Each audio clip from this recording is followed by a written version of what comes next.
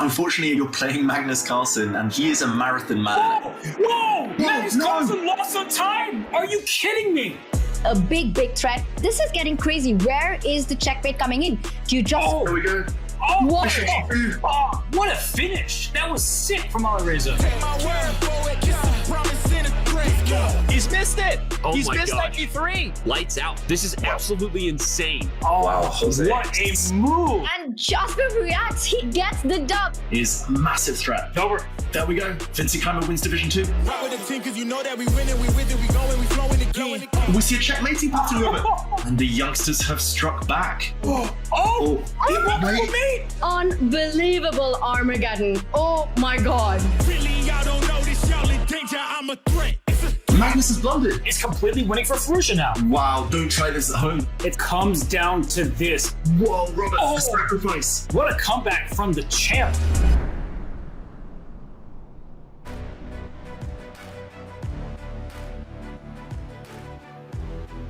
It is the ultimate showdown. Magnus Carlsen versus Alireza Firouzja for the Chess.com Classic Championship. Fireworks guaranteed. A clash we love to see. Sit back and enjoy it with us. I'm your host, International Master Tanya Sachdev, alongside me, Grandmaster Daniel Naroditsky. Danny, it's Championship Day. What's been the highlight for you so far, and how hyped are you for today? Well, the highlight has been making it to my flight with no delays and making it back home in time so that I can watch Magnus Carlsen compete in another final. Honestly, this CCT event has been maximum hype, and I've had the pleasure of commentating with the best co-commentators, today included, Tanya. So I'm really, really excited for some Wednesday afternoon bloodbath. I don't know what word I wanted to use.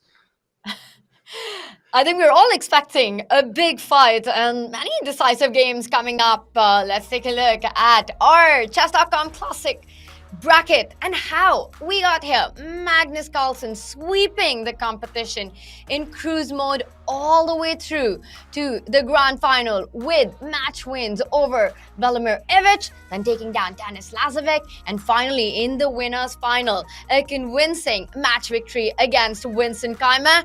And that's it, the world number one into the grand final. It's been a completely different storyline for Alireza Firouzja, a loss to Jan Christoph Duda, and Alireza dropped down on day one to the elimination bracket. He goes on to beat Alexei Sarana and then beats Denis Lazovic. Then a dramatic losers semis there.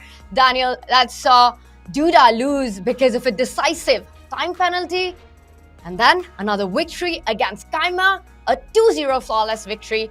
And it's been the story of the rise of the Phoenix for Alireza Firouzja as he meets Magnus Carlsen in the grand final, but that gives Magnus 2 lives today. What does Alireza need to do to beat him in 2 matches? How does he do this, Daniel? Well, the rise of the Phoenix has to turn into the rise of the Firouzja. How to beat Magnus Carlsen? I think when Magnus actually retires, that's going to be a multi-volume compilation, and each volume of each book is going to be entirely empty because very, very few players have come up with the answer to that question. Maxime Vachier-Lagrave, I think he needs to be asked.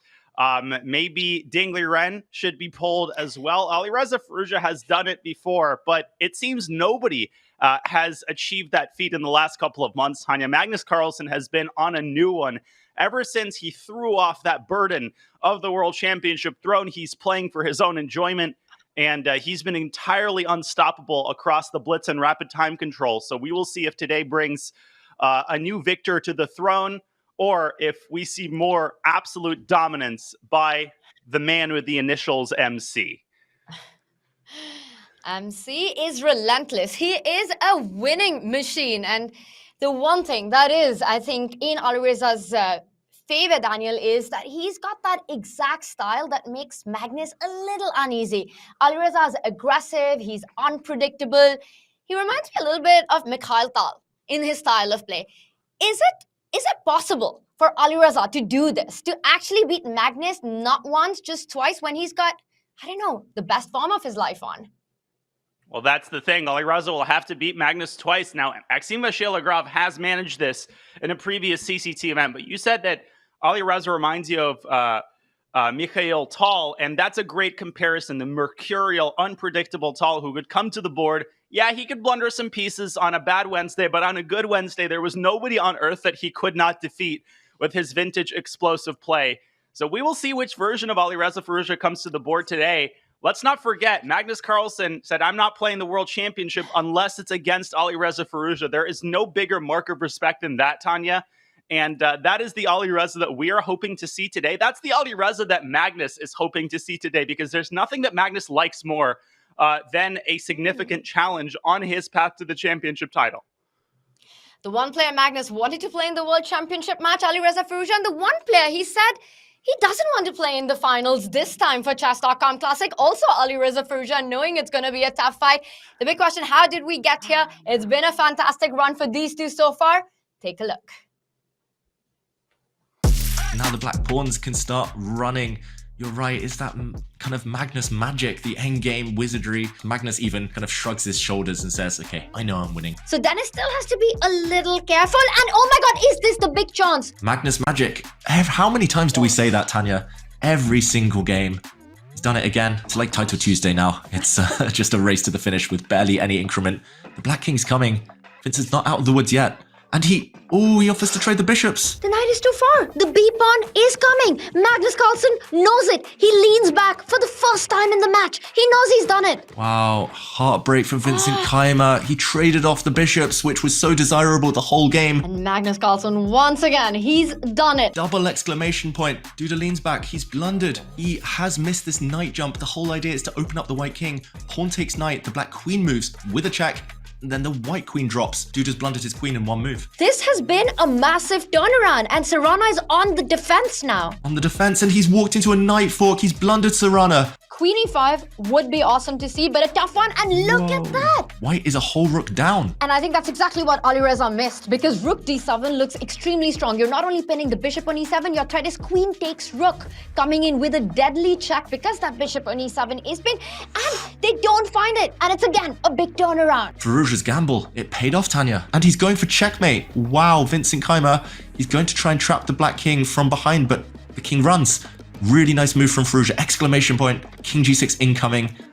He's safe. The king is hiding in plain sight. And look at the bar. Tanya. He's doing everything right, Firouzja. He's going to win. Clean sweep. 2-0. He goes through to the grand final of the Chess.com Classic.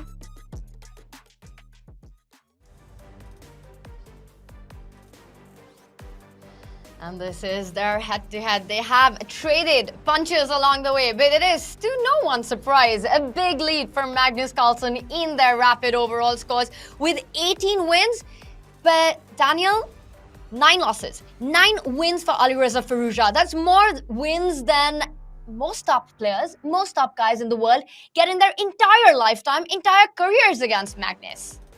This is more than a player's entire family line would get against players whose last name is Carlsen. You can put Magnus's dad in that score line as well. So obviously it's a dominant performance by Magnus, but as you said, 9 wins against Magnus. Alireza has been competitive, and he's shown the ability to make Magnus uncomfortable, because the first step toward beating Magnus in a match, of course, I know how to do that. I've done it many times. No, just kidding. But from what I've observed from all of the matches I've commentated, you want to plant the seeds of doubt in Magnus's mind. You want to make him believe that, wait a second, this is going to be a close match. You want to make him a little bit tilted. And Alireza has shown an ability to do that through the years. Obviously, it's been a very topsy-turvy career, topsy-turvy few years for Alireza Firouzja. But the best version of the French Iranian juggernaut has shown up to the Chess.com Classic this year. And we will see if he woke up on the right side of the bed this morning. I think, Daniel, you were being a little humble there. I would love to check out your head-to-head score and all the numerous times and all those online speed chess brawls you've had with Magnus Carlsen, with Alireza Firouzja. You know their styles well. I'd love to get your take on what you think are their biggest strengths that make them these powerhouse performances in online chess, as we've got the clips of Magnus Carlsen just dominating the chess world over the last few months. Across all time controls, across all initial board setups. He's done it in Fischer Random. He's done it in Blitz and Classical, over the board and online.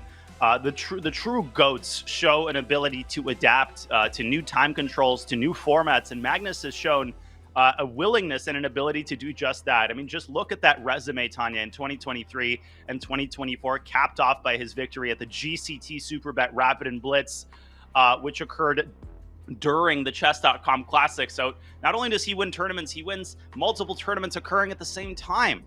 What can this man not do?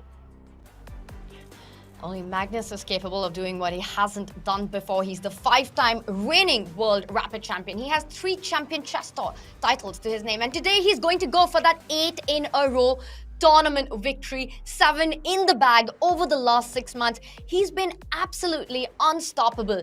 Given that form, how important is it for Alireza today, Daniel, to get that first hit in?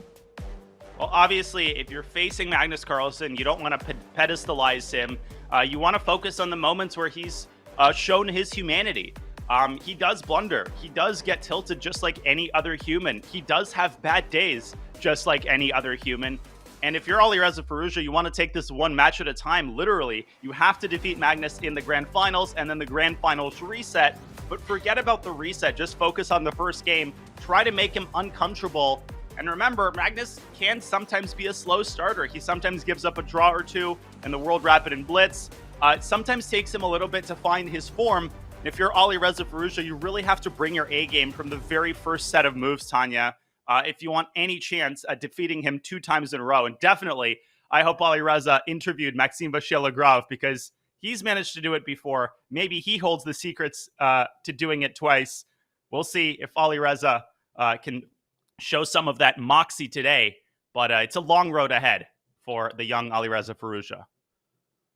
And that was back in the final event of the Champions Chess Tour Season 23, where Maxime Vachier-Lagrave did take the grand final in the 2-set, in the reset of the grand final, defeating Magnus not once but twice. A lot of inspiration to be taken from that, but I think Alireza can take a lot of inspiration from his own play as well, Daniel, dropping down to the losers bracket, the elimination bracket on day 1, and then convincingly cruising through, taking down player after player to get here. And what a day he had in the losers semifinals and the finals match.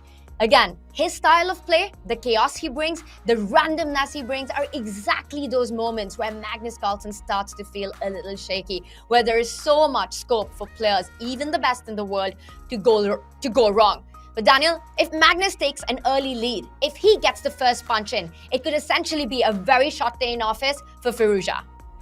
And that's exactly Magnus's approach as he sees it. He wants to deliver that early strike in the first game. He basically wants to model Jan-Krzysztof Duda's victory over Alireza, which was not as smooth as Magnus wants his own victory to be. But Jan-Krzysztof was able to force Alireza into uncomfortable positions, into long strategic battles, into the kind of openings that douse the flames of Alireza's creativity. But the other opponents, Sarana, Lazovic, players that were used to displaying online mastery, they were not able to do that. And they were resoundingly crushed by Alireza Firouzja, who's had a very successful bounce-back Chess.com Cup, putting his candidate's performance in the rearview mirror, as I think a lot of us knew he would. And we've been talking about taking inspiration from what Maxime Vachier-Lagrave did last season against Magnus Carlsen.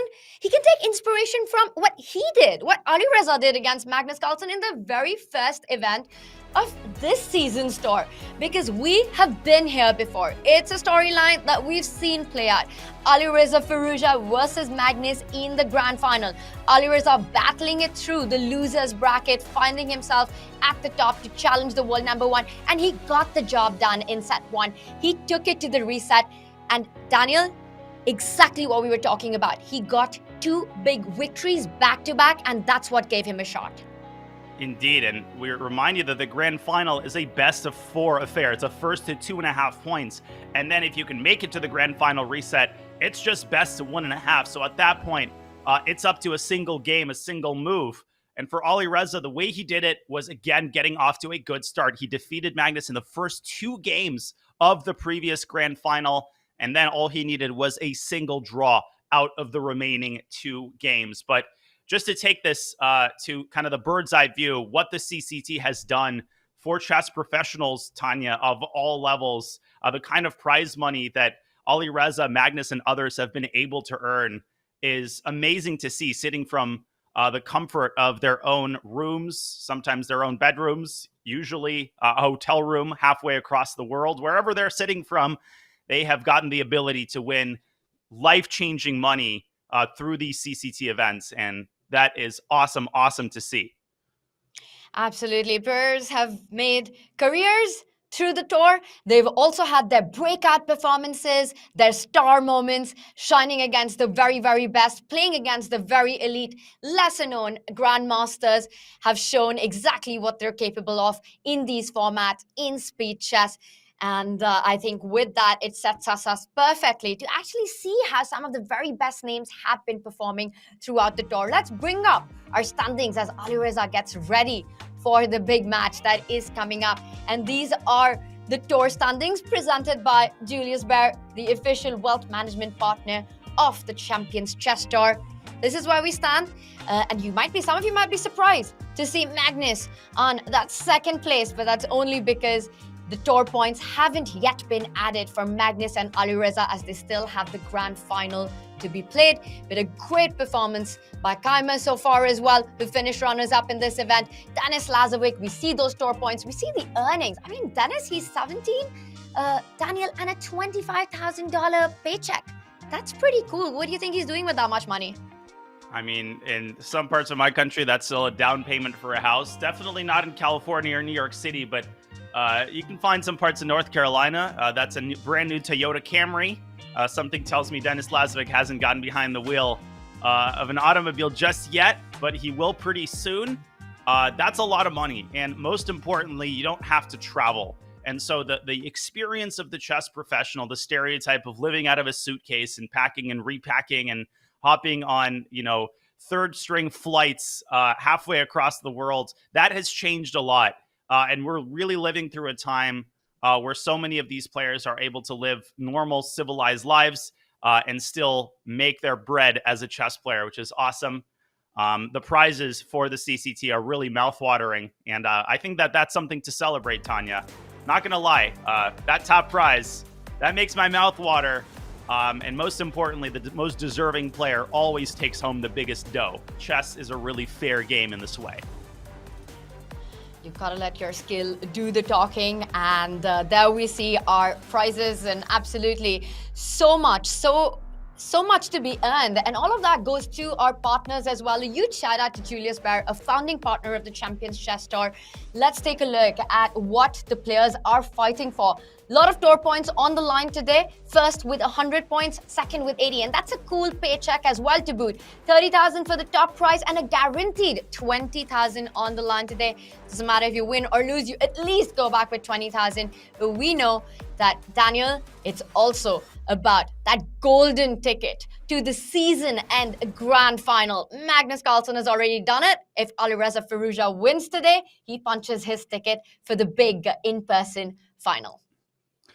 Yeah, for people just arriving and watching the final, if this is the first day of CCT you've been watching, where have you been? Why haven't you canceled all your work meetings and family engagements? But the most important thing to understand, Alireza's coming from the losers bracket, so he needs to beat Magnus in 2 separate matches. The first of them is a best of 4. So first to 2.5 points takes home the cake. If you're Alireza, you're not taking home any cake. You're just forcing a grand finals reset, which will consist of 2 games potentially. And we'll cross that bridge if Alireza gets there. I love the 10+2 time control, Tanya. It's a really nice balance. It allows the players to pause and scrutinize the position in critical moments, but it still produces some fascinating time scrambles toward the end of games. And I have no doubt in my mind that we're going to see a lot of time pressure from both of these players today.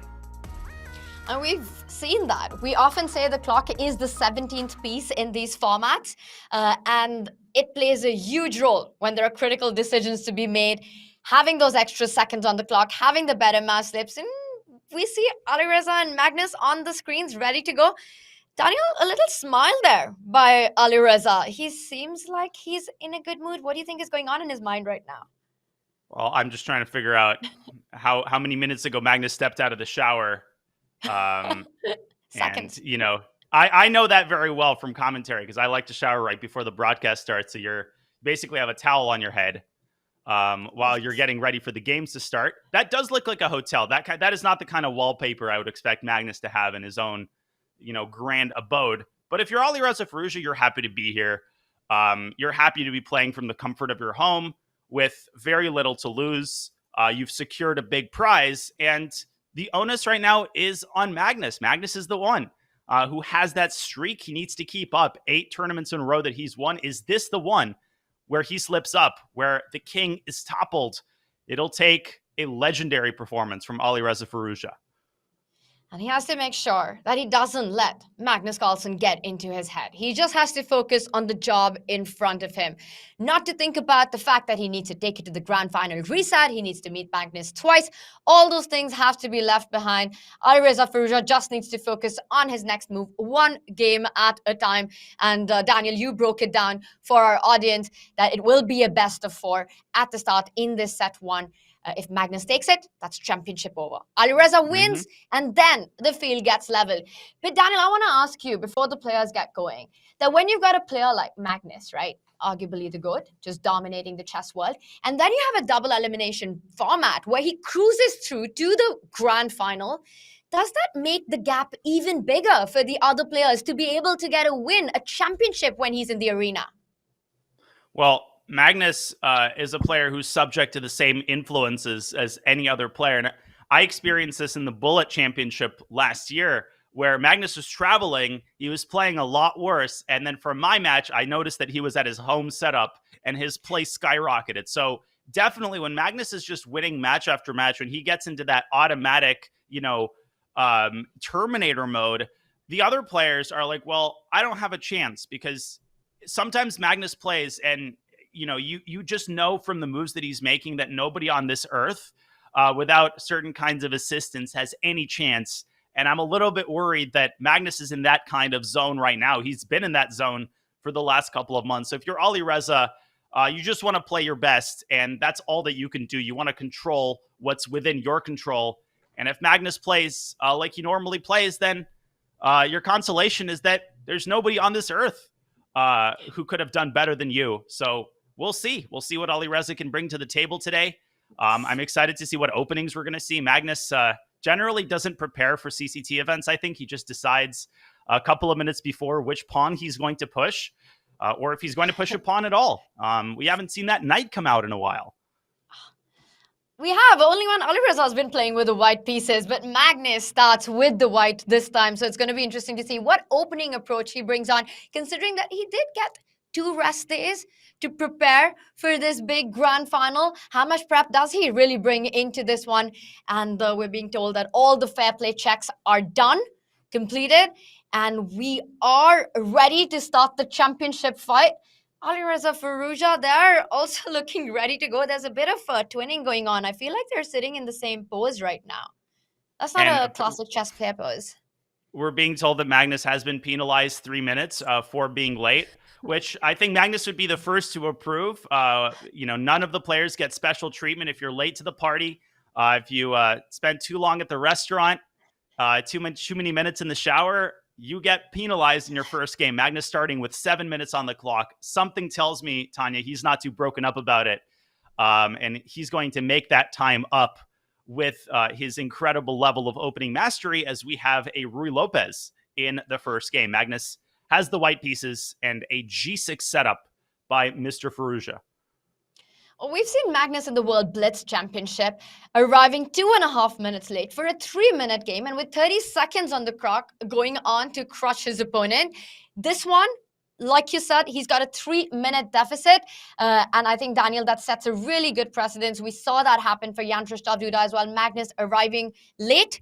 He's got to pay for it. But does that also add additional pressure on Alireza Firouzja now? Mind games here. That you feel you've got these extra minutes on the clock, so you really should be making the most of your chances, even though you've got the black pieces. That's a great point. But then there's the negative pressure of, why am I not making the most of it? My coach, one time, the default time in the US for forfeiture is 1 hour.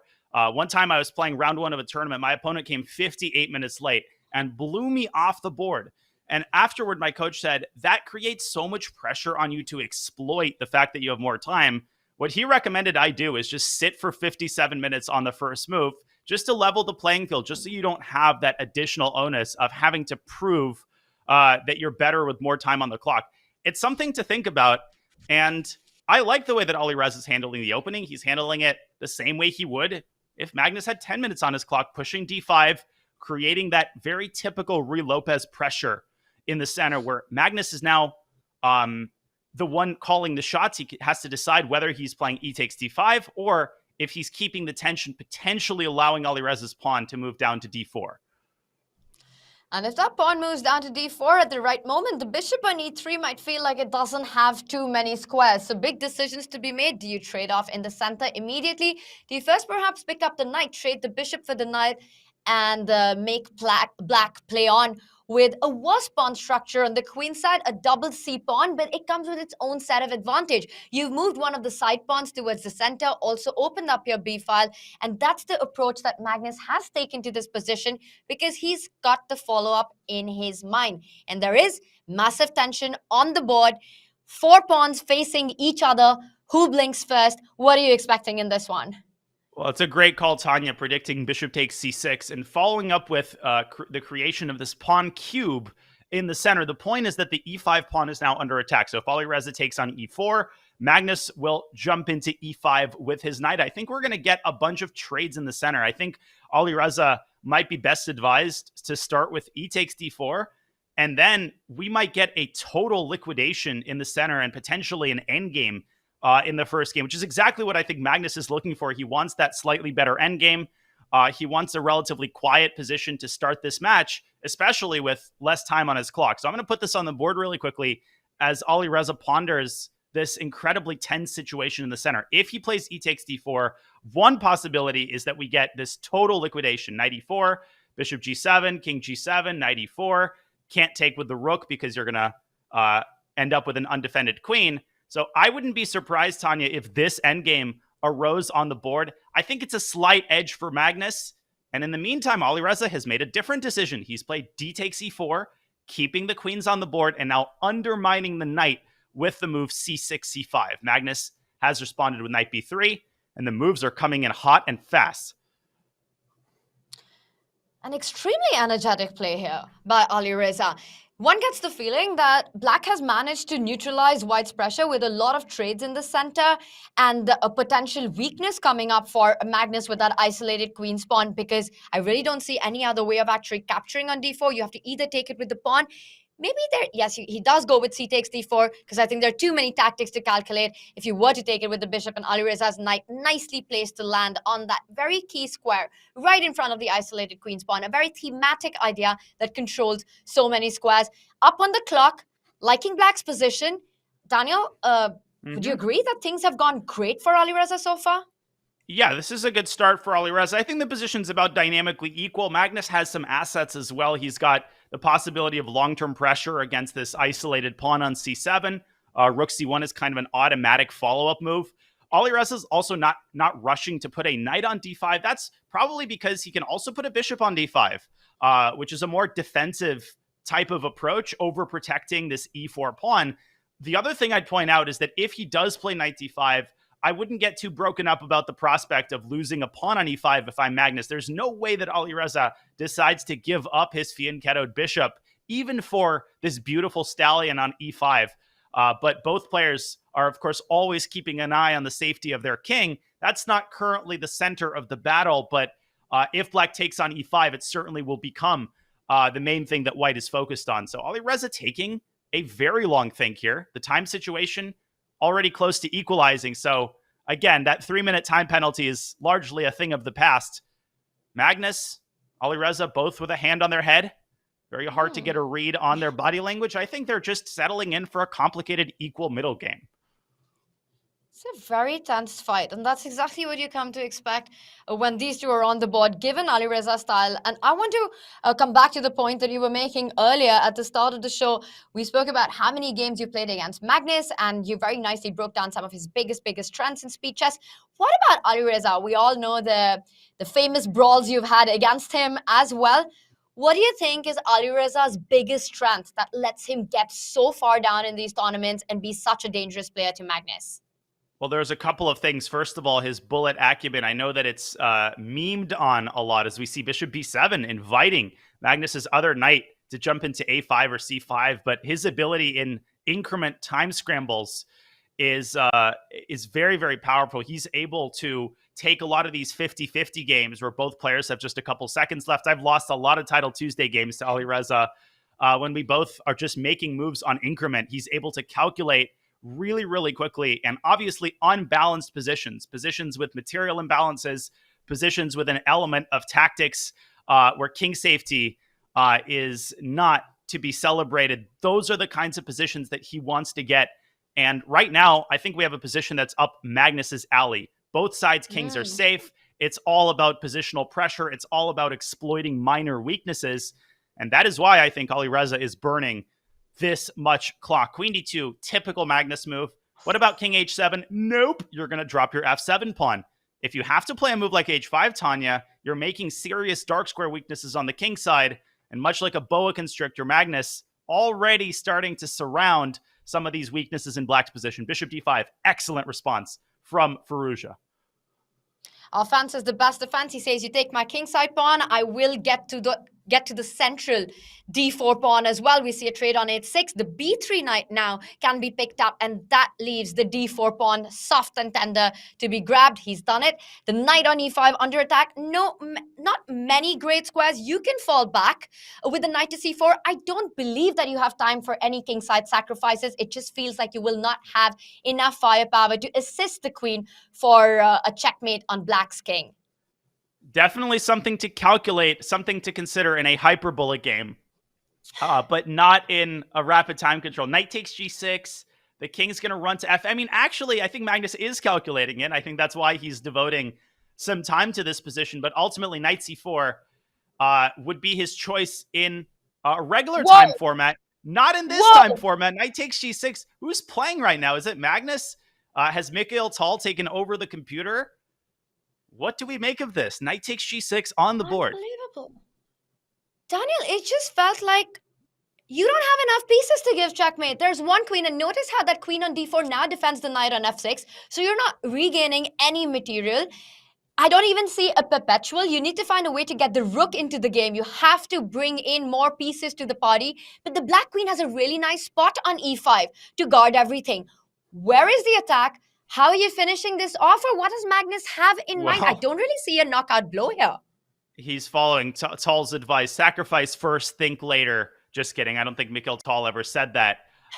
He did say that there are two types of sacrifices, objectively correct ones and mine.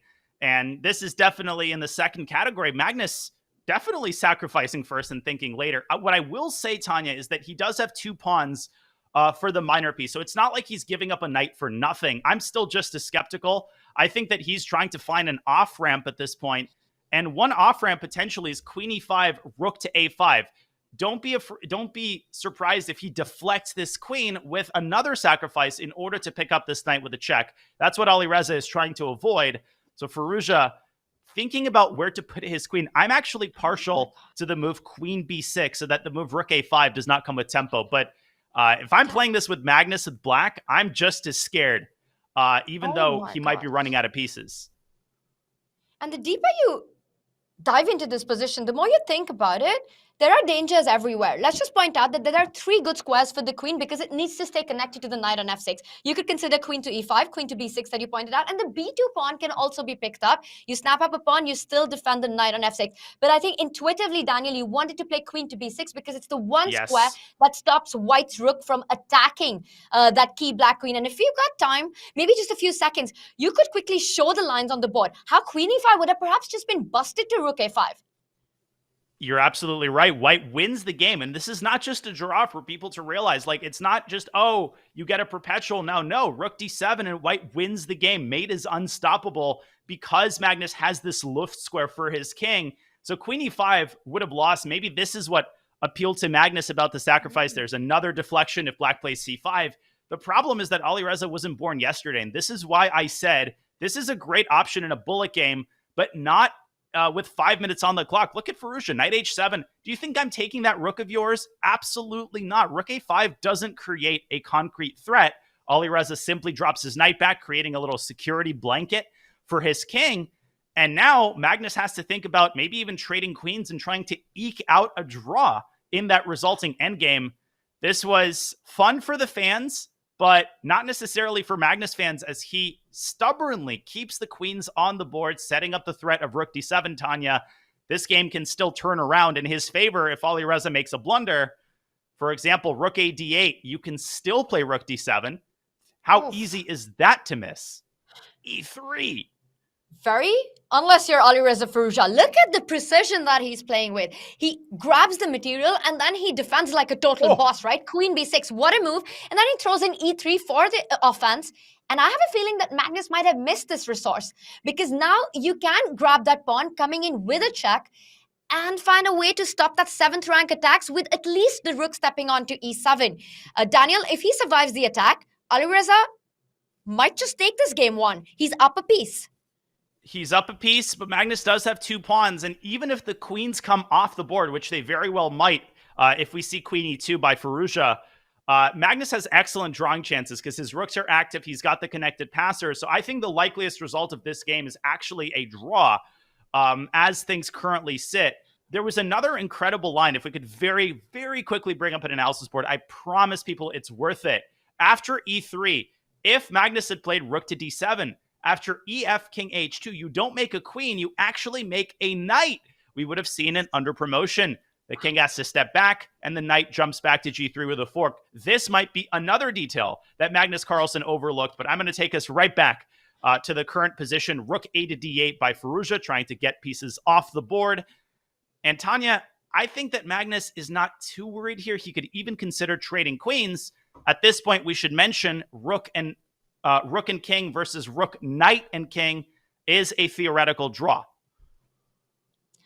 Yes, if all the pawns are off the board, but that c-pawn still remains. And Alireza will try to push it. If the queens do get traded, you still have some work to do to try to trade those 2 pawns. I know this sounds ridiculous, but can you even think about picking up a 3rd pawn for compensation of the knight? And the only reason I suggest that move is, Daniel, because the square on d1, the checking square on d1, which would have ended up with disaster. The queen on h5 defends it, and that's not possible. So rook takes pawn on the board. Is Alireza just going to repeat, or will he try for more? Is he going to get ambitious in this one? We're going to find out on this move. That was a great call, Tanya. Just realizing that Black doesn't actually have any ultra dangerous checks. Right now, Magnus is trying to figure out where to put his king, because king g1 and king h1 look like they're kind of the same move. King g1, common chess wisdom dictates that you shouldn't expose yourself to unnecessary checks. So if you just played a move based on your intuition, it's king h1. The problem is that blunders the rook to queen f1. And Magnus Carlsen, I was a little bit worried because he was taking a long time there. This is a very easy fork to miss. You forget about pieces that are hanging on the other side of the board. But no, he sidesteps this landmine. And I think that with 90 seconds left, there's no reason for Alireza to do anything crazy here. I think we're going to see a perpetual check imminently. I have a feeling he's going to try to get more. You don't get this kind of a position or this sort of a chance against Magnus Carlsen too often. And when you've got something to play for, the thing is you have to fight it out till the very end. It might still be a draw, and we see the objective evaluation remains pretty level so far. But knowing Alireza, I think he's going to make Magnus try to fight just a little more, earn that draw, and not just give in to it. And now we have it. He goes for it. Well, Magnus just stepped out of the shower. He's not in the mood to sweat. But that's exactly what he's going to be doing. And I'm looking at his own clock. He's down to 90 seconds. Alireza setting up some threats with rook g8, just deciding, hey, I've got nothing to lose. I'm not risking here at all. This knight on h7, I just want to spotlight how good of a defender it is, covering the king, keeping it safe from all sorts of checks. And now it's up to Magnus to defend with precision, which he's done throughout his career. Does Alireza have an actual threat here? I think he does. Queen e3 is a mate threat, because then if you play king h1, the queen zigzags around to g3. That is why Magnus drops his queen back to e2. A very savvy defensive move. Really nice spot there, Daniel. So rook to g8, had a sneaky big idea, stopped, and now again, the ball's in Alireza's court. He can finish this off. He can take a draw And it's not a result that you're not proud of, with the black pieces to start this match with the draw. But given the position, having still that extra piece alive, again, I don't think we're going to see a repetition at this point. This is just Alireza trying to gain those extra seconds on the clock. Daniel, I don't even see a way for Magnus to clearly take this to an endgame. There is no more queen trade, but we saw a repetition, and that's it. It's game one in the books, as Alireza doesn't get more than a draw in this one. What a game this was. Daniel, Magnus sacrificing a piece, starting with a 3-minute deficit. Do you think this is a bit of a moral victory for Magnus, given the time disadvantage that he had? Well, definitely, I think against a lesser player, Alireza would have kept that game going, but he knows how precise Magnus is at defending these positions, and a shocking knight sacrifice. At one point, it looked like Magnus was staring down the barrel of an early disaster, but you know, that ability to dial it back, that ability to say, yeah, that was not very good, that was not my finest moment, let me bring my pieces back and get that half point. That's one of the many things that makes Magnus so hard to beat. Still, a very positive result for Alireza, drawing with the black pieces, Tanya, from a position of strength. You really can't ask for more in a best-of-4 match. And now with the white pieces, Alireza has to put pressure on Magnus right out of the opening. And I'm sure that is his match strategy coming in, right? Starting with the black, keep it solid. Had someone said at the start of the game that you get a draw in round one, you grab it with both hands when you start with black. But given the time deficit and given this very ambitious approach by Magnus, it could have gone either way. But this match, Daniel, I think every round is going to be a roller coaster with chances for both players to go wrong. I think Alireza will invite the randomness, he will invite the chaos, and Magnus will be ready to grab it. Indeed. We see Alireza Firouzja on camera there, getting ready for the second game. We haven't even had a first break yet. These players, they better have more gas left in the tank, because it's game after game after game, Tanya. There's new challenges you have to deal with. The colors are swapped. And I'm more interested in Alireza's opening preparation than in Magnus's. We take it for granted that Magnus will bring his finest opening prep to the table. But for Alireza, it's been a frustrating run in the opening. What can he bring to the table to tailor the positions to his unique set of strengths? That's a great question, because we've been seeing him employ the knight f3 to b3 setups that he had prepared for the candidates and bring in some of that preparation into the Champions Chess Tour, and it's worked incredibly well for him so far with white. Will he stick to that? Because undoubtedly, Daniel, Magnus would have prepared something against that classic Alireza setup. The ready, you start with knight f3 and then you push the b3, the cowboy pawn on the other side of the board. Are you expecting Alireza to stick to that recipe, or do you think he's going to switch it up and bring in the first surprise? My guess is 1 e4 from Firouzja. Definitely Magnus probably spent at least a couple of minutes looking at the knight f3, b3 business. It's a more positional approach to the opening, which would seem to play into Magnus's hands. At the same time, I've learned throughout my commentary career, it's so hard to actually get a read into what the players are thinking unless you ask them. You have no idea if Alireza even looked at knight f3, if Magnus looked at knight f3, b3. Each player has their own way of preparing for each tournament. So let's just strap ourselves in, buckle our seatbelts tight, and see what kind of Alireza Firouzja we will get with the white pieces, because we already know what kind of Magnus has shown up. Fortunately, he's shown up a little bit late, but we still got him. A freshly showered Magnus. And then with a 3-minute deficit, still going for a sacrifice. So definitely an aggressive mood there by the king of chess, and who has been the king of the Champions Chess Tour as well. What a run, what a domination it's been by Magnus Carlsen throughout the tour, throughout the seasons.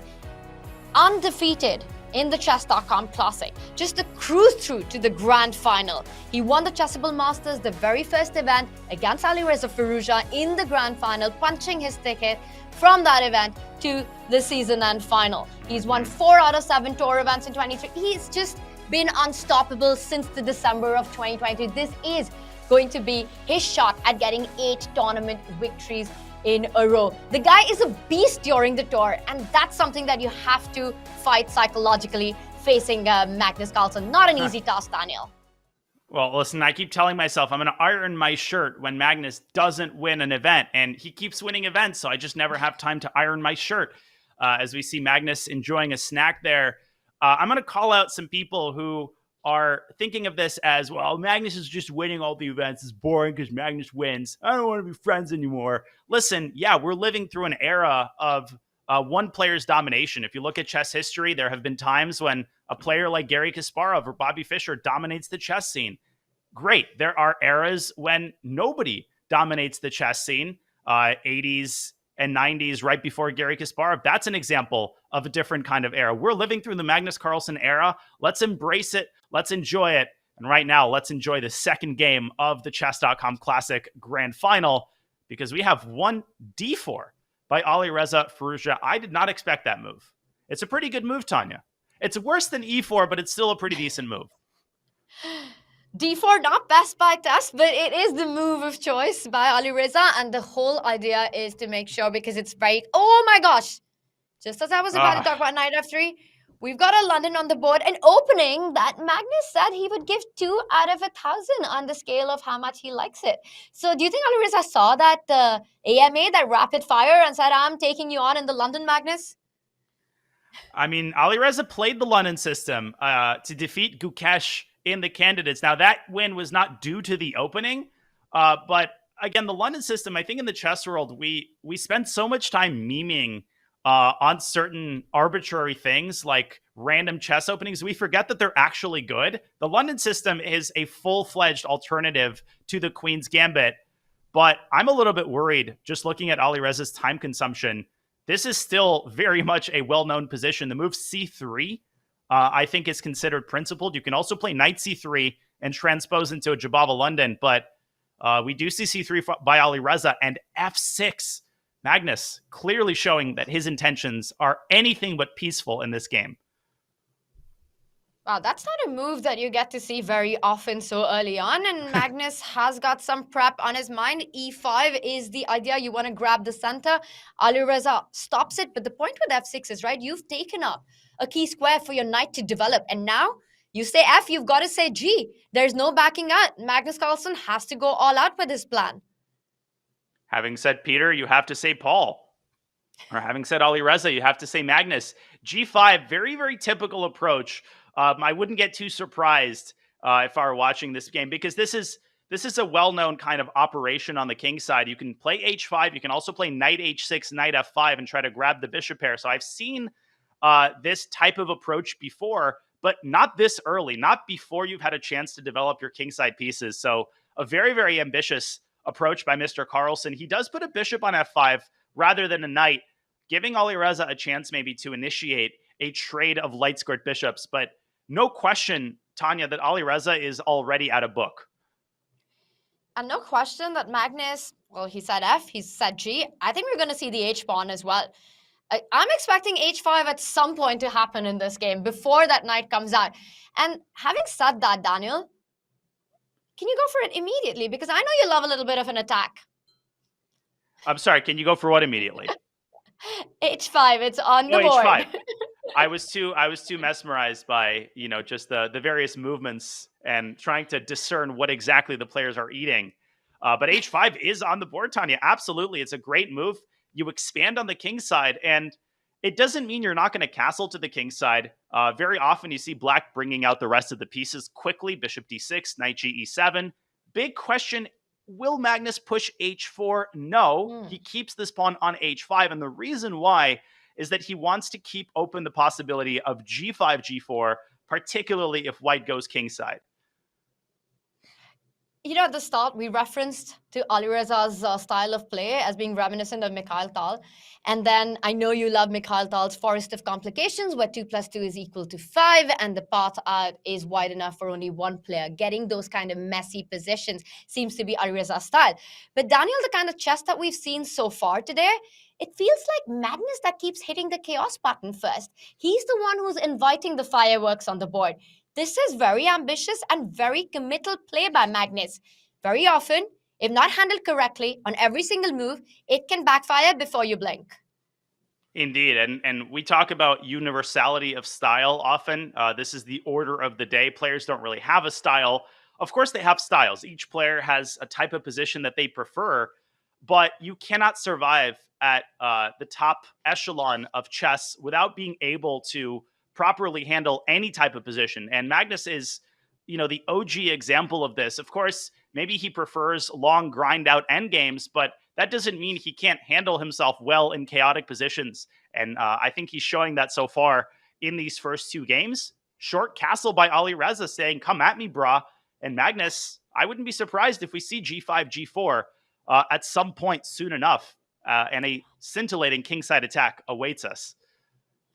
Well, we know Magnus is good friends with the chess bros, so he might just take him up on that challenge. And I agree with you that G4 feels again like a logical setup that you want, a logical pawn advance after the way you've just played the entire ambitious over-expanding play on the king side. Once again, will Magnus go for it right now? And when does he start thinking about the king's safety? Daniel, you referenced the universalities of players, how important it is to be able to adapt and play all kinds of positions. I think when we talk about stylistic approach, it's more to do with their instinctive approach in the game.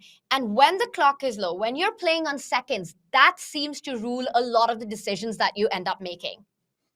Yeah, definitely. Magnus, if he has an intuitive choice between a move like Queen C7 and a move like G4, throughout his career, he's often preferred, the tamer, more positional option. But right now, I'm looking at the way Alireza's playing this game, and the expression Nero fiddles while Rome burns comes to mind. I mean, he's kind of maneuvering his knight casually to the queen side, but I don't see a good response to the move G4, Tanya. I just don't see what he's going to do if Magnus pushes the G-pawn, trying to open up the H-file, because you're certainly not going to trade on G4 and get mated down the H-file. The typical response is knight to H4, but Magnus can then just take on H3. So Magnus might be sitting there thinking, what on earth has Alireza cooked up in response to G4? I'm drawing a complete blank, and I'm very, very curious what Magnus decides here. Of course, Queen C7 is also a great move, preparing the long castle, but this has been an opening fiasco for Alireza Firouzja, kind of quietly sliding into a really bad position, Tanya.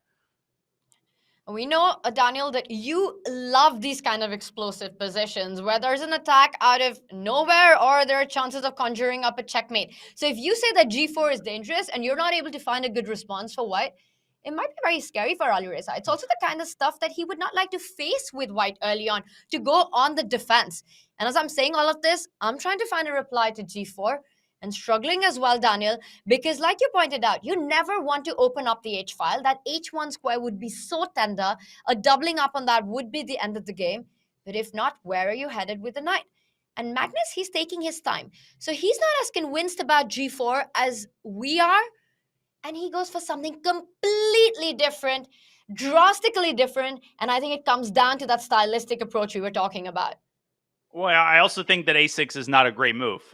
Just kidding. Of course, I'm none of my business to criticize Magnus. His decision making has led to the greatest chess career in history. But I'm very just confused. I'm confused what exactly prevented him from playing G4, because clearly that's what he was considering. If we could pull up an analysis board, I'm just going to quickly show why I was so adamant about this move being good. It's not because the eval bar stays in black's direction. It's just if you play H takes G4, well, with an open H file, you're going to get mated. If you play the move knight to H4, black just grabs the pawn on H3. And what on earth is white doing on the king side? I mean, if you play knight takes F5, black just recaptures on F5.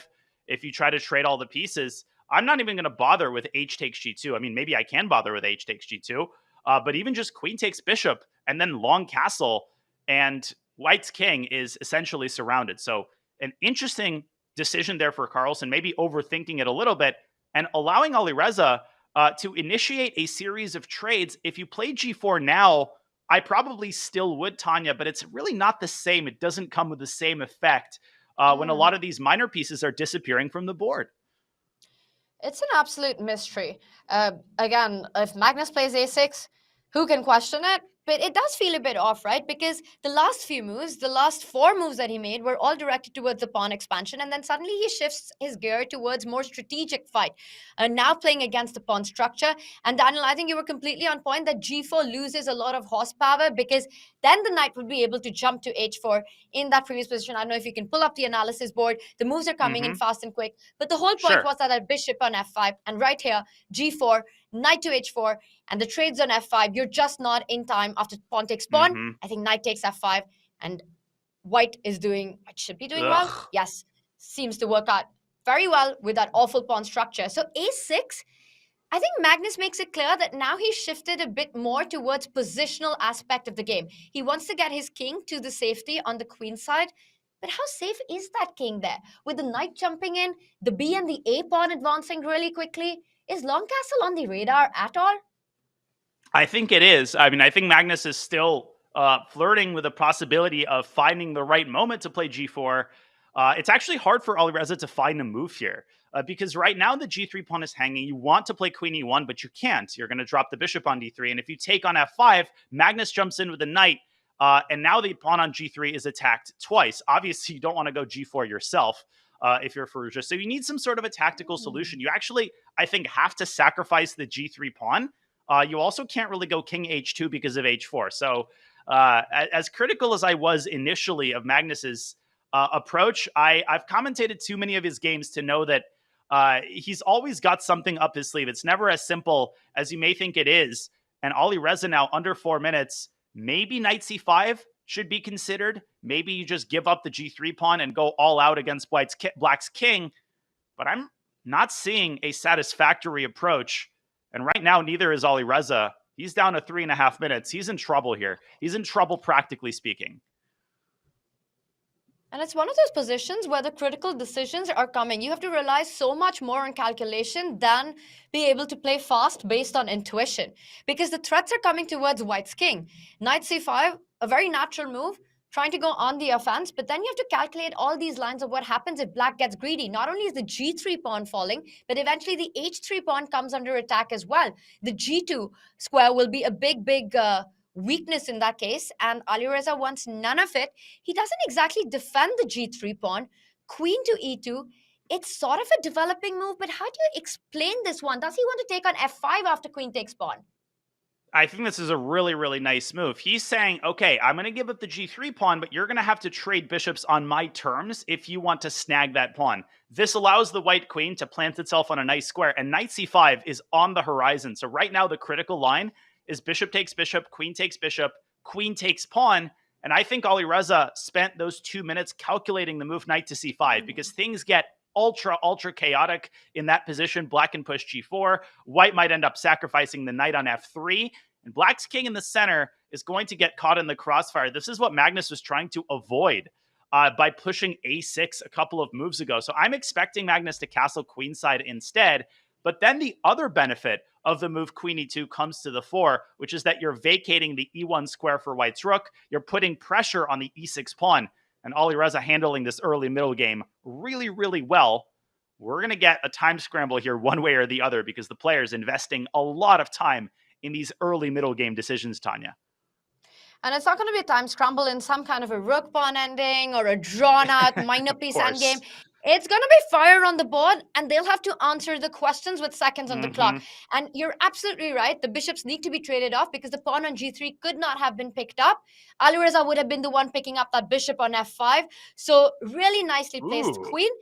And now the h3 pawn is never under fire. Magnus slowing down to stop that knight jumping in from c5. And I see that Ivalbar doesn't like it. I also saw your reaction. You don't like it either, Daniel. But to me, it's also a very human approach. You want to not allow the white queen and the knight to do a ballet against that black king in the center after knight c5. Yeah, the prospect of knight c5 was terrifying. So you understand why Magnus played b6. At the same time, it basically tells us that he's not going to castle queenside at all, unless the circumstances change substantially. This king is going to ride it out in the center. Maybe it's going to go kingside. I wouldn't rule that out, but at the time, for the time being, it's going to stay in the center. It might even move up to d7 to lend another helping hand to the e6 pawn. Right now, the f6 pawn is hanging, though. You have to find a way to defend it. King f7 is a terrifying move to play, walking right into the x-ray. F5, knight F5. There's a lot of options here for black. There's no question, though, that white has seized the initiative. And compared to the position like 5 moves ago, Alireza has got to be thrilled at the way this game is going. F5 is on the board. It weakens the E5 square, Tanya. So my instinct with white is to put a rook on E1, try to get this knight back into E5. Magnus needs to walk very carefully here. He's walking on hot coals, and he's trying to keep this knight shut out of the game. But look at the dark square weaknesses that he's creating in the center. This backward pawn on E6 could end up costing him. And I really like Alireza just blocking out the king side completely with that move. You pointed out the dark square weaknesses. Now there is absolutely no attack on the white king. And it feels like the knights are going to have a bit of a night dance, getting to the squares that they really wanted. The knight from H2 comes back into the game from that F1 square. That last move, rook F2, also comes with its own ideas. He's looking at potential doubling up on the E file with the move rook F2 to E2 next, and also vacating that F1 square for the knight to join back into the game. Meanwhile, if we ask ourselves, what does black want? The one maneuver that I think Magnus can aim for is knight to G8, F6 to E4. Because I only see, it's on the board, I only see that E4 square as the one thing going in Magnus's favor right now. You're on a roll, Tanya, and if the knight lands on E4, then all bets are off. But Alireza is like, over my dead body, I'm going to get after your E6 pawn. Now, rook H6 is possible. Magnus dropping the other knight back to D8, reinforcing the positional threat of knight F6. So Magnus is literally putting all of his eggs in the knight F6, knight E4 basket. If you're Alireza, you have to keep posing problems. You have these 2 tempi before Magnus slams the knight on E4, and you have to use those tempi wisely. So C4 comes to mind. A4, A5 is another idea that might be a little bit too slow, trying to get access to the C5 square. Obviously, you're also considering sacrifices, but I think it's way too early to even talk about a move like rook takes E6. Alireza is under 2 minutes. I would take the eval bar and throw it away, because right now, this is all down to the nerves. It's all down to the player's tactical vision. And Alireza is falling behind on the clock, and that's really, really starting to worry me. Clocks aside, if you don't even need the eval bar to really understand how good Alireza is doing right now, also playing energetically, your idea on the board, great call there. So time is of the essence here. Not just talking about the clock, but the board as well.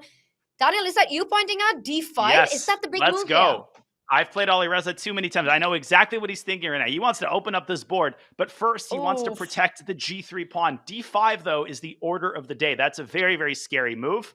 It opens up the D4 square for white's knight. And Magnus is kind of stuck, because if he puts the knight on E4, Tanya, it's not as good in the absence of the D5 pawn. You could even sacrifice an exchange on E4. Alireza is in the driver's seat here. Can he capitalize?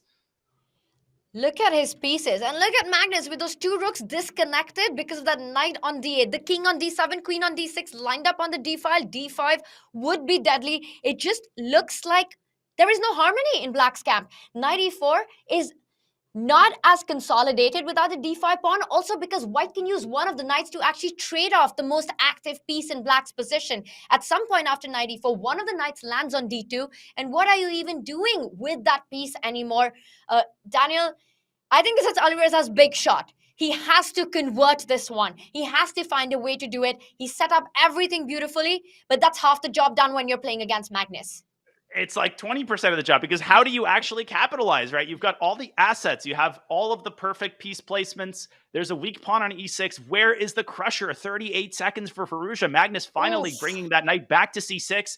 Alireza is essentially just making moves, trying to keep the status quo, covering the B4 square. And I think his approach right now is to get this knight into the action. Knight to E3.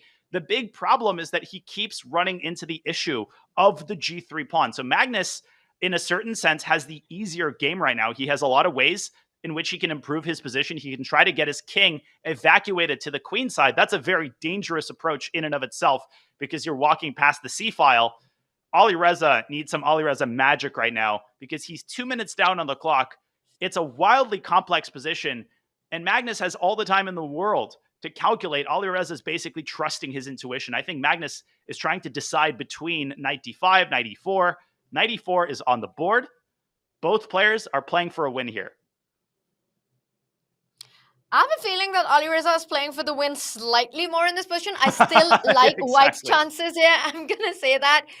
King to h2, just a nice little move. And you've got seconds on the clock. You just make sure everything's defended. And the first tactics by Magnus using the d4 pawn being pinned against that queen on d3.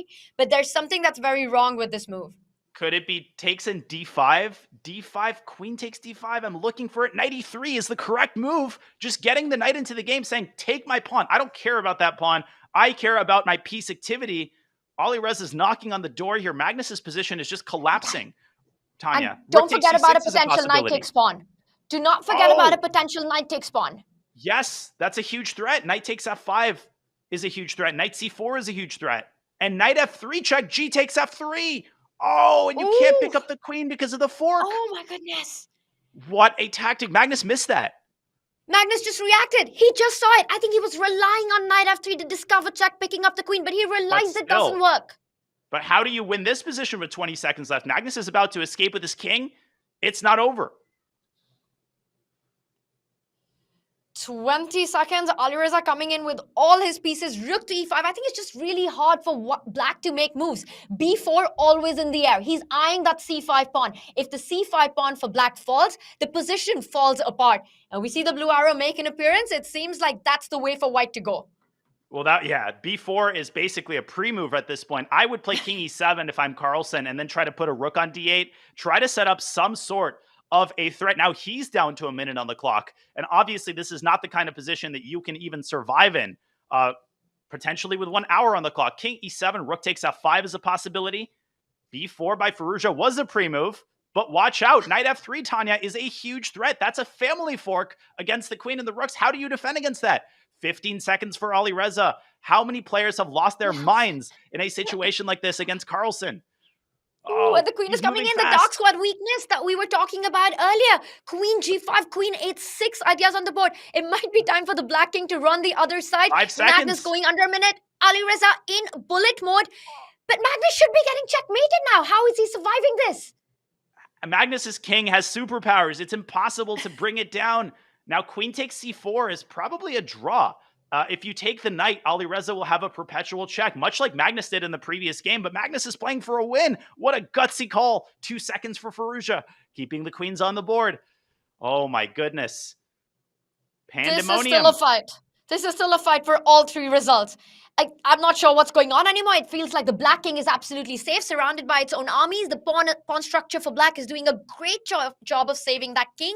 And right now, Magnus has extra material, but he's walked into a thunder. Oh my gosh, there was a win there. I have no idea what it was. 2 seconds. Alireza made his move with 0.4 seconds. But Magnus at this point is just making 1-move threats, hoping that Alireza panics with his mouse. Rook to d4. There might be queen f2 trapping the knight. I'm trying to get a hang of what's going on. Magnus is probably just going to go back to d4. That would be my guess. No, he pre-moved 95. He blundered his queen. Or did he? He's lucky. Alireza is so lucky that he's 97. I don't think he planned for rook d4. This is crazy. Alireza at 4 seconds. And now Magnus is touching the 10-second mark. Magnus blundered his exchange. What on earth is happening? Magnus is going to lose his knight. He's got to go g3 and knight g4 because knight d5, there was rook takes d5. Magnus is now worse. Rook g8 He has to maybe? give up a pawn. But then you just go king f2 and takes g2. King f2, I think, was the way to go. He takes with the knight. Now you can't go rook g1, Daniel, because h4 is hanging. Now Magnus is going to win this game. Magnus is going to win this game because he's picking up Alireza's pawns. Magnus is now in the driver's seat somehow. This is one of the craziest CCT games I've ever seen. Magnus taking all of Alireza's pawns. But wait a second. Rook takes a6. And Firouzja's going to have that pass b pawn. He has to avoid blundering a fork. A draw? Oh my goodness. That would be unexpected. But also... And it is a draw. What a roller coaster. And both Magnus and Alireza react. They've got a smile. They shake their head. They can't believe it. Daniel, I can't believe it. What was that game? Well, the craziest moment was when Magnus played rook to d4.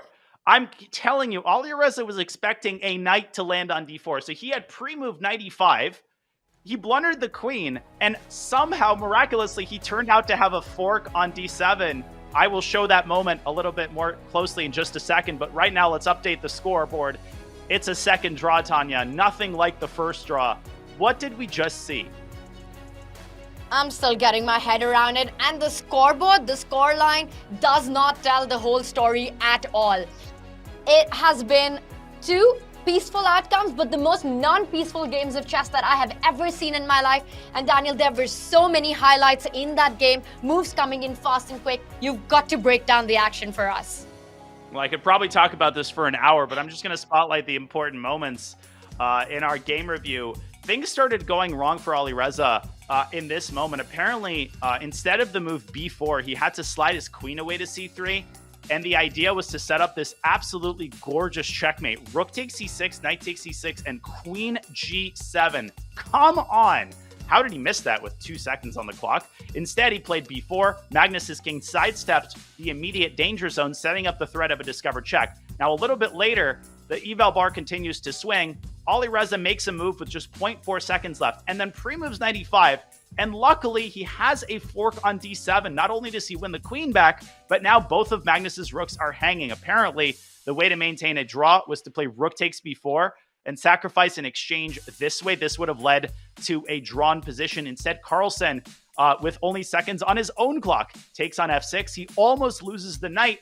And then in this moment, Alireza could have won the game by sidestepping the check to f2. What's the difference? The difference is that after knight takes g2, you have the move rook to g1, pinning and winning the knight. He played king f3, the natural move, and after knight takes g2, you don't have rook g1 because knight takes h4 comes with a check. So in these moments, people react to the eval bar dropping and falling, but in reality, the players are displaying a very, very high level of play, given that they have just a couple of seconds left. And after a further liquidation, both players decided that it was time to sign the score sheets, take a breather, because we just witnessed something insane. 2 draws, 2 crazy chaotic games, setting us up for a scintillating, fascinating finale of the grand final. Absolutely topsy-turvy affair this one was, Daniel, just like game 1. And it's really set the tone for the kind of chess that we can expect from these 2 players. Incredible stuff. And you know how they say that to beat a top grandmaster, you have to beat him twice. You have to beat him in the opening, the middle game, and the end game. But when you're playing against Magnus Carlsen, you have to beat him in every single move. You give him one opportunity. You play your king on the wrong square, on f3 instead of f2, and Magnus Carlsen will be right back in the game. He'll be all over you, and Magnus Carlsen once again survives that one. Alireza Firouzja, he's come on his top game. It's been fantastic so far. Daniel, what do you think are the chances that Magnus might actually need that second set today? I mean, they're pretty high the way that that game unfolded. I think Alireza will be more upset than Magnus because he had, the bigger chances. He also needs to win 2 matches. Magnus needs to step up his game because what worries me actually isn't the performance and time pressure. It was the fact that Magnus didn't play g4 earlier in the game. That's an automatic move for Magnus. So he squandered an advantage we're not used to seeing him squander earlier in the game. Alireza reacted brilliantly. He survived the time pressure phase. He pulled out a draw. No, it's not a win, but Alireza is still in one piece. He's got a chance. He's brought this down to the final 2 games. You better keep your seatbelts on fast and tight because if the next 2 games are anything like the first ones, we're in for a wild ride, Tanya. There's a lot of turbulence in store for us. Looking at the mood that these 2 have come in, it feels like an absolute party on the chessboard today in the Chess.com Classic.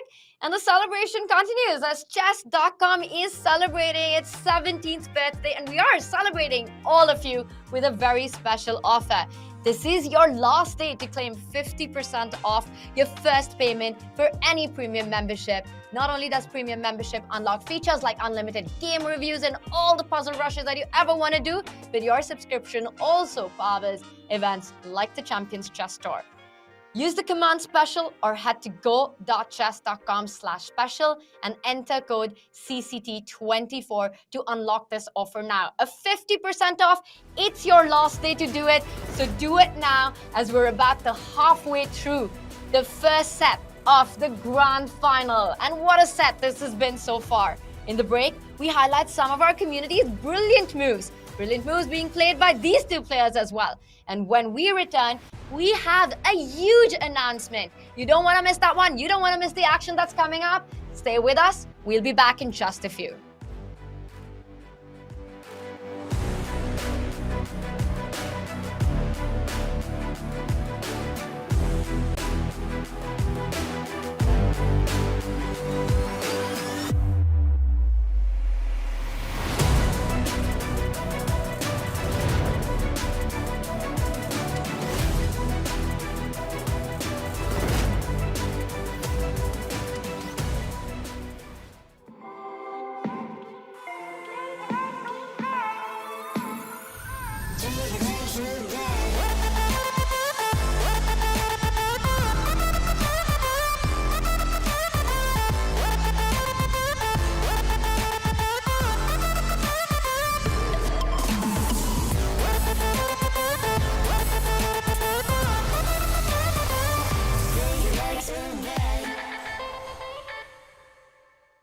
In the Chess.com Classic leg of the Champions Chess Tour, we are celebrating the incredible chess community on Chess.com. We asked members to share their most brilliant moves on social media, and hundreds of you shared highlights from your own games. In this game, member Epzilla is currently down a piece after a topsy-turvy game where both sides have had chances to win. White's pieces are beautifully placed, but there is no obvious breakthrough. Knight g5 check is a thunderbolt. If black declines the sacrifice, then white simply captures on e6, forking black's queen and rook. However, after black's pawn captured the knight, white recaptured with both a discovered check and a discovered attack. Lines to check the king and attack the queen are cleared simultaneously. Black did move the king, and white picked off the queen for nothing, forcing resignation. Shout out to you, Epzilla, on finding such an instructive and thematic tactic. This particular brilliant move comes to you from 6 Firework. Rated 1900, 6 Firework knows a thing or two about chess. With a sharp tactical eye, 6 Firework realized that white's last move, bishop f5 attacking the queen, did not force the queen's retreat. Instead, 6 Firework played knight takes d4. This brilliant shot threatens checkmate on g2, so there's no time to capture the knight. White played the logical move and captured black's queen, ending the checkmate threat. But then 6 Firework had prepared knight to e2 check, a pretty royal fork.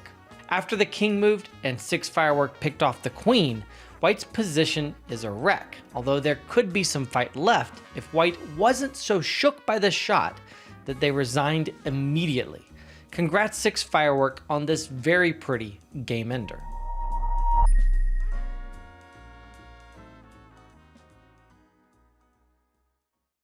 Ready to take your chess to the next level? Now through May 15th, get 50% off any diamond, platinum, or gold Chess.com premium membership.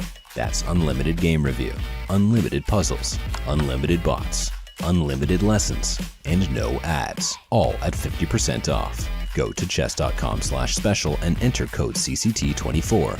Discount applied to first payment period only. Existing premium members are not eligible for this offer.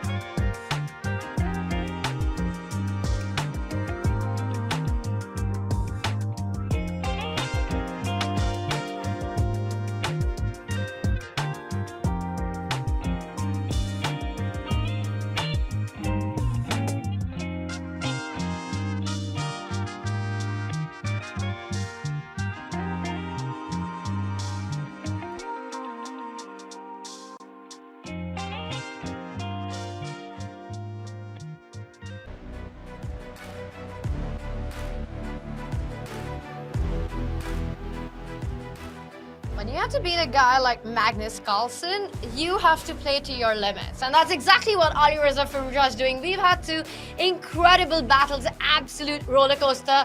Daniel, how's your heart rate doing? And what do you make of the action that we're seeing so far? Well, my heart rate has gone up twice this morning. First is landing in Charlotte in a thunderstorm. The second was a thunderstorm on the board that we just saw in game 2 of the CCT Chess.com Classic, Magnus Carlsen, Alireza Firouzja Classic. That was an incredible game, Tanya, and I'm just excited to be here. All of my excitement is genuine. I mean, when we're watching those moves come in, your heart rate might even be faster than the players. I mean, watching this from the side is a once-in-a-lifetime experience, honestly. It's awesome. And we are going to get a decisive result eventually, not only with the kind of gameplay that we're seeing by these two, but Alireza has to get a punch in at some point to take it to the grand final reset. And the kind of chess that's been playing right now, it might very well happen in the very next game. It's chess that we absolutely cannot miss. This has been super exciting. And Daniel, I've got some even more exciting news for the chess fans tuning in right now, because we are super thrilled to announce that the 2024 Speed Chess Championship, it's back. An incredible field of 16 players will be amassed from invitations, qualifications, from the Title Tuesday leaderboard, and a play-in. And this year's SCC just might outdo itself with a whopping $175,000 prize fund and a live final in Paris for the final 4 competitors. It all begins. The play-ins are on June 27th. Use the command SCC in chat for all the info. Daniel, the Speed Chess Championship is one of my favorite events to watch. We were talking about heart rates. That's when it goes absolutely berserk. And these two players will be back for that one as well. So it's a lot of excitement all around. It's my favorite event, Tanya. I love commentating it. I haven't gotten the chance to play in it, but I will definitely try my hand at the play-in. And I feel like I have the best job. I can sit on 2 chairs. If I qualify, I'll do my best to challenge the top guys. If not, hopefully I'll get a chance at the commentator's chair. But the commentator's chair is a great place to be tonight as we watch Alireza Firouzja and Magnus Carlsen duke it out in the Division 1 Grand Final. Alireza, he's eating, he's snacking, he is following his compatriot Maxime Vachier-Lagrave. Like nothing happened. It was just 2 peaceful draws, Tanya. What are you talking about? They're just 2 boring games. Why would he be excited right now? Absolutely no reason to be, right? That was like one of the most dull games that we've ever witnessed in our life. Awful. I mean, look at the guy. Awful. That's nerves of steel. What is going on? How are they able to do this? He looks super chill right now. Well, the players are able to bounce back. Like a game finishes and then they forgot that game ever happened. I think that we're so used to these players bringing their game to each and every moment that we forget how hard it is to recover from a game like that. Your heart is racing. You're feeling the adrenaline. And then you get a 5-minute break. You got to sit back down. Colors reverse. Now you have the black pieces against Magnus Carlsen as a reward. So really, really excited to see what happens here. Which of the players can compose themselves better? Magnus is making moves while standing up, sitting down. Both of them are eating. And Magnus switching hands, playing 1d4.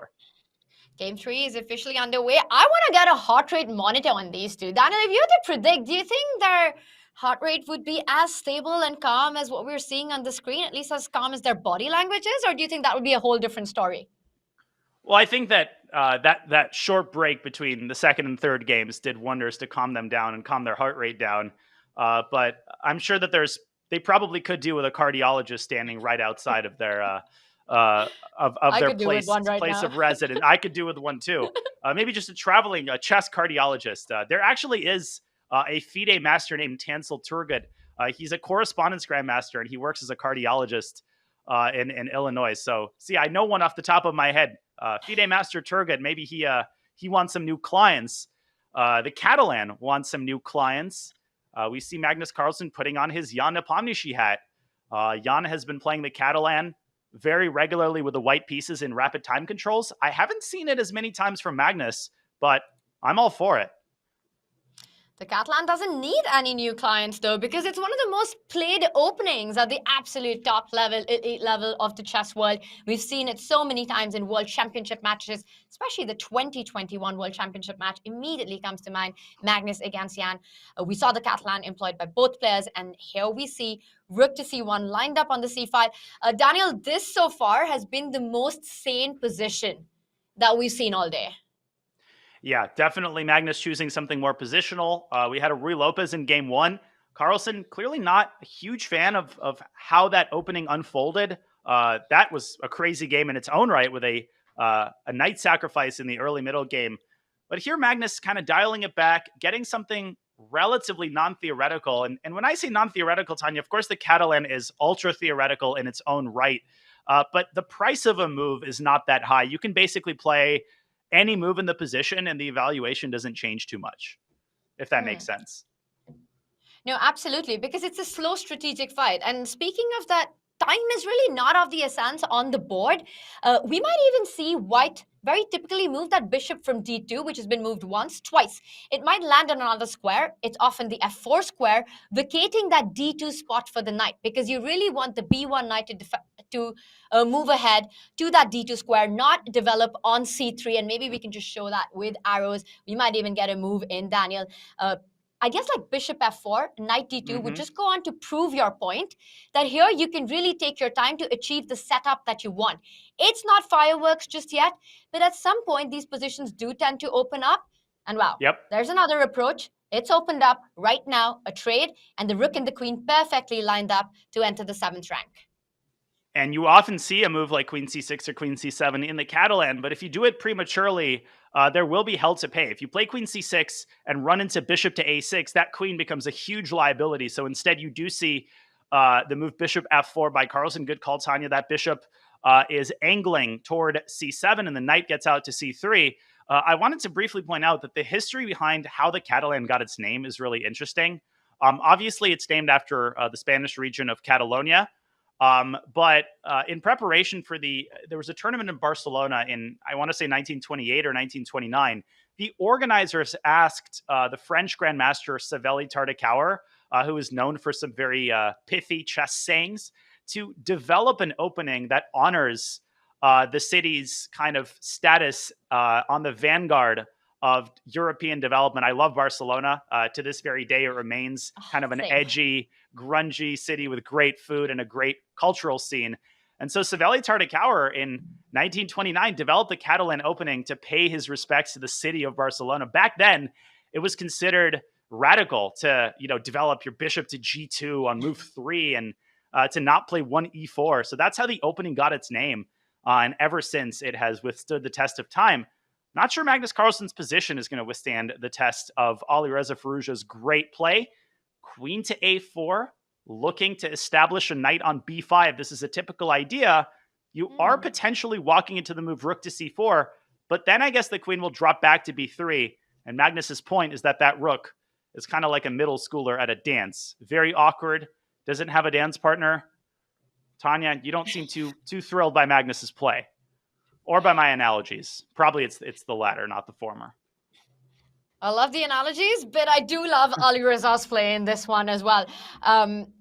Not sure what it's like without the dance partner, but it feels like Alireza's got enough piece coordination to find the partners that he needs to execute his plan here. One of the very thematic ideas in this position, Daniel, and I think it's very up Alireza's alley, is to actually play a move like b5 if you can get it in. Up his Alireza. I love it. But just coming back to the board, that's actually a really good one. B5 is something that you have to always watch out for. And it's a pawn sacrifice. And I'm not sure where exactly, and maybe you're going to help me out with this, because there are so many ideas. Okay, he goes for a different, more attacking approach, and maybe we'll see b5 next, because he says, why sacrifice a pawn when I can first throw your queen out of the way and then start expanding on the queen side? Also makes a lot of sense. But your point is well taken, Tanya. b5, I just want to spotlight your idea. Queen b3 might have run into b5, and this might have been the reason Magnus decided to go all the way back. If you play knight takes b5, here you actually drop a piece to a4, hitting the queen. Queen loses contact with the knight is lost. So Magnus just milked some time off of Alireza's clock and dropped the queen back to d1. You called it. There comes b5. opening up the b6 square for black's queen. The one thing I would be careful about, though, is if Magnus plays this little move e3, be very careful about the bishop dropping back to its initial square, kicking away the rook, and sometimes black bites off more than he can chew on the queen side. So I think that this game is about to heat up yet again. They always find a way to make things tactical, these two. They always make it fun for us, right? And you're right. It starts with a Catalan. We're expecting a slow, strategic, long World Championship style battles, but none of that. Alireza is already expanding on the queen side. And like you said, you have to always watch out for ideas like b4, even ideas in certain position where perhaps white can go a4, fix that queen side pawn, and then eventually play b4 to create more weaknesses. I think e3 feels like the match, and great call there. It's on the board, so stopping b4 for now. I think Alireza is going to improve his pieces. You want to get that rook from f8 into the game. You suggested a move earlier, Daniel, and I'm gonna just go ahead with that. I think queen b6 here as well makes a lot of sense. I think we should give ourselves a pat on the back. We've been calling a lot of these moves, and bishop f1 is the logical follow-up. And I would not be, easy clap. I would not be surprised if Alireza just leaves his rook on c4 and says, take my rook, because you're going to give me these juicy light squares on the long diagonal. At the same time, it's easier said than done. I'm just following in the spirit of all the sacrifices we've seen thus far. Not this time, though. Alireza drops his rook back. Magnus, a4, establishing a stronghold on b5. And I'm starting to get a little bit nervous for black's situation on the queen side. This is a very Magnus type of position. He definitely prefers this to the chaos we saw in the first two games. This is not Alireza? You're trying to say it's not up his Alireza? For Alireza, he wants the chaos fit. He's not getting it in this one. And Daniel, now as the pawn structure on the queen side gets fixed, it's going to be a fight for the only open file in the position. Who can actually grab the c file? It's black's rook that can quickly double up. White posts the knight on the b5 square. So really controlling some key diagonals and squares there. But rook c8 on the board. And once again, that is the one file that the players will be battling out for. And usually the one that gets control over it has the upper hand, has the long-term advantage to actually push for more in these positions. The one problem black is up against is if Magnus plays rook takes rook, which I think is very likely, you cannot capture back with the queen, which you would like to do because of knight b5 to a7 with a very unconventional fork. So Alireza pre-moves rook takes c6, now rook to c1. So it's not always the side that gets to a file first that ultimately ends up owning that file. Usually it's Magnus Carlsen who ends up owning the file. Now Carlsen has this idea of doubling up on the c file. And your point is well taken, Tanya. If Alireza just gives up the c file, why is that so bad? One of the reasons is the threat of bishop to c7. So let me just make a random move and just show how quickly black's position can end up collapsing. Magnus, I think, is bringing Alireza to his knees here. Here he would drop the a pawn, and this is a byproduct of Magnus's 18th move. When he pushed a4, he established a weakness on a5, and that is why we see Alireza bringing the knight back to e8, a very savvy defensive move, covering the c7 square, trying to keep all of the entry points sealed off. But there's no question Magnus is thrilled to have this type of, I want to call it an endgame. I will call it an endgame if the rooks come off the board.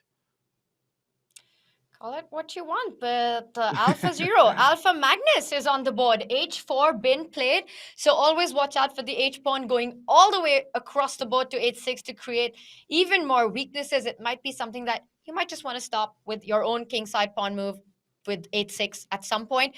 But Daniel, to me, it's all about this fight that we've been talking about, right? On the c file. Do you think white can start thinking about doubling up there? Rook c2, queen c1, trying to force Alireza's hand to give up that c file? Well, my vote would have been rook c2. Magnus pushes the pawn up to h5, which is a very committal move because that pawn now becomes a serious liability.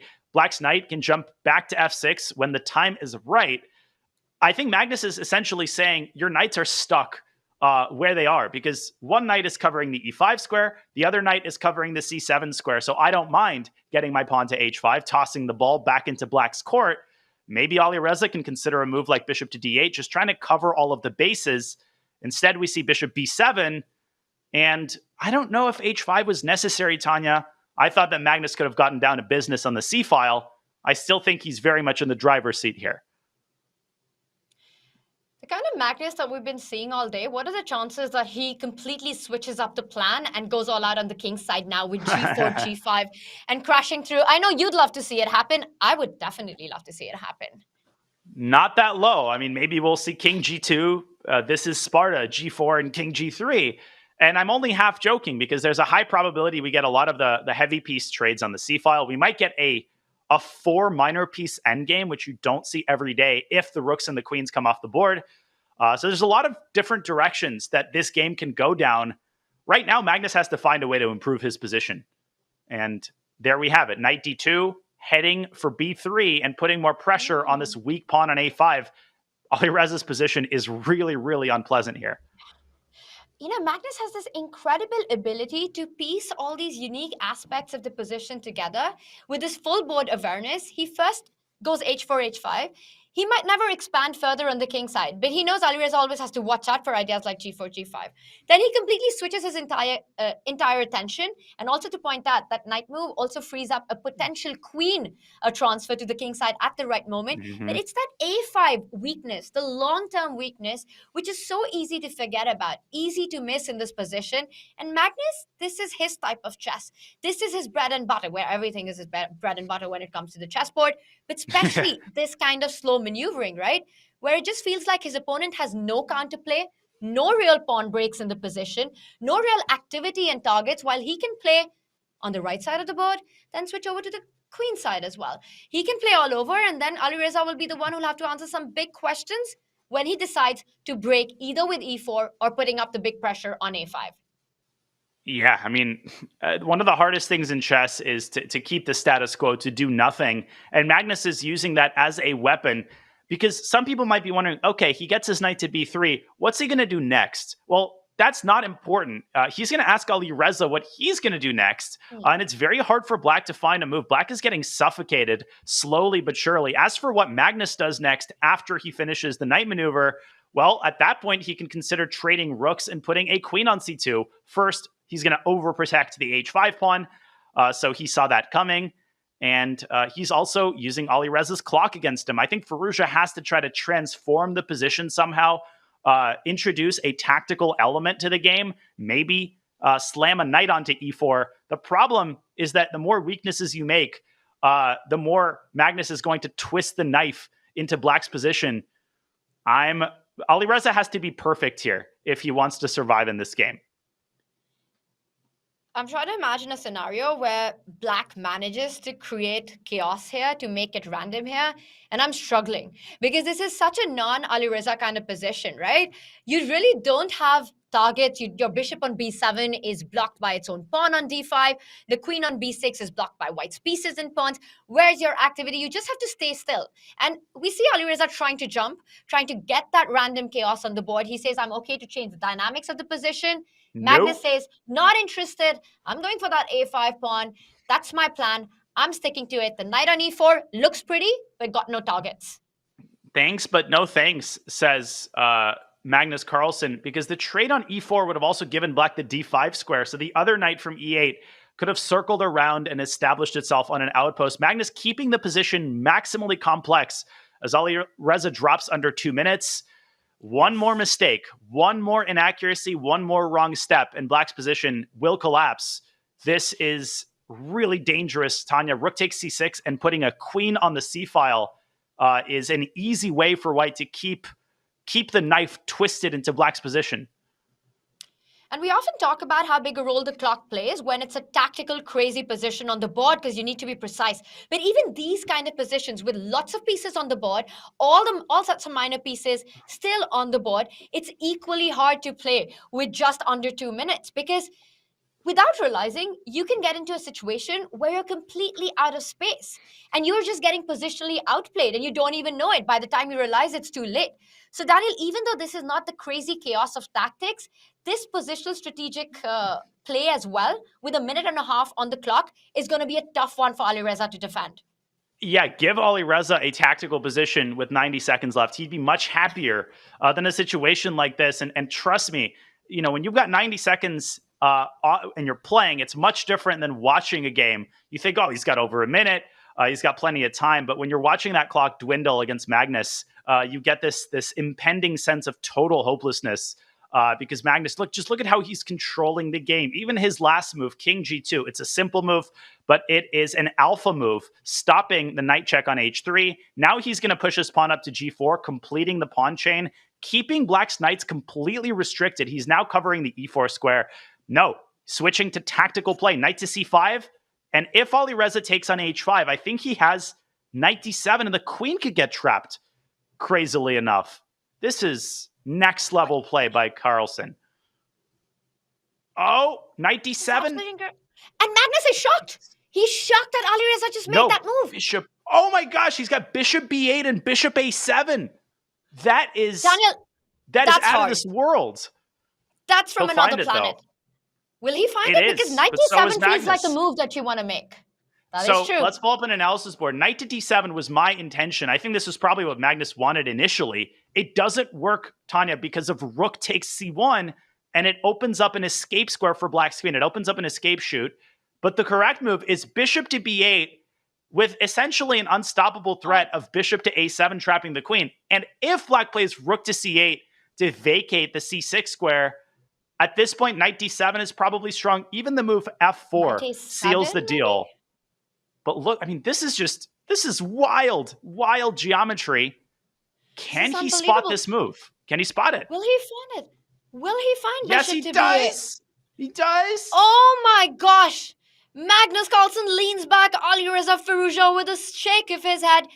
Alireza completely missed this idea. And Daniel, that's a tough one to spot. But like you said, it's a move from another planet, but so is Magnus Carlsen's chess. I don't know if I've ever played, I definitely have never played the moves bishop F4 to B8 to A7 in succession in my entire career. I think most of us haven't. 30 seconds for Firouzja. His queen is about to get trapped. And most importantly, on the other side of the board, his knights are also going to get victimized by White's pieces. This has been an absolute masterpiece by Carlsen. Can he finish it off with just a couple of accurate moves, Tanya? Rook to C8. Alireza is not about to give this game away. Magnus needs to find a follow-up here, and F4 is a really tough move. Just keep leaving the bishop on pre and realizing that knight D7 is the saving grace. F4 will do it. You can first hit the queen, right? You get out of the way. You go bishop to A7, force the queen to go. The only square I see is C6. And then you go with the idea of F4. You're attacking both knights on the board. That's true. And maybe knight E4 there. No, but then you just take the other knight on H5. Yeah, bishop A7 could be thrown in. And I don't see a compelling argument for why it shouldn't. But Magnus is taking his time. I mean, even knight to D7 here should maintain a huge advantage. Even if you don't end up winning one of these pieces on the king side, just getting this into an endgame should be enough to win the game. Let's wait for Magnus's move. He's going to go for more. He wants a material advantage right now. He can feel it. You can sense the discoordination between the two knights on the king side and the rest of the army that Alireza has on the queen side. And Magnus's final decision is knight D7. This gets fun. What happens just next? Trade queens and go knight E5. Trade queens. This is such a Magnus decision. Trade queens and go knight E5 using the threat of F4 in order to force a favorable trade. I actually like this even more than the immediate F4 because this is just such a Magnus decision. On the other hand, look at Firouzja. F4, F6. And Magnus needs to find one more tactical solution here. Is it FG and G4 trapping the knight on H5? Looks wow. really good to me. That wins the game. Not? FG and G4. Got to do it. That's a great spot. And Magnus has got a minute to spot that. He doesn't. But also a really good idea because he hits that bishop on E8. And Daniel, that bishop needs to stay connected to that knight on H5. But Alireza is basically banking. Alireza's banking a bunch of pawns in return for his minor piece. And this is not over. Bishop takes G5. Magnus with a little bit of a sloppy conversion there. Alireza wants to take on E3, Tanya, and go bishop to C1. Pawns are disappearing off the board. No, this should be a win for Carlsen. I mean, with 6 seconds left, how does Alireza manage this tension? Takes on D4. That is correct. And bishop to C1. Still some work to do for Carlsen. But the D5 pawn hangs as well. You pick up the B2 pawn. Need to defend D4. But Oh, and you know what, Daniel? I think Magnus can start also thinking about setting up a kill zone for that black king. Yep. These 3 minor pieces are coming for the king. And with 1 second, there's no way Alireza is surviving this with... Don't take on d4, because knight f5 would have been a check. Oh, that's a great spot. Knight e4, knight takes c3, trading the bishops. Now you got to watch this pawn. But Magnus can just bring his king in. Yes. Bishop a3 is the key. Can you trade, though? No. No need. This is winning. This is game over. Bishop on a3 cannot be challenged. Magnus up a piece. There are 2 pawns remaining for white, which are enough to do the job. It's not that easy to win the c2 pawn just yet. You might have to give up the d5 pawn to be able to do that. Daniel, how easy of a convert is this for Magnus? Pretty easy, but he's got to sidestep some tension here because Alireza is going to advance his pawn to h4. So Magnus has to spend those 40 seconds he's got calculating whether he can convert his pawn before Alireza converts his. h4 was a bold pre-move by Firouzja, gaining some time. Magnus? Yeah, bishop d3. What a classy move, just eliminating the pawn calmly and then stepping to e4 to stop the other pawn. We might get a double bishop checkmate here. By Carlsen, which will be a real treat to watch. He had to go king d8 before pushing the h-pawn because bishop f5 would have come in with the check, picking up this pawn as well. None of that allowed, but Magnus has picked up the c2 pawn. Alireza knows it's over, but he's going to keep fighting this one. Daniel, I don't see him surviving it. He needs a miracle. And there's a checkmate coming in. The d-pawn moves forward. That's going to promote. A new queen will be born. And it's game over. Magnus Carlsen wins. He is unstoppable. He takes the lead in his match. Alireza has to win the next one to keep the match going. Daniel, Magnus got the kind of position that he thrives on, and he never gave Alireza a chance after that. That was sick. Okay, we just watched a positional masterpiece in a 10-minute game, right? If someone showed me that game and said, this is the final round of Tata Steel, I would believe them. All of the positional masters of the past, Capablanca, or shall I say Casablanca, given with the tournament that's coming up, Karpov, everybody would have been proud to play a game like that in the classical time control. The conversion was not the smoothest, but listen, Carlsen had 1 minute left. He never let the decisive advantage slip. He shows us exactly why he's won 8 tournaments in a row. And Alireza now in a must-win situation. He's got to win the next game, win the Armageddon, and then win the grand final reset. The path is narrower than ever, but more importantly, it's just this next game. It's just this next game that concerns me the most, because when Magnus is in this unstoppable mode, there's very little that anybody else on the planet can do. We saw that Magnus react right there when Alireza did pick up that h5 pawn. That was a decisive mistake, and Magnus Carlsen playing so precisely, a technical conversion at the end, an absolute Magnus masterpiece. It's Alireza's last chance. It's his last game. It's the last rapid round. He has to win on demand. And chat, this is your last chance as well to redeem a once in a lifetime offer, I want to say, as we are giving away a 50% off. It is chess.com's 17th birthday and a 50% off on our premium membership. It's something that Chess.com has never done. It's the last day to do it. You got to go act right now. Get it up. Unlimited puzzle rushes, unlimited game analysis, exclusive content, and you power events like the Champions Chess Tour. So it's the code CCT24 to unlock this offer right now. Daniel, what does Alireza need to do as our chat goes on to get that premium membership at a 50% odd? What are the percentages that Alireza has to make it back, to make a comeback in this match? Well, he needs to avoid the arc of the previous game, because Magnus was able to take that previous game exactly into his preferred territory. So I'm going to very, very quickly cover the pivotal moments and use that to answer your question, Tanya. Let me fast forward to the key moment that everybody wants to replay. After knight takes h5, with 3:28 on his clock, Magnus finds the sickest move of the game. Bishop to b8, one of the craziest maneuvers that I've seen maybe ever, as the bishop slides up to a7 to trap this queen on b6, working around all of the obstacles to make what he wants happen. Alireza finding the best defensive resource, rook c8, kudos to him. But after knight d7, this triggered a mass exchange, and after knight e5, it's a helpless situation for Firouzja. Either he has to allow Magnus to establish a deadly passer on b5, or as the game continuation went, he ends up dropping a minor piece on the king side. Magnus never let that advantage slip, taking it all the way to the end. Alireza has to do a better job of getting the kind of position in which he thrives. And Tanya, to answer your question, to bring it back to what Alireza needs to do in the next game, I think he should start with 1e4. I think that he should toss the London system into the trash can and just try to introduce as much entropy in the position as possible, because that seems to be the only way to make Magnus Carlsen flustered. Another positional battle is not going to cut it for Alireza Firouzja, but what a win in Game 3 for the unstoppable Magnus Carlsen. Daniel, agree with everything you said, but seeing the form that Magnus is bringing on today, while our chat has that 50% off on the premium membership, I would say Alireza's chances to come back into this match, to me, look like they're less than 50% unless he gets his kind of position right out of the opening. So point well made and taken there that he needs to hit the chaos button. The one game that we didn't see a random, a tactically wild position was Game 3. And that was a Magnus Carlsen show. Alireza had no chance at all. It felt like he got completely outplayed in that strategic battle.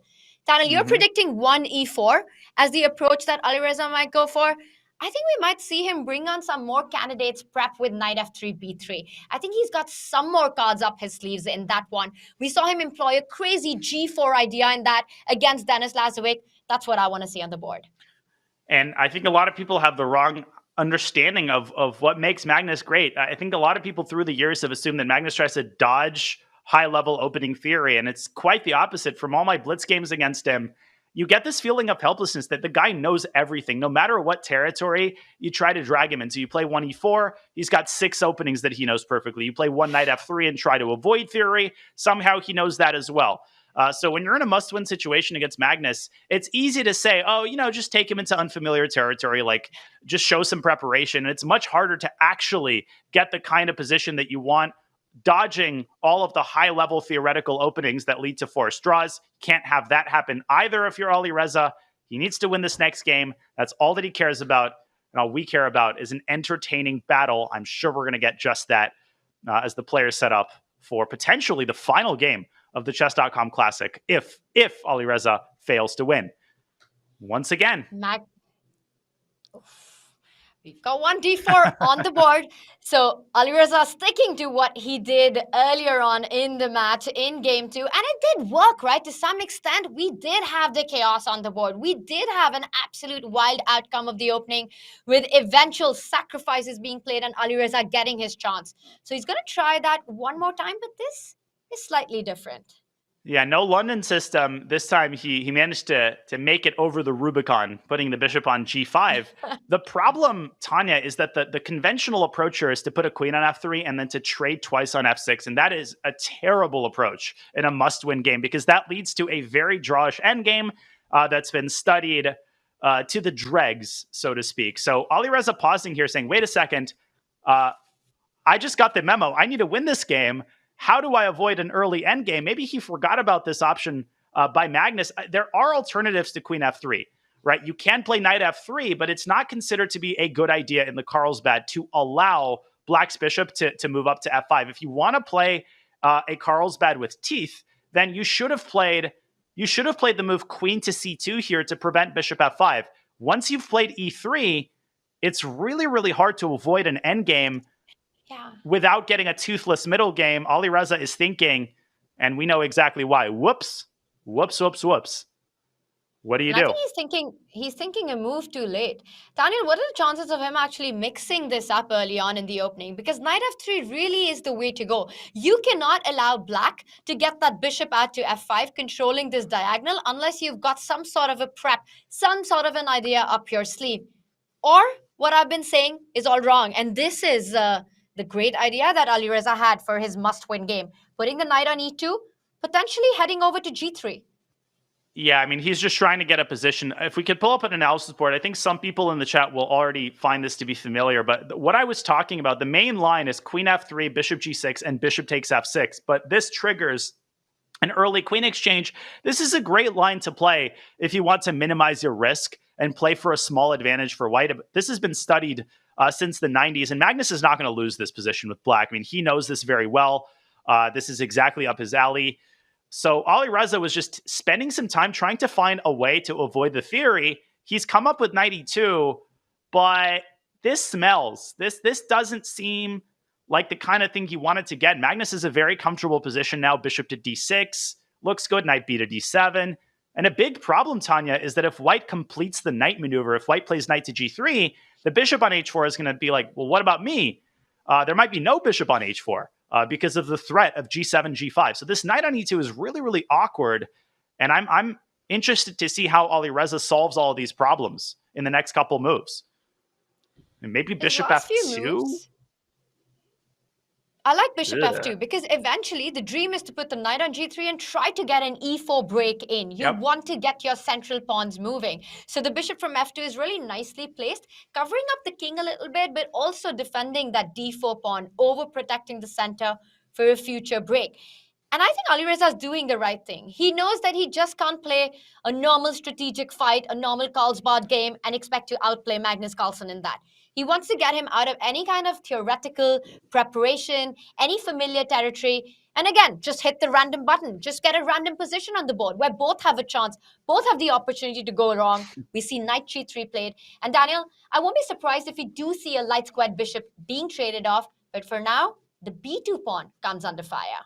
I was going to say, I wouldn't be surprised to see an a4, rook a3 sighting somewhere there, but Alireza deciding to adopt a more conventional opening approach. Queen b6 is a really annoying move.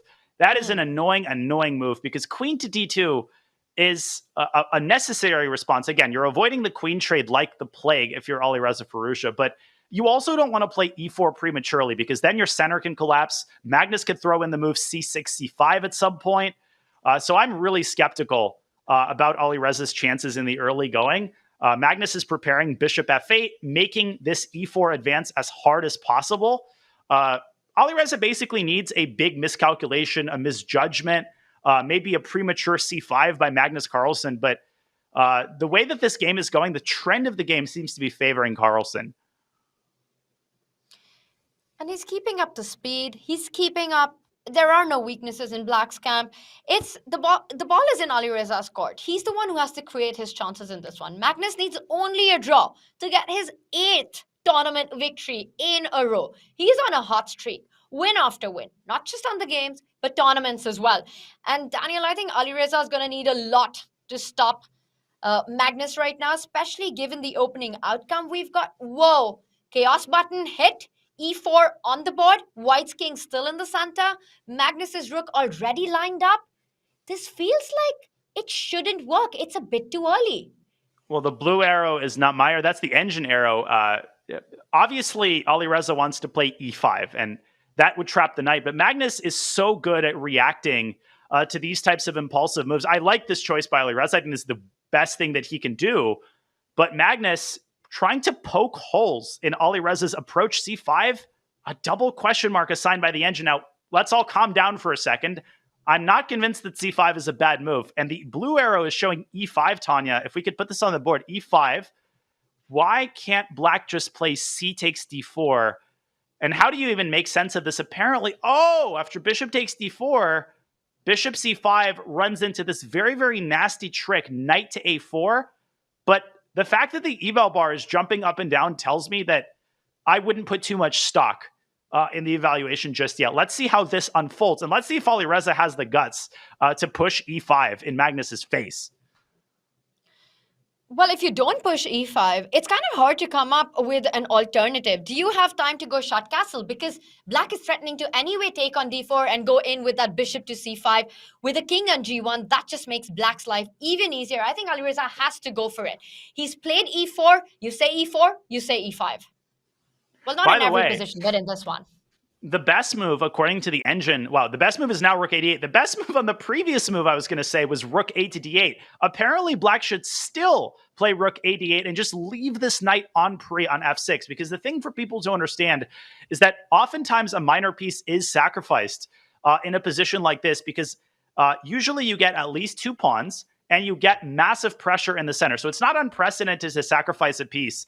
But Magnus's whole approach of moving first and calculating later, Alireza just called BS on that, and for good reason. Magnus can't, he plays c5, and he just got caught with his pants down. he stepped out of the shower and now he's blundering a knight. And the knight has no squares. I mean, you have to give it away. You don't have an option. Everything's controlled. The G4 square, the H5 square, the D5 square, the E4 square. You can run nowhere with that knight. So Magnus has to figure out what's the best way to actually give it up. And when you need only a draw to wrap up a match victory, this is really not the kind of position you want to play, even if you have enough compensation. Even if the eval bar says that black's got stuff to fight for because white's king is in the center, you don't want to have to prove compensation for an entire piece.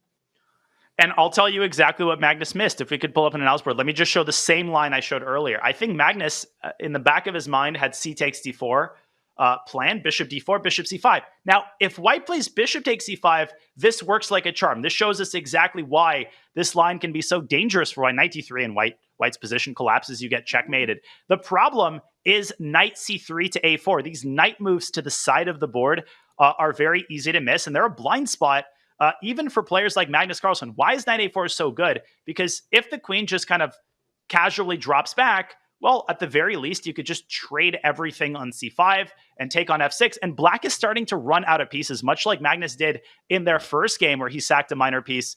Black just doesn't have the offensive firepower to punish white's king in the center. Let's see what happens. C takes d4 is on the board.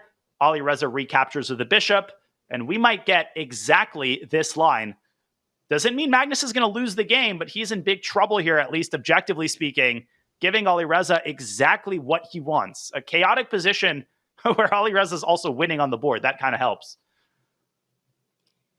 But it's exactly the kind of position where mistakes can happen from either side, and Alireza still needs to be precise. He has to win this one. So bishop c5 on the board, Easy knight clap. a4, all done, and Magnus immediately blitzes at the move, queen to c6, so maybe slightly better than the c7 square that you pointed out, Daniel, because it does eye the knight on a4. But what does this change? Is it actually the g2 pawn rather than the knight on a4? Yeah, this was the easy part. Knight a4 was the easy part. Now the hard part for Alireza is figuring out these complications. In particular, you have to decide, are you taking on c5 first, or are you immediately snagging the knight on f6? I think the former option is better. But what would scare me personally is bishop takes c5, rook takes e5. There's pressure down the e file. Again, Magnus currently material is equal, but Magnus can try to snag 1 or 2 pawns for the minor piece, and the conversion process, one way or the other, is going to be epically hard. We know how Magnus is just unbeatable. You can have more pieces on the board than he does, and somehow his pieces seem to count for more. It's like when Lionel Messi is on the soccer pitch. It's like one player is worth 5. So let's not count the chicks until they've hatched for Alireza. Right now, he's got to decide which knight he captures. That's a really, really hard call. Tanya, also rook c1 is a candidate move. This ain't easy. He's playing Magnus Carlsen. It was never going to be easy.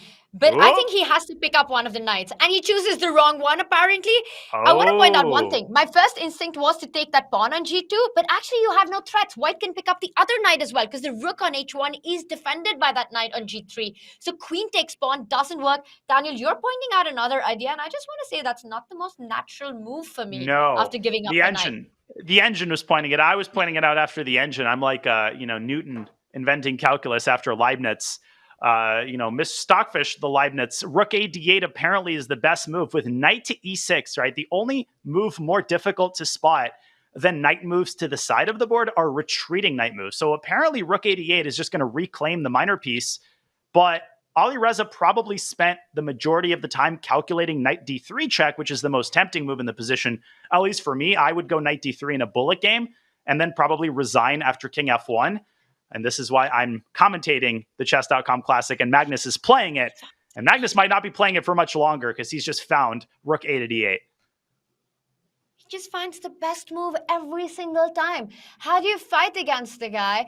How do you beat a guy who not only converts winning positions flawlessly, but also defends difficult, tactically crazy positions to perfection? Rook d8 on the board. Magnus is down a piece, but Alireza's king in the center. There are 2 deadly pins here. The rook from e8 pins the bishop on e2. The rook from d8 pins the bishop on d4. It's hard to come up with a move. Knight e6 that you pointed out is a massive threat. Knight d3 check comes in with even more power now because the d4 bishop will be hanging. Yeah, this is a classic example of tunnel vision at the highest level. You're fixated on figuring out the complications after knight d3, and just kidding, April Fools, May Fools, the knight actually heads back to e6. And it's just bad luck for Alireza that this bishop in the center of the board, surrounded by friendly forces, cannot be protected a second time. Another piece of bad luck is that you need to castle. Like, you can't afford to keep your king in the center. Alireza has to find a way to complicate the game. I would recommend bishop f3 and maybe knight g3 back to e2, but this is heading toward a draw, and that would be the worst piece of news for Firouzja. I don't see a way for him to avoid, Tanya, a total liquidation in the center, which would essentially spell a peaceful result and defeat. Queen d6, I guess? Yes. Very nice. Just triple down on that bishop on d4. There's really no fighting this pin anymore. The one idea that I see is you take on g7, try to take on h6. Is that something to hope for? But queen takes bishop comes in with a check. Yeah, and then that knight entrenches itself in the center. Alireza could try to pick up the loose pieces on b7, on g7, but at the end of the day, look at the way that Carlsen has centralized his pieces. I'm not seeing it, Tanya. I mean, maybe knight e2 can be tried, but this is heading toward a draw, inevitably. E takes f6. That was the big miss. Takes on g7. Magnus trades off the queen. I see that wasn't the most accurate way to go ahead, but it is such a human way to play. You want to trade off the pieces, also defend that h6 pawn, making sure the queen doesn't come into any attack. You're giving up b7, but Daniel, can the rook line up against the bishop trying to pick up the b2 pawn? Rook b8? Well, by the way, hats off to Alireza. He paused there, didn't panic, and I think found the best way to keep this game complicated. It's not over. There's still plenty of chess left to be played. And I think Alireza should snag this pawn on b7. The problem is that if black plays rook b8, the bishop slides back to d5, Tanya. The pawn on f7 is going to be hanging. And let's not forget, after bishop takes b7, black is down 2 pawns. Maybe Magnus is putting his eggs in the knight e2 check basket, trying to get piggies on the 7th, both rooks lined up on the second rank. But there's still going to be some defending to do for Magnus if Alireza can gather the cojones to take on b7. When you're in a match situation that Alireza is in, I think that gives you a lot of confidence to play moves like this, because you know you have to go for it. You can't just play cagey chess. You've got no choice at all. So you throw everything that you've got at your opponent. I am expecting bishop takes pawn, but Daniel, he needs to start making his decisions quick, because even if he ends up with an advantage, he needs time on the clock to be able to convert it. I think the move that's causing him to think is knight h5, which is tempting because you're heading to f6, but it doesn't work. Magnus can simply take on f3, move his rook away from the line of fire of the knight, and then slide his bishop up to g6. Great call by Firouzja.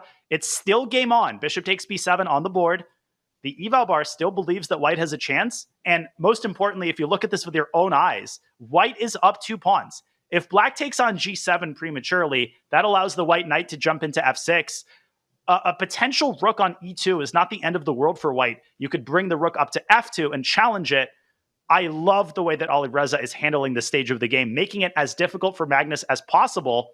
I still think this one will end in a draw, but white's in the driver's seat here. I mean, Magnus can win 1 pawn back, and he very likely will, Tanya, but Alireza's got the 2-on-1 on the queen side. He's got some winning chances here.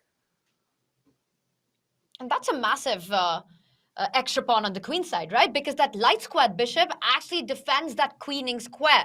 So it's going to be a big assist to that passer, which will eventually be created with these 2 pawns moving up the board.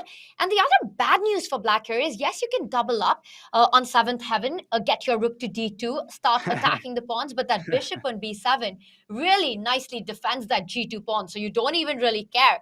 You can first push that rook out, continue with the idea of going a4. That bishop on b7 is the crowning glory in white's position. Yep. And apparently the top engine move here is rook e2 to b2, using this temporary alignment of the pawn on b4 and the bishop on b7, because you do have this one button that you can press, a7, a5. But that button can only be pressed if you're x-raying the b pawn from behind. Magnus is the kind of guy who would pause for 3 minutes and then find rook b2 and a5. I've played him enough times to know that that's on his radar. He starts with king takes g7, Totally reasonable. Just eliminate the pawn. But I really, really like, Tanya, this prospect of rook to b2.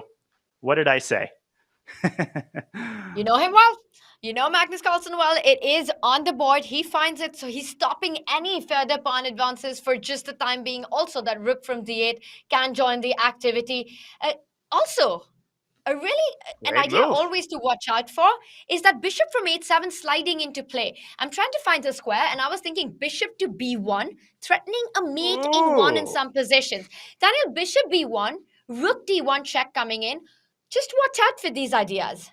And how poetic would it be if we saw that move given bishop to b8 in the previous game?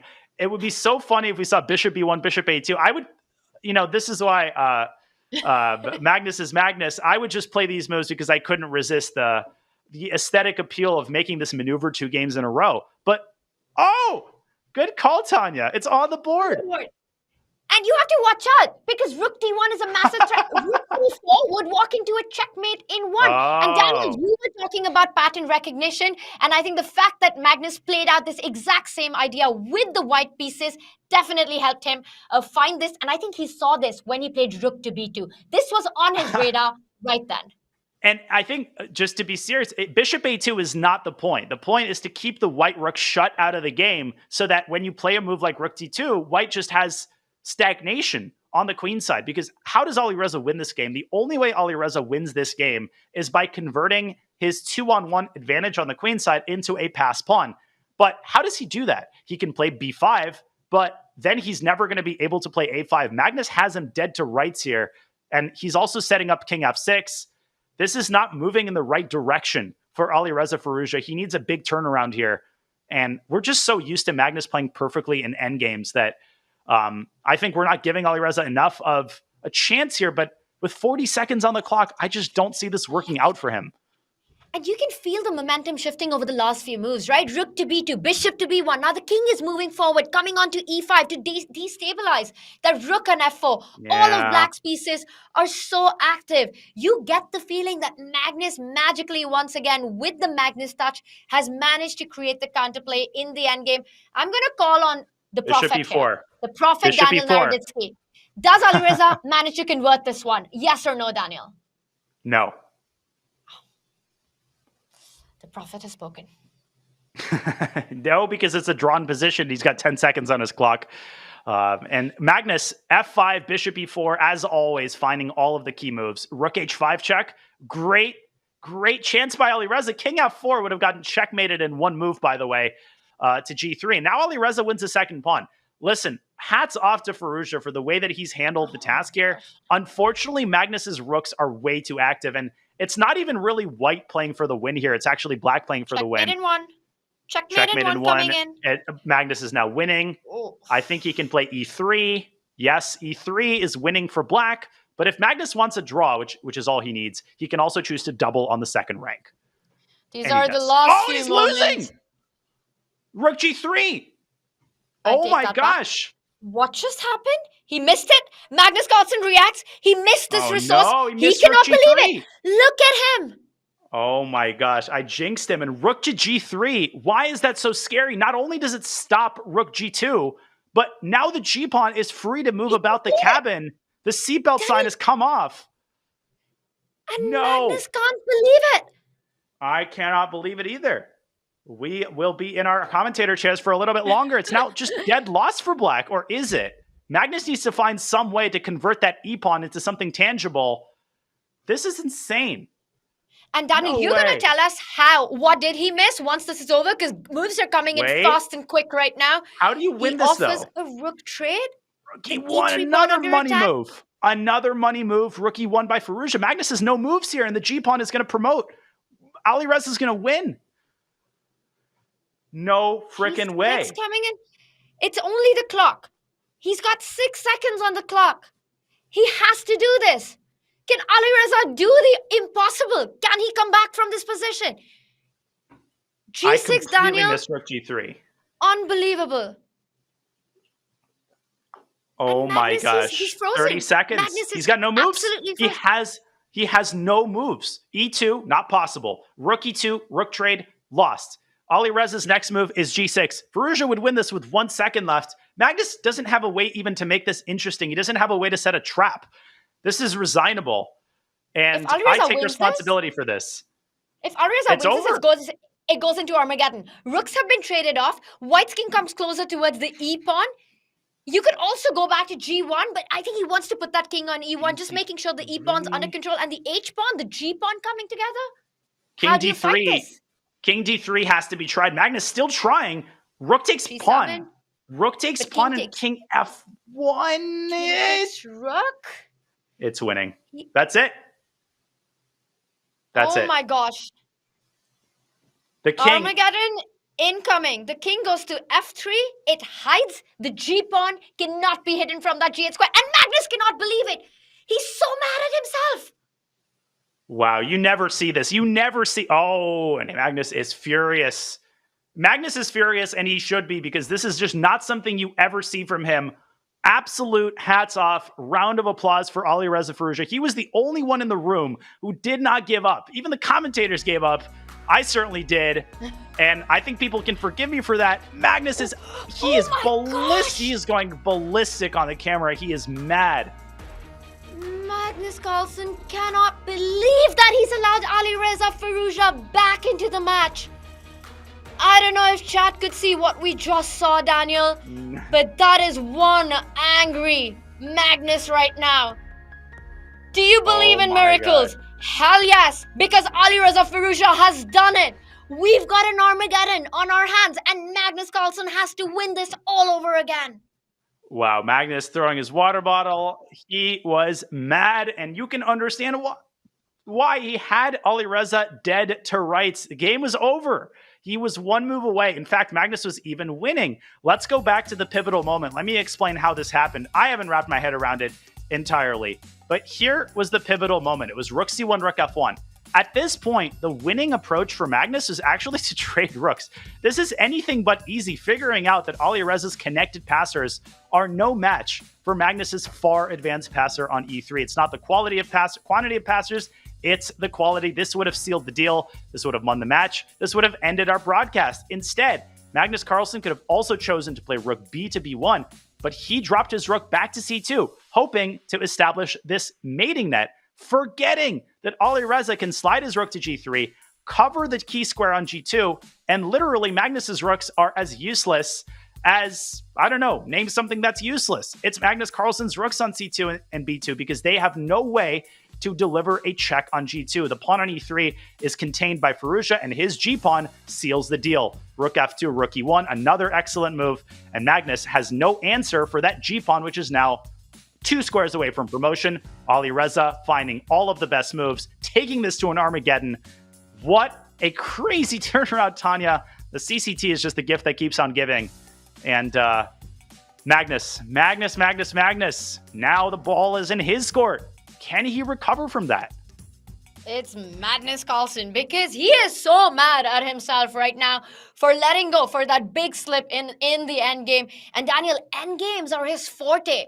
He can win worse positions there. He can win just completely dead drawn positions. And in just one move, he's let go of the championship of Chess.com Classic. He has to fight it out now on the Armageddon. And a Magnus versus Alireza Armageddon, that's what dreams are made of. This match is going down to the wire. If Alireza gets this, that would be absolute history. He's done it in the Chessable Masters, where he forced a grand reset. Can he do it twice? And Daniel, speaking of making history, there's more chess coming up and more history coming up as the inaugural Casablanca chess event begins on May 18th. 4 super grandmasters, including the world #1 Magnus Carlsen, including the 5-times world champion Vishwanathan Anand, and Hikaru Nakamura and Armin Basim will represent their continent in this variant, where starting positions are taken from historic and iconic games in chess history. That is just so cool. You may recognize them, you may not, but the players better come prepared. Will history repeat itself, or will it be rewritten by modern-day superstars? Tune in to YouTube or Twitch on May 18th. That's May 18th. Mark your calendars to find that and use the command Casablanca in chat to learn more. Daniel, I'm going to say it. I am really excited about seeing Vachier-Lagrave back in action as well in this absolute new variant. But right now, it's going to be back in action with Magnus Carlsen and Alireza Firouzja against all odds. We've got an Armageddon. Magnus Carlsen can't believe it that he allowed that. He's in absolute shock at what we just saw. That was the 5 stages of grief, Tanya, in like 2 seconds. It was unbelievable. And when we return, we will have our bids. See you after this short break as the bottle gets destroyed.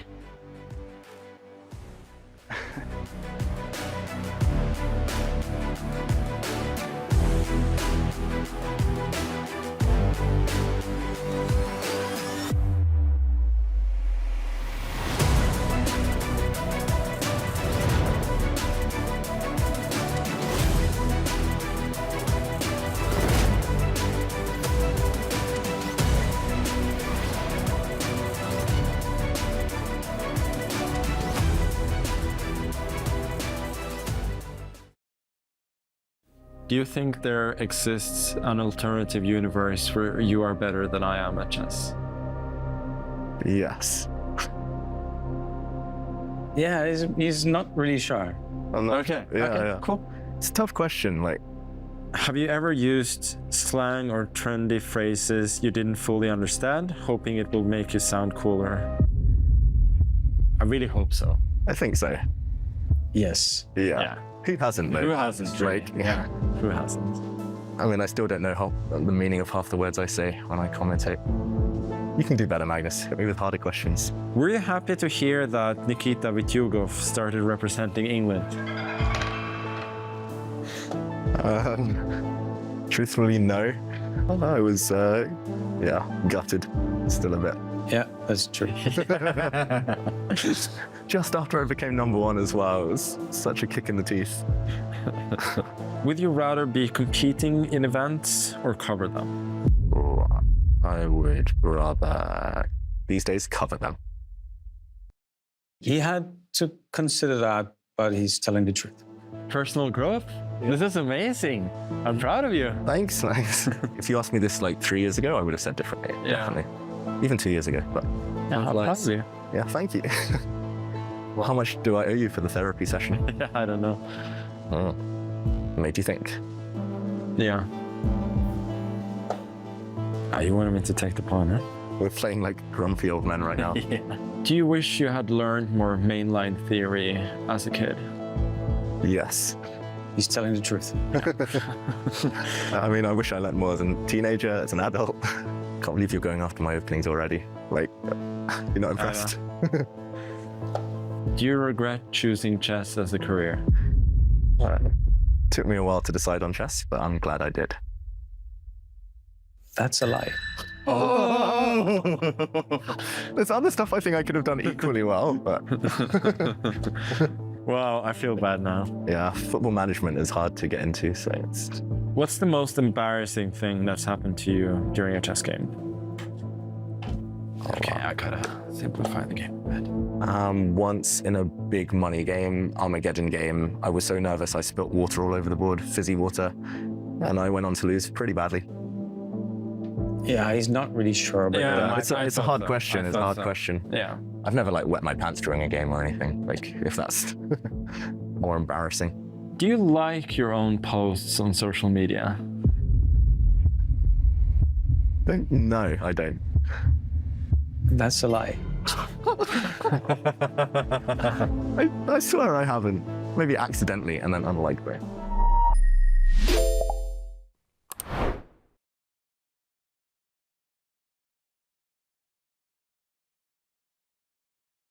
This May, explore the galaxy, meet new and interesting species, and bring them liberty, freedom, and our way of life, one chess game at a time.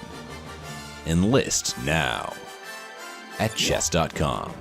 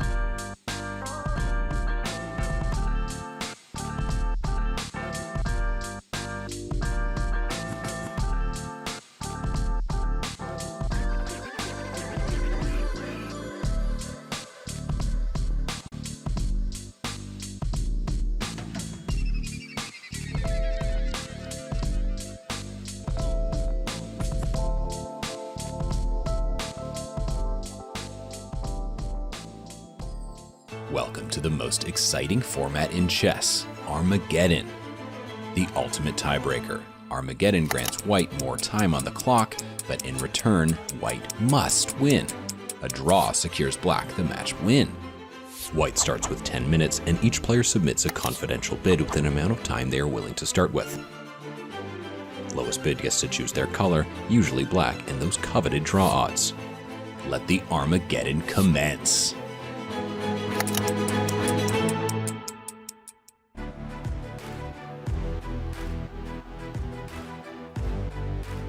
Got the Armageddon coming up. The match goes down to the wire and the bids are in.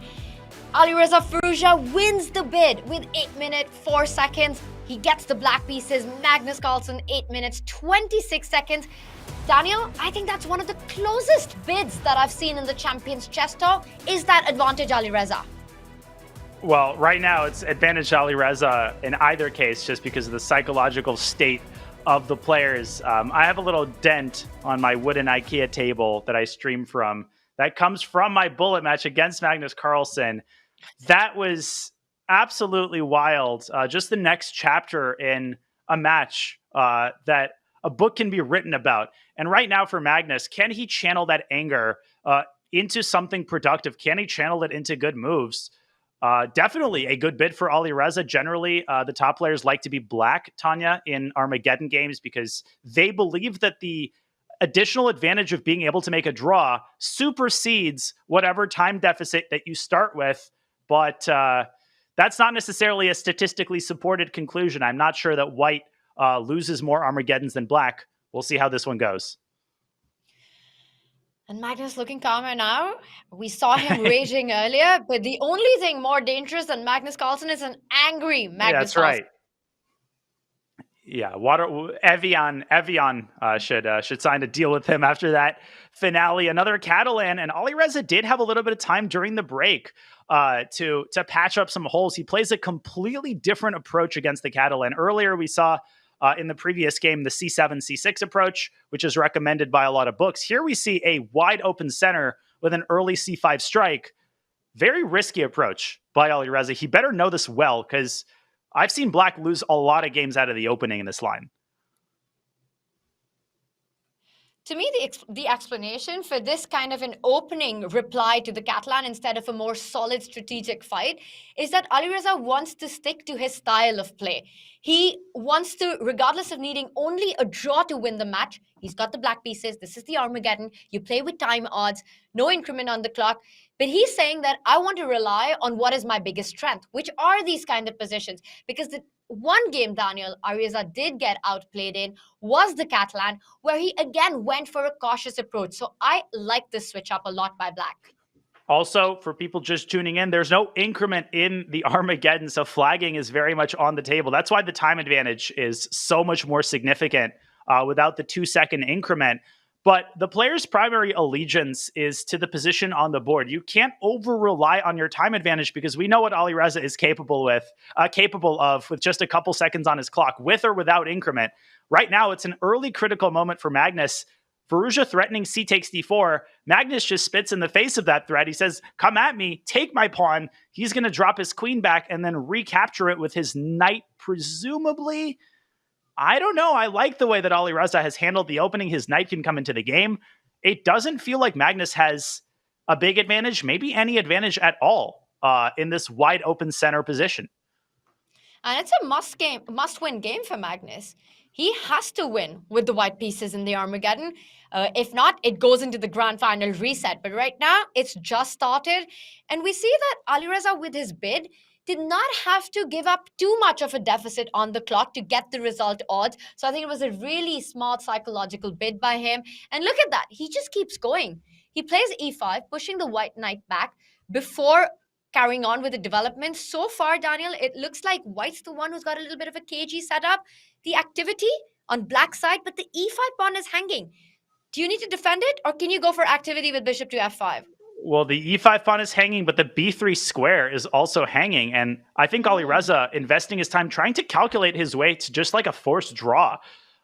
Bishop f5 is what is on my mind. Bishop e6 is sort of the sister idea, right? Trying to put all of your eggs in the knight b3 basket. And if Magnus is forced to play an incredibly passive move like knight b1 to d2 to cover this square, that's really, really bad news for him. Alireza could also send his e-pawn down the board. And yet, I think Magnus has to play knight b to d2. There's no way that he can get away with taking on e5 and allowing knight b3 because he just loses his entire queen side in the event of a knight jump to b3. So very encouraging signs early for Firouzja. Magnus is maintaining his 2-minute time advantage, but definitely no advantage on the board. And you can't even think about picking up that pawn after a queen trade because queen takes queen. I don't even think that black needs to take it with the king back because you could anyway recapture with the rook. And the idea of knight b3 stays alive because white's only square is the rook to a2, Daniel. In that case, it comes under fire with that bishop on e6. So a nice move there by Alireza. Bishop to e6 will now eye that a2 square where the rook will be forced on. I'm really liking clock situation, whatever it is, result odds. I really like this as an opening outcome for black in whichever format. And I'm really surprised that we're not seeing knight b to d2 faster for Magnus Carlsen. He might be spending some time calculating knight e5. He actually grabs the queen first. So I was going to point this out. He can trade queens and then play knight b to d2. Now, that doesn't mean Magnus is giving up his winning chances. He just believes that he's got more chances in the endgame as Firouzja dives into b3. Rook to b1 is Magnus's idea. This is why he planted a knight on c3 to vacate the b1 square. Bishop f5, though. What's his answer to that? Is it e4? I was just going to say, aren't you losing material? Because bishop f5, You e4, are. you just grab the e4 pawn. He's going to have to sack the exchange. He has to play knight takes e5 here. And maybe this is what Magnus planned all along, sacking the exchange, getting a bishop to c6. But I'm skeptical about all this. He might have also overlooked the move bishop f5. And Tanya, I'm going to put this on the board. The rook is trapped. The typical response is e4, but after knight takes e4, we're not seeing an answer to the threat of knight takes c3. So the other option is just to sack the exchange. But is this really a serious winning attempt? Is Alireza really risking after something like bishop to d6? Maybe he is. Maybe the knight is jumping into c6. White's minor pieces are very strong. But it's decision time for Magnus Carlsen, and his winning chances are in serious question here. I'm just surprised that the evaluation bar doesn't give more of an edge for black in this position, which makes me think that there has to be a way that white gets enough compensation here.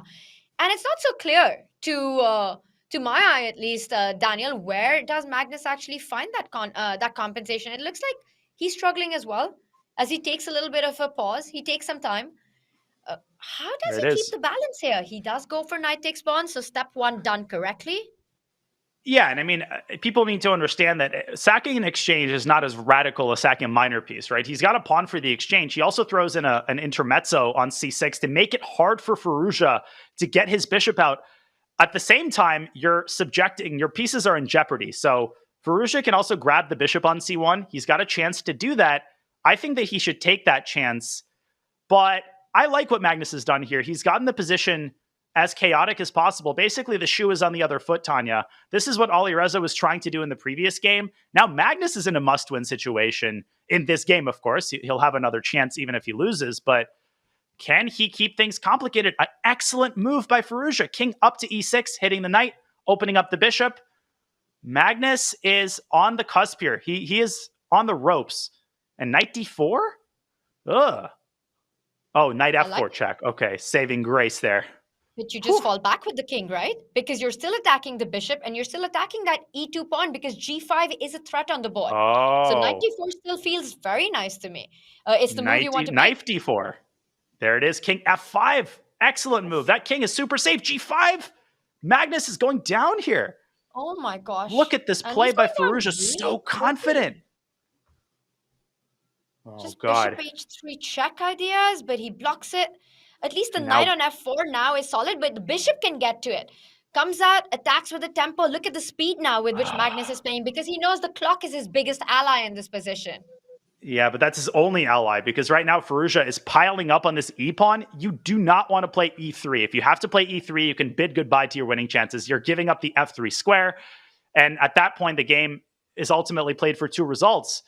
Right now, it's still played with two results. I don't see a way to defend against the threat of bishop takes f4 and knight takes e2 check. Let's not forget, Magnus needs to win this game. He cannot simply draw it, and e4 check allows Firouzja to just sack the exchange back on e4 with a dominant endgame. This is absolute mastery by the 20-year-old French Grandmaster. Magnus needs to find some way to keep this game going, and I'm not seeing it right now. Maybe bishop e3. Can you give a check instead? Is e4 an option here? Well, the problem is definitely e4 knight runs takes into e4. You might have to play e4, but Alireza is going to sacrifice the exchange back and then just have a much better endgame, which is essentially unlosable. Yes. This You could be trade off over. everything. You've got more pieces on the board, more activity on the board. Daniel, is this also a bit of a psychological battle right now? I mean, Magnus, we know that he's one of those guys, maybe he doesn't believe in psychology, he only believes in good moves, as Fischer once said, and his chess is so good. But the fact what we just saw, the match could have been over in that last round. It was such a massive turnaround in that last moment. Is that also something you're fighting in your head? As professional as Magnus is, you're still subject to the same human pressures and the same emotional pressures as the next guy over, right? So, it doesn't matter if you're Magnus or Schmagnus, how many tournaments you've won. He has to find it within himself right now to push all of those negative emotions aside and keep this game going. But Alireza believes that he can do it. Look at the speed of Firouzja's play. F3 by Magnus was the best move, the only way to keep this game going. But what about knight takes e2 check? Trading more pieces. That essentially now Alireza just has free time odds. The clocks have leveled out. And free all he has to do is result not lose. All he has to do is not lose. As you're saying, Tanya, knight d5. Normally, he would be playing this for a win, right? Normally, we would be saying that it's a game for two results. Black cannot lose this game. Magnus needs a mouse slip. He needs a miracle. Right now, maybe he needs to calm down, and he's not being able to. He just rages on. And that's what happens when you're tilted, right? You're tilted, you calm down briefly, and then there's another trigger, right? You get another disappointing result, and it sends you back into that rage tailspin. Alireza is just a couple of moves away, a couple of traps away, let's say, from winning this game, drawing this game, which is essentially winning this game. Can he play knight e3? That's the big question on my mind. Yes, he can. What? And yes, he does. No, this Magnus is just not right. He's not Magnus right now. He just gave this one away, and Alireza, with some brilliant play, is not going to lose this game. This is just, you can offer a draw at this point. He's up in exchange. He shut down that white bishop on c1. If you take it, that's game over. The rook slides in. The b2 pawn falls with a double attack. Magnus Carlsen, I think right now, is coming terms to the fact that he's got to play the grand final reset. Yep. And he's losing, right? He's losing on the board. It's not like, oh, it's a 50-50 game. If Firouzja just plays a6 right now and protects the b5 pawn, in any other circumstance, Alireza is declining a draw with the black pieces here. He's up a full exchange for no compensation. In order to make a draw clinically, all he has to do is get this knight out of the danger zone, maybe plant it on c4, and then just sit. Sit and avoid losing on time. But I love what he's doing. Just everything that he's done so far, it's been played out to perfection. He trades off his only weakness on the board, the f7 pawn, takes up more pawns off the board. It's exchange down for Magnus for a pawn. The bishop in c1 doesn't play. The knight always has the c4 square to jump back to. If you make a move like king to e3, the king gets There was one way to blunder. There was one way to blunder, Tanya. Knight b3, bishop g5, but again, Firouzja with 3 minutes on the clock. This isn't like the previous game. This isn't like the previous game where it's tactical and you're just used to Magnus being perfect. Here, there are no tricks, and Magnus is furious. He's bubbling over, but one way or the other, he's going to have to coach himself, calm himself down, talk himself off a ledge, because he's not winning this game. He's not winning this game. If he has to win the championship, he has to do it in the grand final reset. It's usually we'd never write off Magnus, right? Until the game is over. It's really not over till it's over. But I think, Daniel, this one, I really don't believe that Alireza at least doesn't get a draw out of it. I mean, one miracle is enough for me. We had that miracle in the previous game. Again, take those question marks with a grain of salt. Remember that Alireza is not trying to win this game. That changes your strategy. If this was a Tata Steel game, he would be playing this very differently from the black side. He might even be going a5 and b4. Right now, Magnus's only slim hope, either a mouse slip, an internet disconnection, or Alireza gets too nervous, takes too much time, and then gets flagged, Alireza's not going to get flagged. But he needs to make a move. They're both touching the 2-minute mark. I think Magnus is going to play this on till the end. He's not offering a draw. He's not accepting a draw. Resigning is out of the question.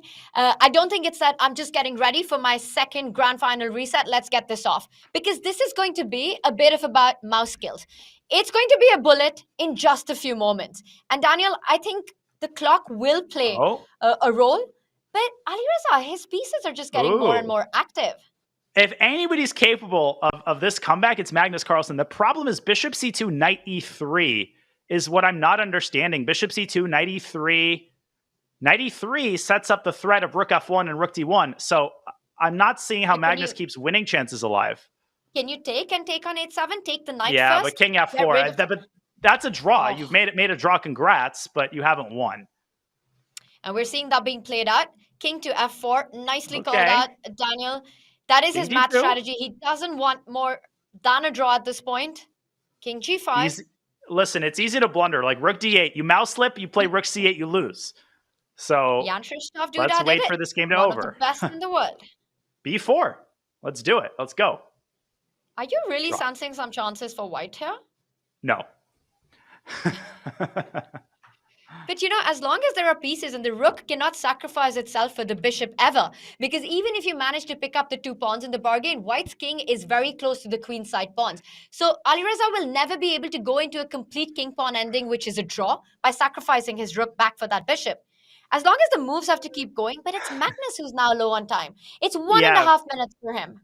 But the other problem is Alireza could even if things go so wrong that he has to give up his rook. He can give up his rook. If he can eliminate the G and B pawns, Magnus will have the wrong color pawn.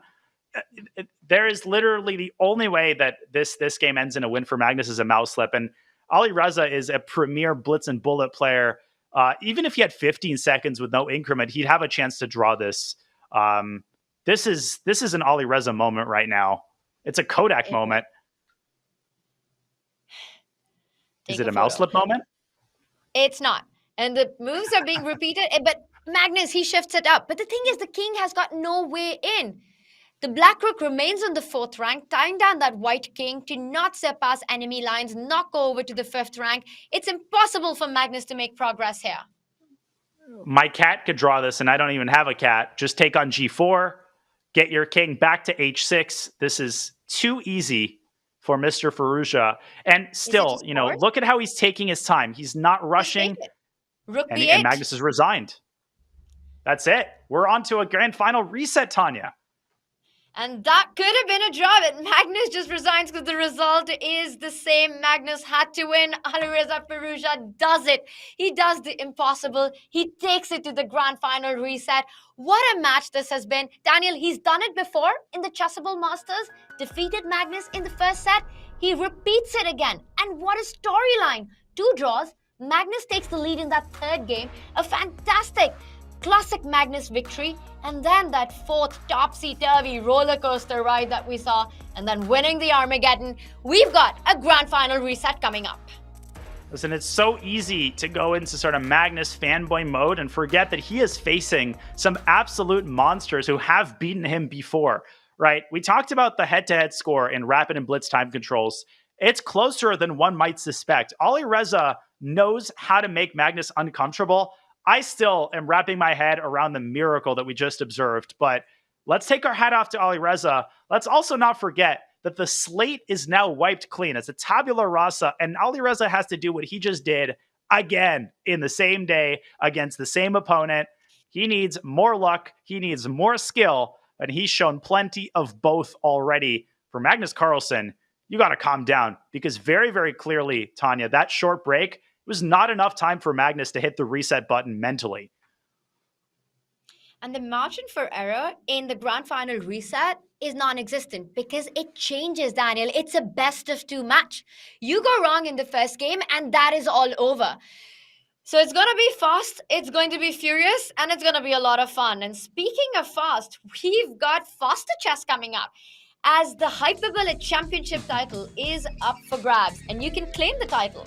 The first event in the brand new Chess.com Community Championships series begins with the $2,000 Hyperbullet Championship on May 30th and 31st.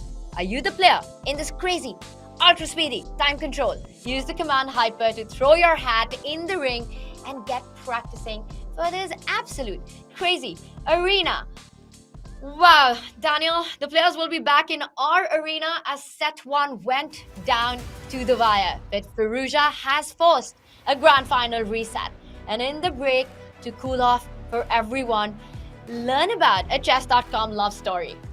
I wasn't expecting that to come up. That's going to be fun. But when we return, set 2 of the Chess.com Classic Grand Final will be played out. Can Firouzja go all the way? Stay tuned. We'll be back in just a few.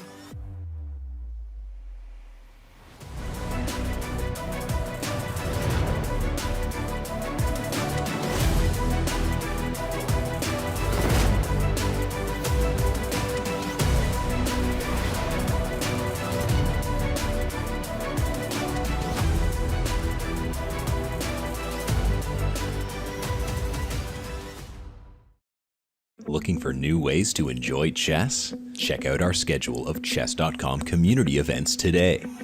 Mondays, play Rapid Opening Roulette and expand your opening repertoire with a new opening each month. Tuesdays, compete against other Untitled players in Untitled Tuesday. Battle your way to the top in Arena Kings on Wednesdays.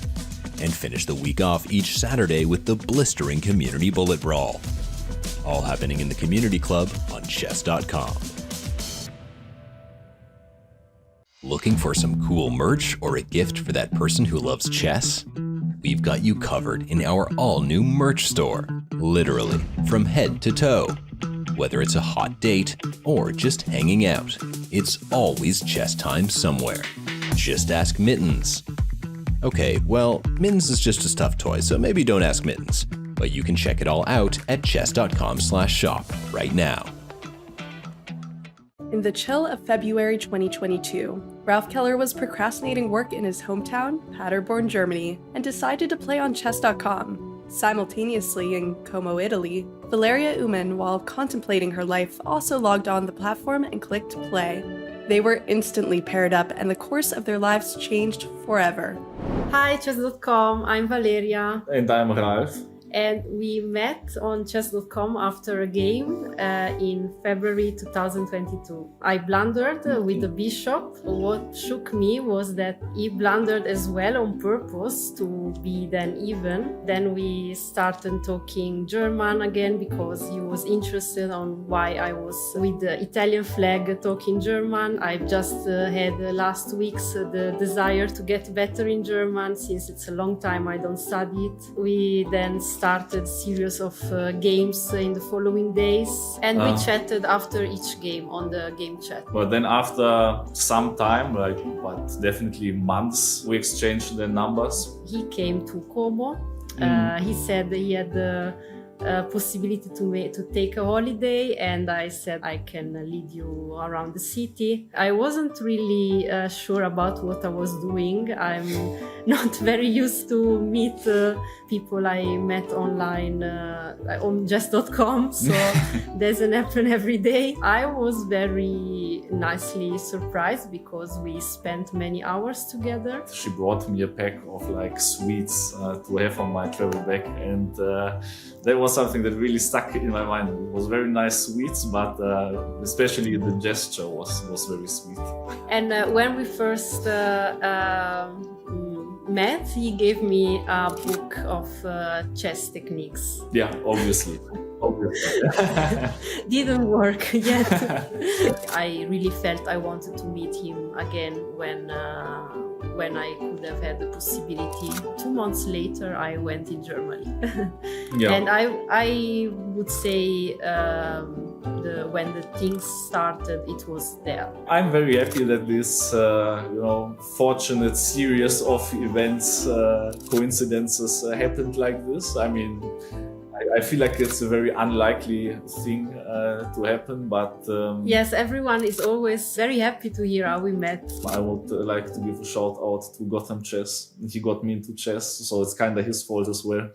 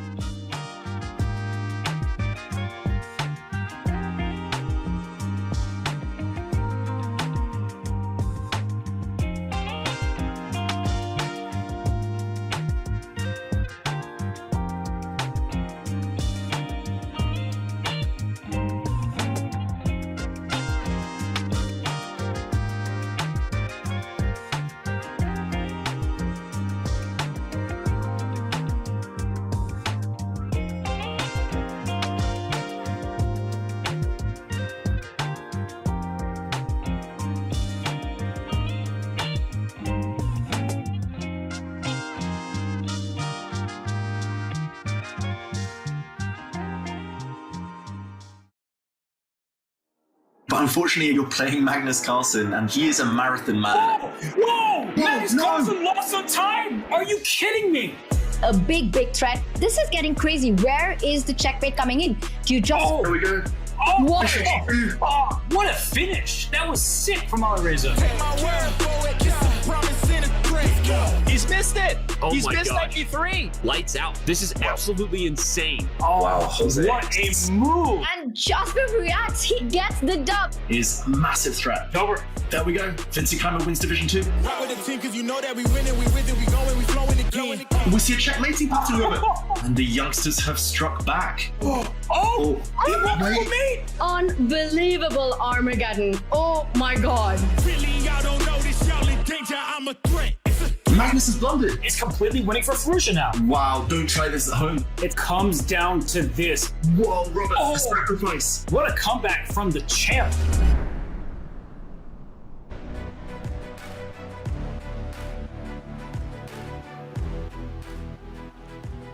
The playing field is level. A winner is inevitable. Alireza Firouzja, he forces a grand final reset. Magnus Carlsen has to do what he did in the Chessable Masters. It's a storyline that we've seen happen before. Can Magnus do it for the second time? And let's take a look at our bracket before the action begins.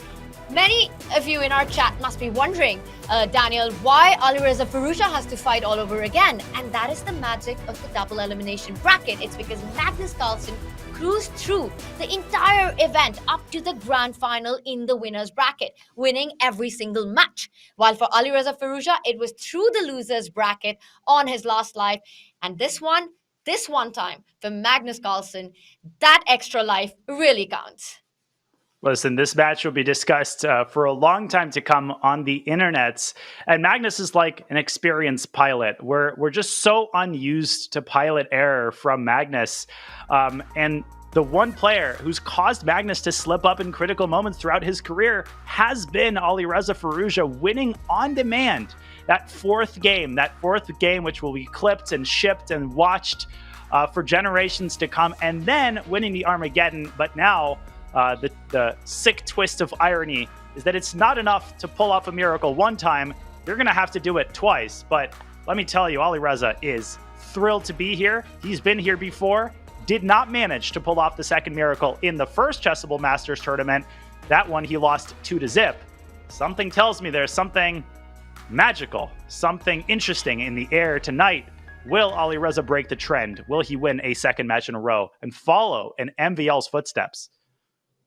Few would have predicted that this match would go to the grand final reset. And that storyline, that scoreline that we just saw from the Chessable Masters in that grand final reset, it doesn't tell the full story. Alireza was so close to getting a huge advantage in his game one as well in that last event.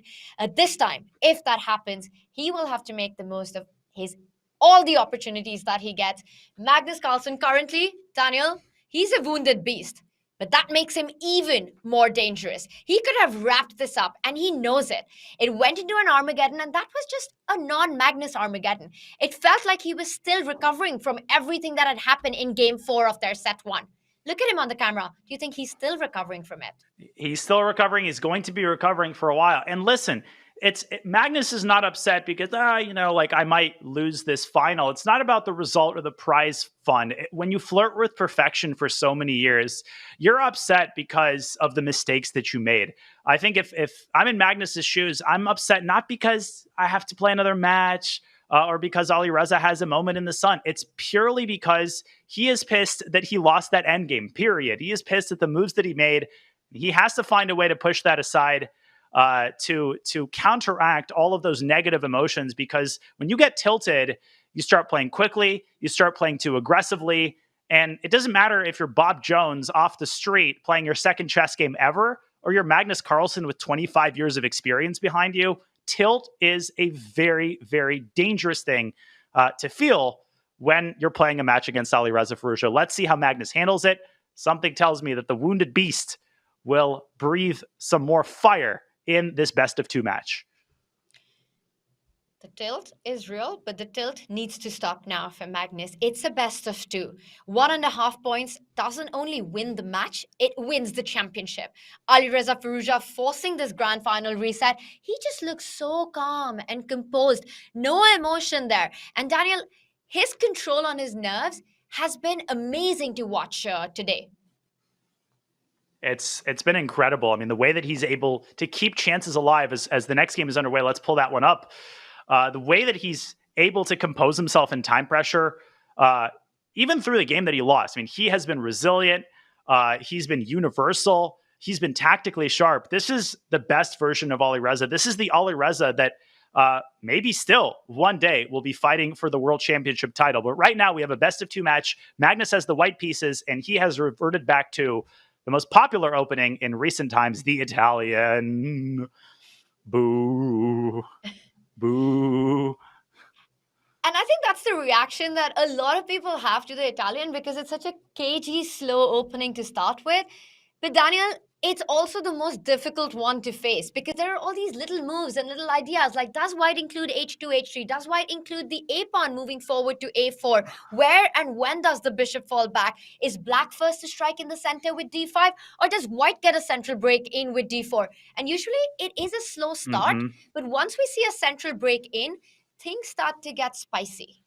Definitely. Much like the Berlin, the Italian has this reputation as a boring opening. Where does that reputation come from? Because when it's played properly, and when two super GMs make a quick draw in an Italian, we assume it's easy. Then you sit down in front of the black piece and you're like, wait a second, what the heck do I do? We saw this in the CCT play, and Fabiano Caruana, one of the top Italian experts, he won a couple of games against GMs in like 20 moves. He beat Adam Kozak. A single inaccuracy, playing d5 at the wrong moment, playing bishop e6 at the wrong moment can cost you the game very quickly. So it's an opening with a lot of teeth. Right now, Magnus Carlsen is taking his time, queen to b3, not a very conventional approach to this position, forcing Alireza's rook back to f8. I am more used to seeing a pawn on b4 before the queen gets to b3. Try saying that 10 times in a row. Will this position appear on the board 10 times in a row? The one thing that's a bit of a drawback with the queen moving from the d1 square is that the black knight can jump to h5 because you don't have these tactics of knight takes pawn on e5 because the queen from d1 would have then picked up the knight. So you always have to watch out for that black knight eventually landing on that f4 square, which is an idea that usually works in black's favor. There's also a trap that I really like to point out. I'm going to put this on the board just so we can get a better hang of what's going on. Alireza has a lot of moves in this position. He can go king h8, h6. So it's hard to predict what he's going to do. If he plays knight h5, bishop to d5 sometimes runs into this really cool tactic.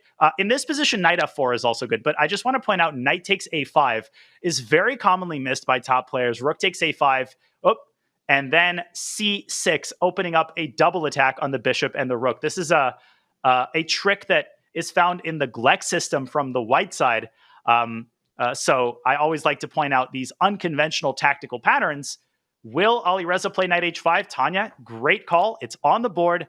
And Firouzja wants to win this game. He doesn't just want to hold a draw. He senses that he's got the psychological advantage. He's got Magnus tilted.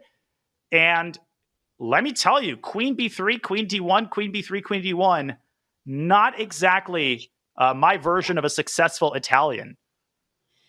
That's a clear sign that something has gone wrong in the opening. When you have to come back with the queen to the square d1 so quickly, things are not looking great. Knight f4 is an option. You're pointing out queen f6. I like both these moves. Very, very strange play here by Magnus. And I think Alireza should be more than happy with what he's gotten out of the opening. Daniel, I see a move on the board, by the way. I think he's gone for queen to f6. We see that on our live board on that bottom left. So great call by you there. And knight takes pawn now doesn't work because the queen can capture that knight. And then eventually its own knight is protected by the queen. So no tactics on the board. I don't think Magnus is happy with the way the opening's gone. And there's another problem. If he plays knight h2, another typical idea in the Italian, there's knight h5 to g3, sending the rook away. So lots of tactical nastiness to keep in mind if you're white. Now, Magnus can kind of go for the nuclear option, just take this knight off the board. But then you're handing over the bishop pair. If you have to play bishop takes f4, it's a sign that you're worse and that things have gone wrong. Let me tell you, Tanya, he's worse and things have gone wrong. This is a dream Italian with black. You've got everything that you want. Your knight has landed on f4. You're already threatening tactics once the queen arrives on g6. You got checkmating ideas coming on the board. Bishop takes pawn is a massive threat right now. And Magnus Carlsen, with head in hands, is trying to deal with this and just wondering, how did he land up in this position? In what move are we on? I'm going to get the live position here. Just a moment. There we go. Bishop e3 on the board. And wait a second. Bishop takes h3. He wants bishop takes f4. Let's put this on the analysis board. Can Alireza get away with this move? No, I don't think so. Bishop takes f4 is Magnus's idea. Tanya, this is such a devilish trap. Look at this. Queen takes f4, gh. You're feeling cool. You give a check on g3. And much like the first game, Alireza did this to disarm Magnus's attack. Here, the roles would be reversed. This knight on h2, for people trying to learn from these games, this is a very, very powerful defender. Alireza would run out of pieces. That's not possible. Maybe you can play knight takes h3, but I don't think so. I think if you're Firouzja, forget about the tactics. Just play a move like bishop e6 and enjoy your life. Maybe also very tempting to put that queen on g6. Yeah, I was just going to say, not only do you threaten a mate in one, bishop h3 becomes even more powerful. And then you got to analyze what happens after white was to take that knight on f4. But Alireza, with a different approach, he wants to get another piece into the attack. He wants to get the knight from the queen side over to g6 to try to reinforce that knight on f4. It's given a question mark, but Daniel, to me, it doesn't feel like a bad move at all. I actually think it just keeps all the pressure and the threats in the position. Yeah, the top engine move was g7, g5, which you don't see every day in the Italian. It's a very hard move to play against Magnus. Knight e7 is a very typical approach to the position, get the knight around to g6. And Magnus responds in textbook fashion. You get a piece out of the center. I try to punish you by striking in the center. I'm curious, though, what Magnus is intending against knight e7 to g6. How is he going to prosecute that tension in the center? Is he going to exchange on e5 and then exchange on a7? Will we see a move like king to h2 from Magnus, which is a really nice way of sidestepping these dangerous threats with knight takes h3? I think Firouzja senses that this is an important moment where he needs to keep that foot on the gas pedal. Otherwise, the momentum of the game might start shifting in Magnus's direction. I think it already has, actually, after a move like king h2, Tanya. And I'm not really seeing where Alireza's going with this knight. Maybe h4. Well, the whole idea is that you kind of just reinforce that knight on f4, and at some point you want to jump onto h4 to take away a key defender in white's camp. The other thing that this knight maneuver does for black, a very typical plan in the Italian, is to push in the center, right? Now that the c6 square has been left empty, you could actually go c6, and if you can dream and try and get d5, that would be ideal. But I think at some point, Daniel, Magnus does intend to take on e5, making sure that Alireza doesn't get that d5 break in. I got to shout you out, Tanya. I think you're pointing out a lot of correct things. C6, something I completely forgot about. That is a very important idea. And I think Alireza is going to operate in the center. Great call. Hats off to you. C6 is on the board. Firouzja is still very much in the driver's seat. And d5 is a force to be reckoned with if you're Magnus Carlsen, because that king on h2, Tanya, might very well get caught in the crossfire, right? You can imagine a scenario where white trades twice on e5 and suddenly the king is caught in a potential discovered check. Magnus is still worse. And he's a single blunder away from getting destroyed in the king side and on the center. In the center and on the king side. Wrong way around. The thing is, right, Alireza is coming for the king, and you can't allow black to open up with d5, so have to trade on e5. And once again, to me, it is the most natural looking move, but it feels like the computer not happy, gives it an inaccuracy. Daniel, I really like your idea. Instead of taking it with the pawn, which feels like a hand move in this kind of position, to consolidate that knight on f4, reinforce it. Knight takes pawn would really put the pressure on Magnus. What do you think Alireza is going to decide on? Knight takes pawn or pawn takes pawn? The fact that he's pausing here tells us he's not just automatically going to recapture the pawn. This is one of the things which makes these top players so good. They sense the moment when, wait a second, let me resist the urge to make the autopilot move.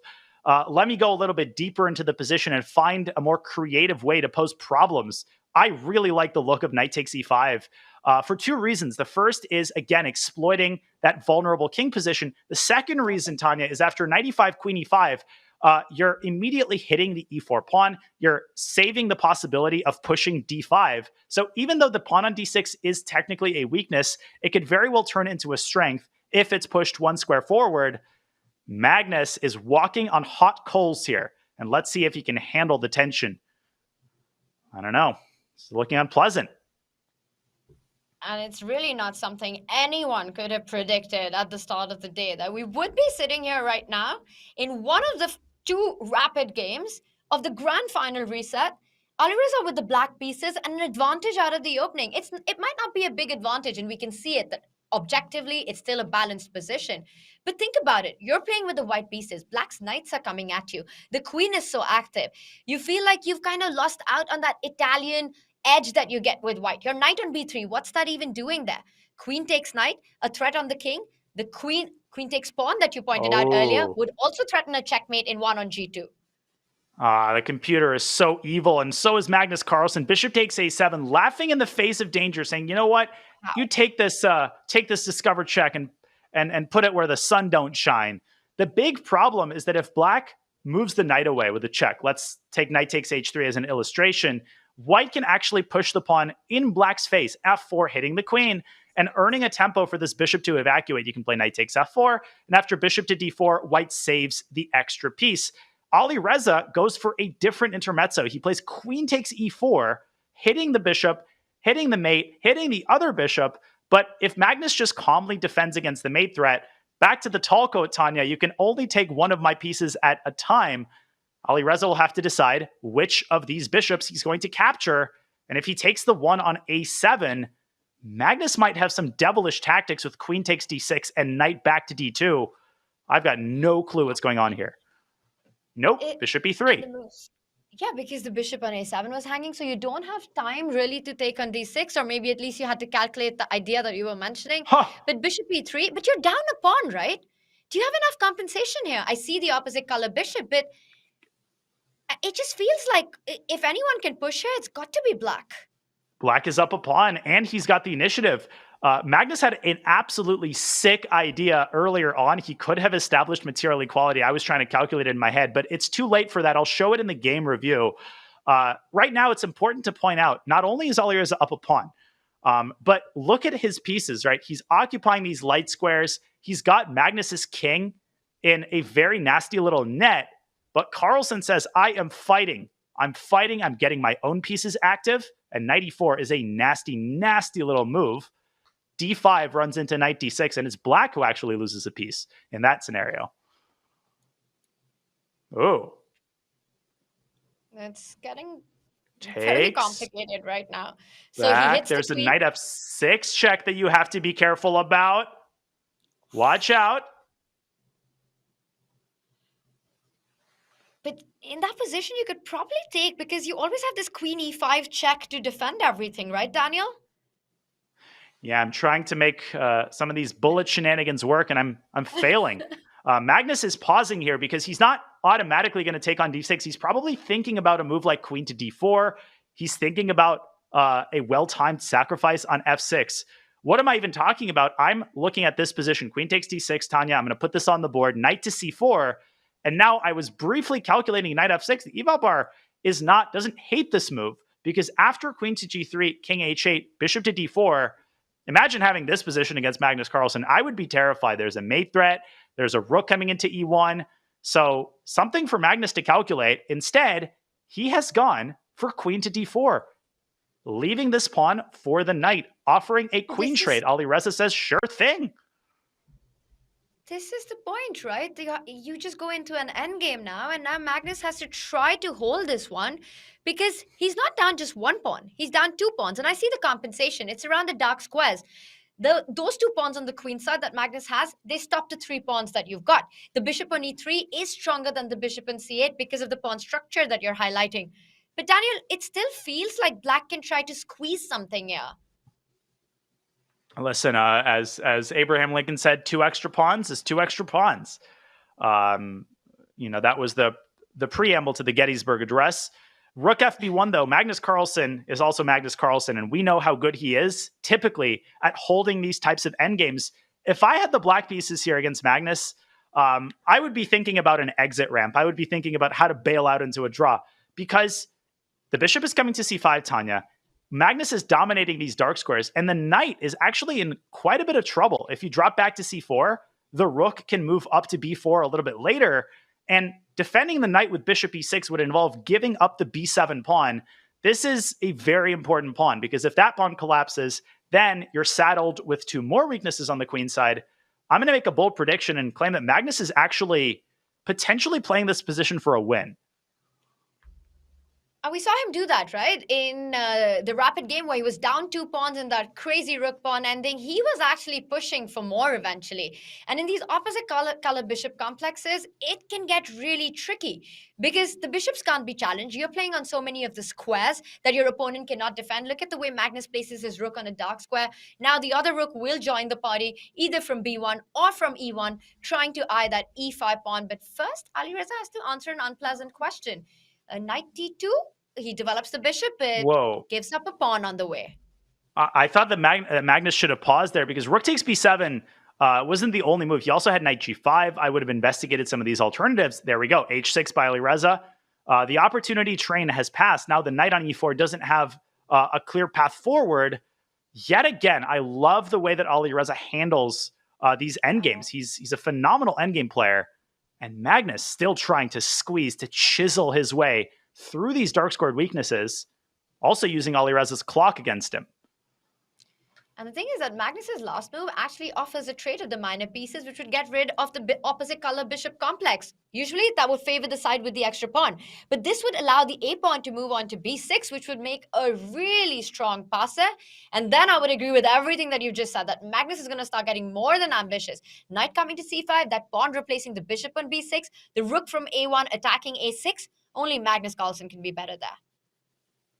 That's the thing, right? There's the Magnus effect on full display. You could have 3 extra pawns and you're still going to believe that you're on the defensive.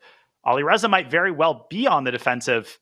From a practical standpoint, I would be very seriously considering a bailout option with rook b8. It's on the board. And does Magnus keep the rooks on the board? Does he play rook c7 here? That would involve giving up another pawn. And more importantly, that would involve giving up the pride of his position, the bishop on b6.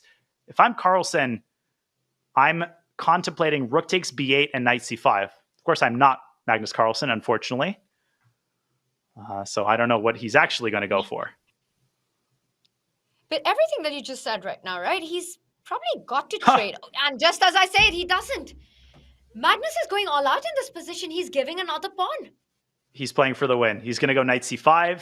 He's going to put all of his eggs in the piece activity basket. And that's a pretty good basket to put your eggs in, because once the knight gets to c5, it hits the bishop. The bishop doesn't have too many safe squares to jump to.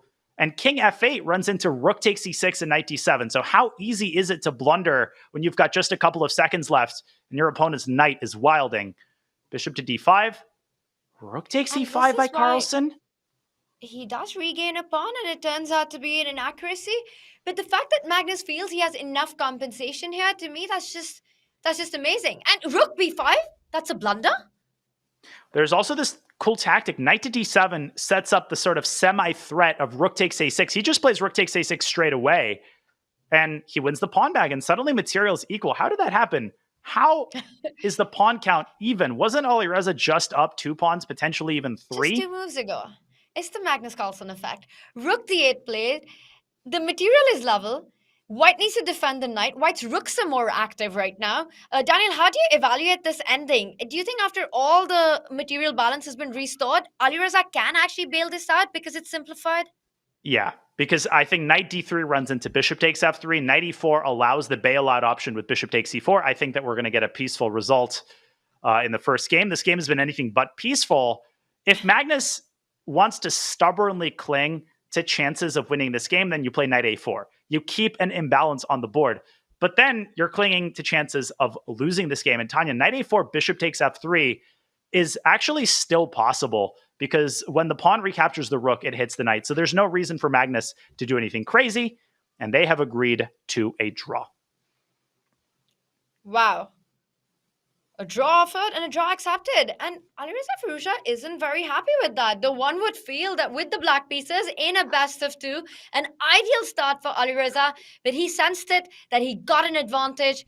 But getting an advantage against Magnus is far from over. Magnus still in thoughts, probably checking out what just happened, getting ready for the next game.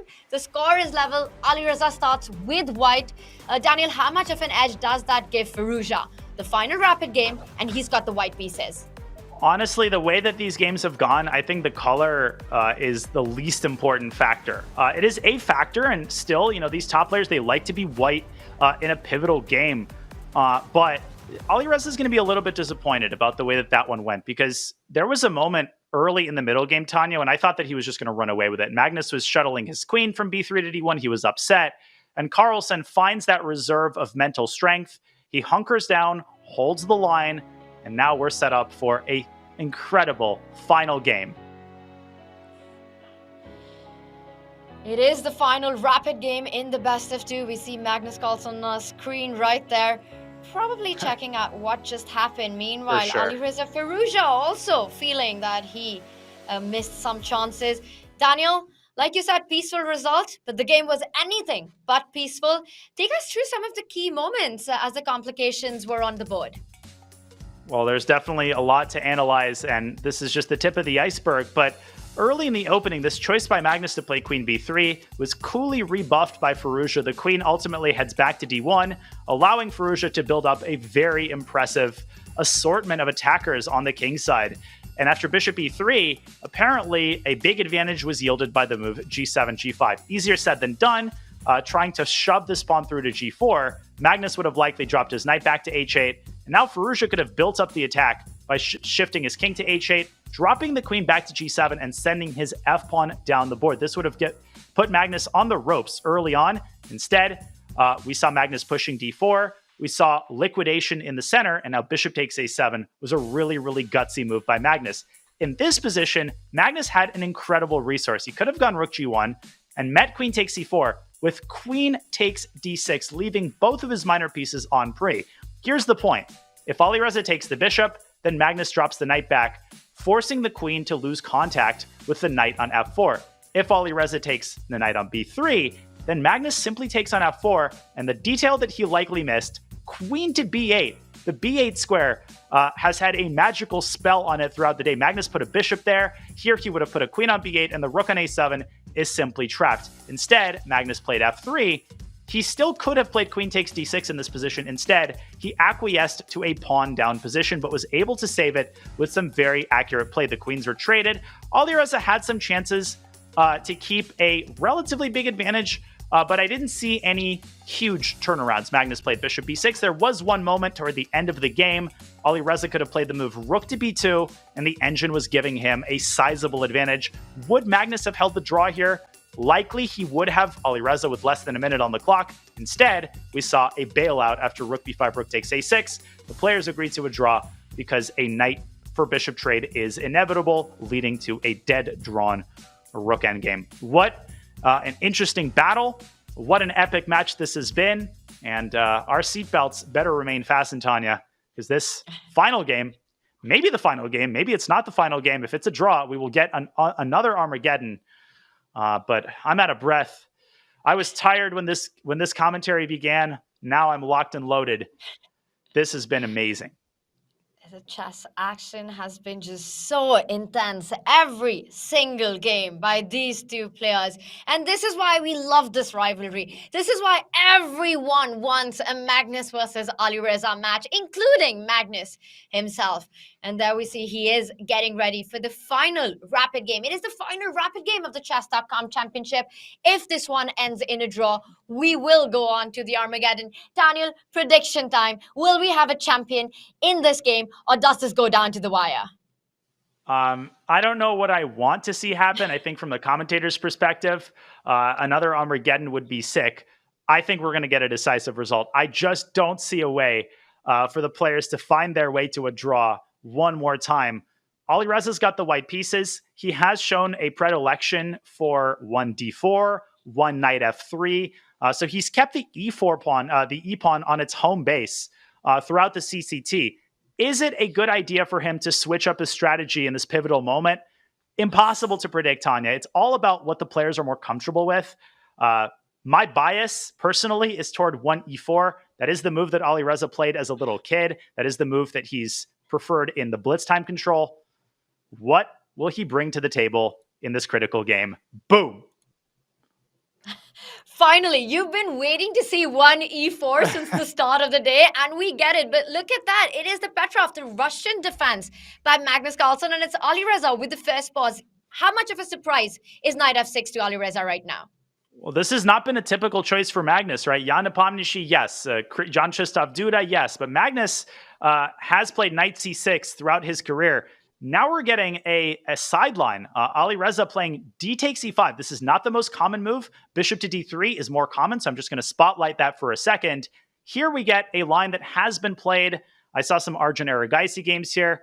It's a very unconventional pawn structure, Tanya, with a white pawn on e5, a black pawn on d5, and now the queen on d7. There's way too much nuance for us to explain it in the context of a rapid game. What I will say is that both players are likely to castle kingside, and this battle is likely to be decided with some very deep play in the center of the board. And we see the rerouting of the knight to the really nice spot on e6. Daniel, looking at the opening outcome, I know it's still early on, and even though it's one of the most solid openings of chess, one that has stood the test of time, I do think that the result will reflect that. I think we're going to have a draw in this one, and Magnus's choice of knight f6 seems to imply that he wants to take it to the Armageddon, and just as I say that, b6 on the board. So inviting a little bit of an interesting play. The bishop will come to b7, the pawn will go to c5, the other pawn will move to d4. What do you make of this? Yeah, I mean, I think you're right. Magnus doesn't mind a second Armageddon. His opening choice indicates that if Alireza really wants a draw with white, he can make it. But Alireza wants to end this match right here and right now. I think his heart can't take another Armageddon. This choice to play b6 and bishop b7, I'm not too experienced in this line in general, but Magnus actually delaying the development of his kingside, that tells me he actually might want to castle queenside and checkmate Alireza with a quick pawn storm. No, c5. The engine doesn't like it. I really liked, Tanya, the possibility of knight c6 and long castle. I thought Magnus should have invested some more time thinking about that option. c5, he wants to control more of the center and then bring out the knight to c6. But how much of an option is long castle anymore? Is that even on the table, considering that black has expanded with c5, d5, giving Alireza the hook when he strikes with b4? If we were to see a queenside castle by Magnus Carlsen, do you think that's still on the cards? It definitely is on the table. Just because you've played c5 doesn't mean you can't castle queenside. It's more dangerous now. White has the possibility of b4. But I'm really confused at Alireza's last move. He kind of autopiloted this weird move c3. If we could pull up an analysis board, I'm not sure what the point of that move was. My preference would have been a move like knight g3 or knight to e3, trying to quickly get this knight around to d6, because that is the square that black weakens when he pushes the c-pawn. Also, this would have prevented Magnus from easily developing his knight. Maybe Firouzja was afraid of a move like d4, but with the knight landing on f5, or maybe landing on c4, this is a better square. This would have been a very nice position for Firouzja. Instead, he allows Magnus's knight to come out to c6. And if you try to correct your mistake, Tanya, knight e3 might now walk into d4. d4 is a really scary prospect in the long run because it opens up black's bishop, it opens up the center, and I'm starting to feel a little bit apprehensive about the outcome of this opening for Alireza Firouzja. I'm liking it so far for black. And when bishop b7 was on the board, Daniel, I had the idea of c5 and trying to get in d4 in as quickly as possible. And that would mean a really strong sniper on b7. The big question for Magnus will be about king safety here. Where does he want to place the king? Does he have enough time to actually go bishop b7, shut castle, get a rook to d8, and then go d4? Give black 4 moves, and you're talking about a position where it's only black playing. Meanwhile, Alireza needs to establish a knight on f5. He needs to find his own activity, his own play in this game. And Daniel, step one towards that, knight g3 on the board. And you're pointing out g6. Is that the way to finish development for black here? It's certainly the automatic move, right? It's the move that you're taught to play. G6, there's 2 squares between a pawn and a knight on the same file. Robert Hess really likes to point out that greatly restricts the mobility of the knight. The knight doesn't have f5, it doesn't have h5. Maybe Alireza is banking on the possibility of c4, right? Weirdly enough, now you actually want to provoke black into pushing d4 because that gives the knight a new vista. It gives the knight the e4 square. That is the worst case scenario for black. You do not want to allow this knight access to f6 or d6. The problem with c4 is that black is not obliged to play d4. Black can castle queenside. Magnus could elect to put a knight on d4. And Alireza, he just has the tougher problems to solve, Tanya, as we're seeing from his time usage. He's down 3 minutes on the clock. His position doesn't look great to me. And Magnus has a very clear roadmap. h5, bishop e7, easy moves for black here is exactly what you want in a pivotal game like this. And a very committal decision here by Alireza. And I don't know if that's clever or rattled right now, but it definitely changes the dynamics quite a bit because he's offering a bishop trade for the knight, which Magnus declines. To me, it felt like the natural decision, right? You've got a dark squared weakness. You want to get rid of your opponent's bishop, the strong bishop on g5, which can land on f6. Daniel, bishop g7, would that have been your move of choice as well? Initially, I also thought Magnus was going to take on g5. Then I spotted this idea of bishop e2 to g4. And that might have been the deciding factor. That would have precluded Magnus from castling queenside. Now, he can't castle queenside because it's against the rules of chess. He can castle kingside. That might be against the rules of the position. But if you trade on f6, Tanya, this is what you're implying. That rook gets active. The bishop can jump to b5. We might see bishop b5 and bishop g5 in the same game. Alireza always able to stir up complications. He's so good at that. Just out of nowhere, right? You give him a move or two, it looks like a cagey, simple, strategic position, and then there's wildfire on the board. Daniel, after everything you pointed out, king's safety is of primary importance right now, and Magnus has to take a decision. What about the idea of actually going a queenside castle, which right now is illegal, but you could snap off the bishop on f6, force white to take that bishop back with the pawn, so you've got these doubled pawns on the f file, and say, I'm not going kingside castle, because yes, that's super dangerous. Queen d2, queen h6, it could be a checkmate in 3, but then you go queenside castle, bishop takes bishop, pawn takes bishop, castle then on the other side of the board. Tanya, I think that's another great call by you, and I think we will see just that, because if you ask yourself what the alternative is, and Magnus is just not happy. He's not happy at the way things are going in the match. Maybe this game has turned in Alireza's favor, but castling kingside, allowing all of these shenanigans with a knight coming to e4, which, by the way, is possible. Shocking to me. I liked your approach. He does castle kingside, but what about bishop takes g7 and knight e4? What about queen to d2? Is Magnus not afraid of getting checkmated on the kingside? Let's see what he has in store, because Alireza is smelling blood. Queen to d2 is on the board. This game has turned around yet again in white's favor.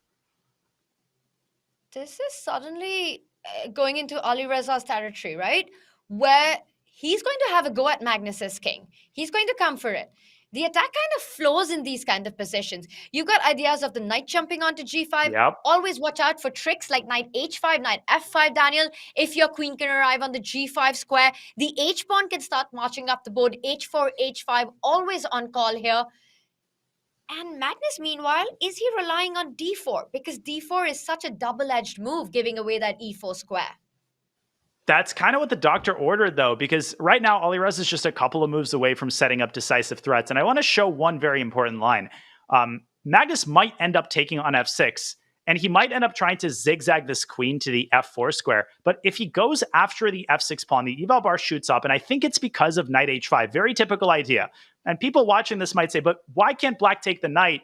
After queen h6, white has no threats. That's not true. White isn't threatening the immediate checkmate on g7, yes, but there is no way to stop the secondary threats with knight to g5 and bishop to d3, and there is no way for black to pile up the pressure on the f6 pawn. You can play king h8. That's not going to help you after a knight to g5. Classic deflection. And then Hikaru would love to hear me say this, a lollies mate on g7. How many games have been lost at all levels due to this checkmating construction? Magnus Carlsen seems like a broken man right now, and he needs to find a hidden reserve of strength. My guess is that he's calculating d4, Tanya, but I'm very skeptical about the possibility of a move like that working, given how many squares White is able to access with his bloodthirsty knight. I've been on the receiving end of so many of those checkmates, and Daniel, you least expect them, but moves like knight f5 and knight h5, and just magic out of nowhere.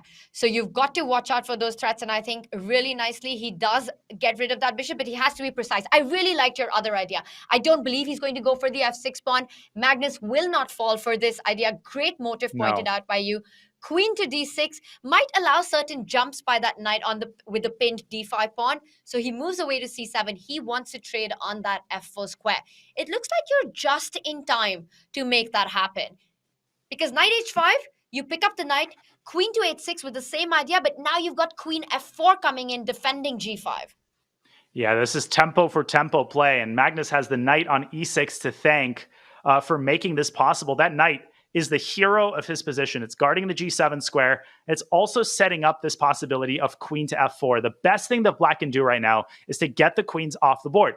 That doesn't mean that his problems are over. And Alireza could choose a positional move like bishop to b5, preparing to swap the knight on c6 and paving the way for his other stallion to jump into e5. So I would caution people against thinking that once the queens are traded, Black's king is safe and everything is copacetic. It's not. The pawn on f6 is still a massive, massive problem in the long run, but definitely a step in the right direction for Magnus to get his queen to f4. At the very least, he's not going to get mated in the middle game, which is saying a lot, given how bad his situation looked just a couple of moves ago. The other thing, Tanya, do not take this pawn because you open yourself up to all sorts of nasty discoveries against the queen.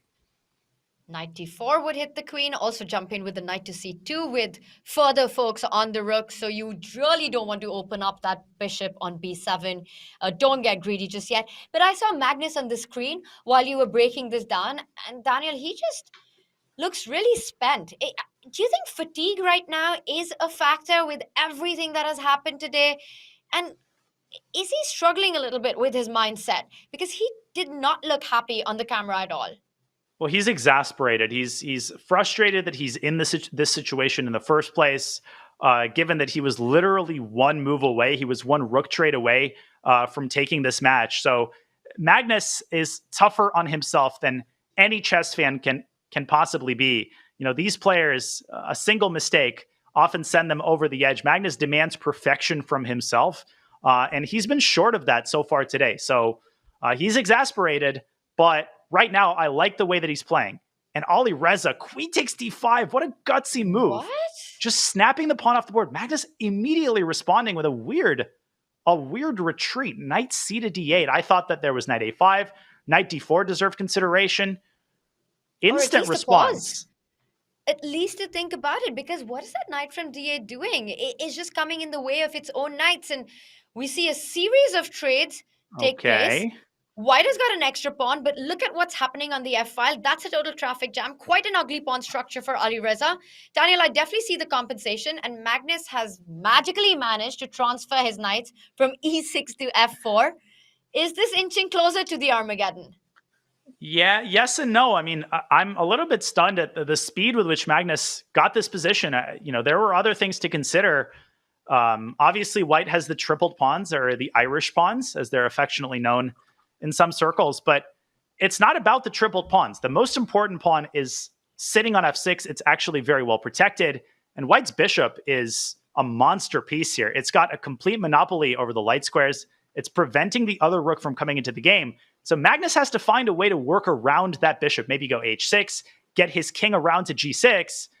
It's anybody's game. Alireza could lose control of this, Tanya. Very important for us to indicate if Firouzja loses the f6 pawn, he's going to be worse. So it's not like he has a blank check here, but he's definitely in the driver's seat for the time being. And another excellent move. Bishop to d7. Will he exchange on e6? But does he need to rush with that? Because the bishop from d7 doesn't only eye that exchange, it also gives White the time to double up on the d-file. You could exchange on your terms. You could put more pressure on that black rook on d8. So something to think about right now for Alireza.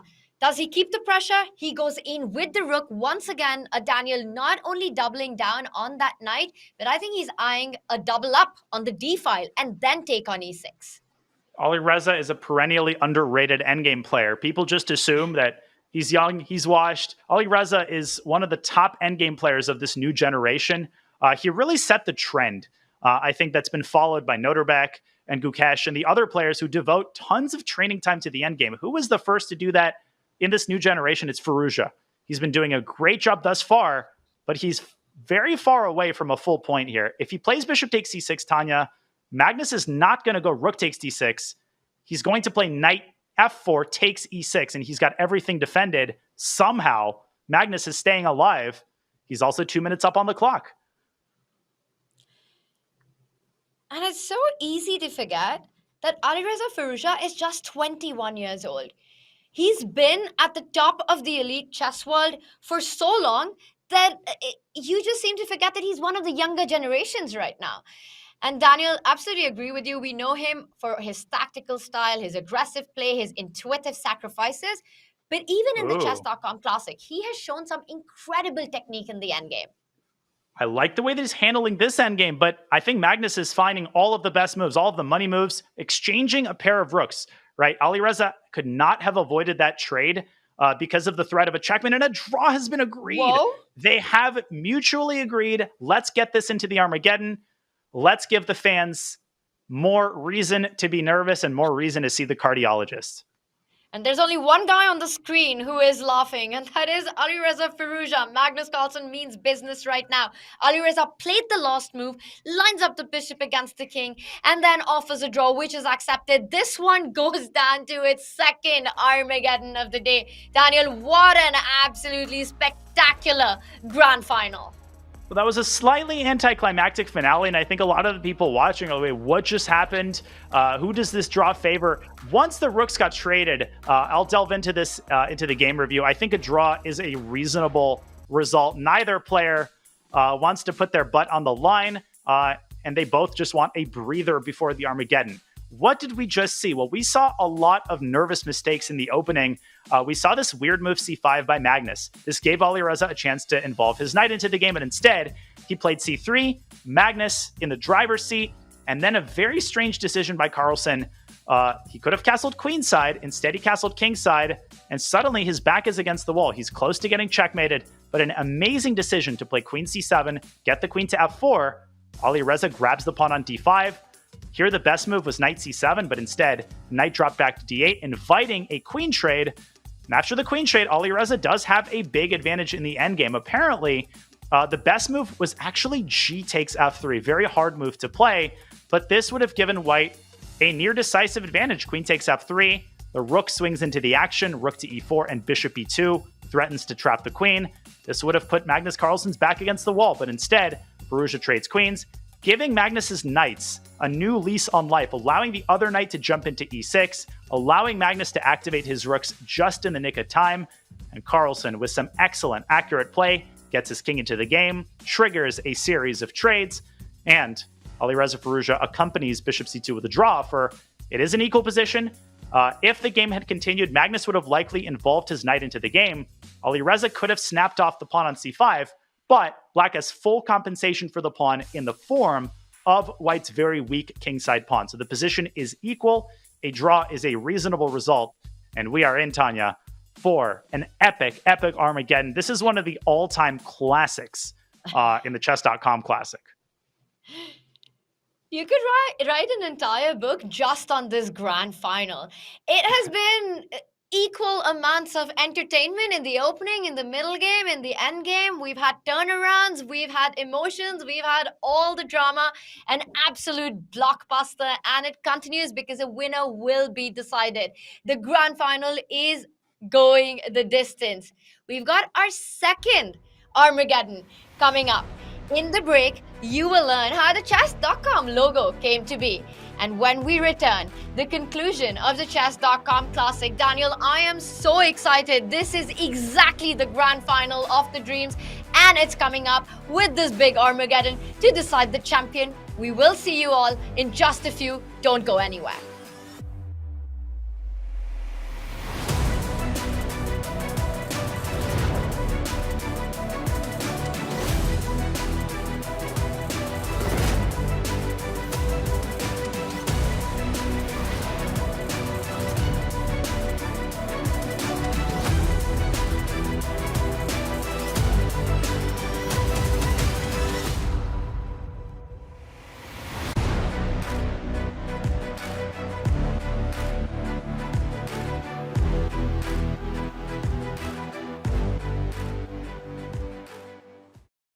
Want chess on the go? Check out these essential chess apps.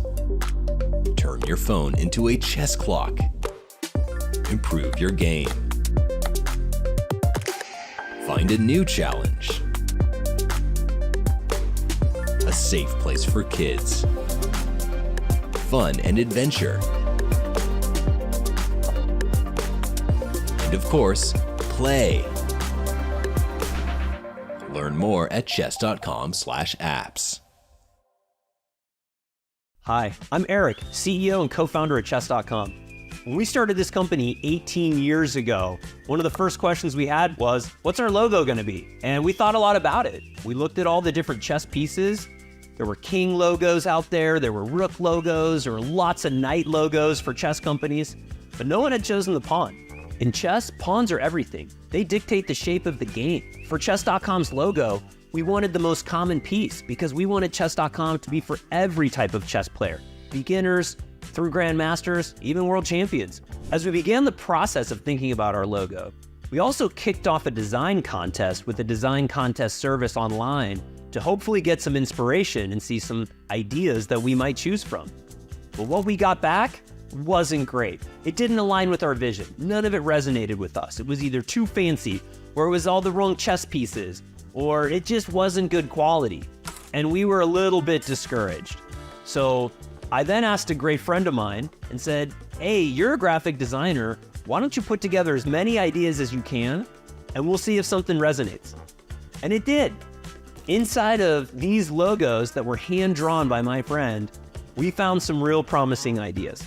We knew we wanted something clean and simple. We didn't want anything fancy. We're not fancy people, and even though the game of chess is the most royal of games, we wanted something that felt clean and open and welcoming for everybody. We liked the pawn. We also thought about our colors. Well, everybody was doing blue at the time, and a lot of people for chess did black and white, but that didn't feel right for us. For us, green felt right. It was the color we've been looking at on scholastic chessboards, and no one else had chosen it. So we picked green. We wanted a green pawn. We initially picked something that felt kind of fun and right, but maybe was okay in the year, 2005, but it didn't sit quite right. So pretty soon, we started to angle a little bit different, a little bit simpler, and we came up with this very first version of the green pawn Chess.com logo. From there, it's evolved several different times as the pawn shape kind of moved from older and more classical to a little bit newer, and then finally to our current pawn, which is based on our Neo chess pieces, which is our view of the modern future of chess. Designing the Chess.com logo was a personal project for me because I was so excited about the feel and the touch of what we would put out in front of the community. What some people don't know about me, they look at me as like the CEO of Chess.com, is they probably picture me as like a business person doing like number stuff. I don't care about any of that. What I really love is the product, the feel, the pixels, the design, the buttons, all the different things. I am deeply involved in every aspect of our product, including our logo. And so for me, this was a passion project. I love the elements of design. And I work really closely with a huge, amazing team of talented designers who work on this. And I'm grateful to everybody who has worked on the logo and listened to me be really nitpicky about every single detail of the curve of the pawn and the color and the shading and all the different things. And just really, it's been an awesome collaborative process for us to get to where we are today with the current modern Chess.com logo. The Chess.com Classic is our celebration of 17 years of working on chess and working with you, the community, to make chess the greatest game ever.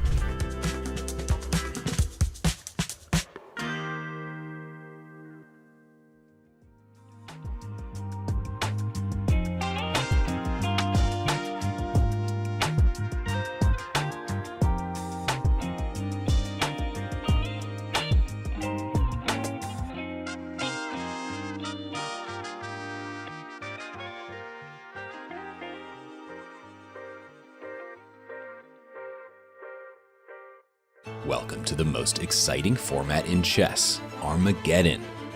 The ultimate tiebreaker. Armageddon grants white more time on the clock, but in return, white must win. A draw secures black the match win. White starts with 10 minutes, and each player submits a confidential bid with an amount of time they are willing to start with. Lowest bid gets to choose their color, usually black, and those coveted draw odds. Let the Armageddon commence.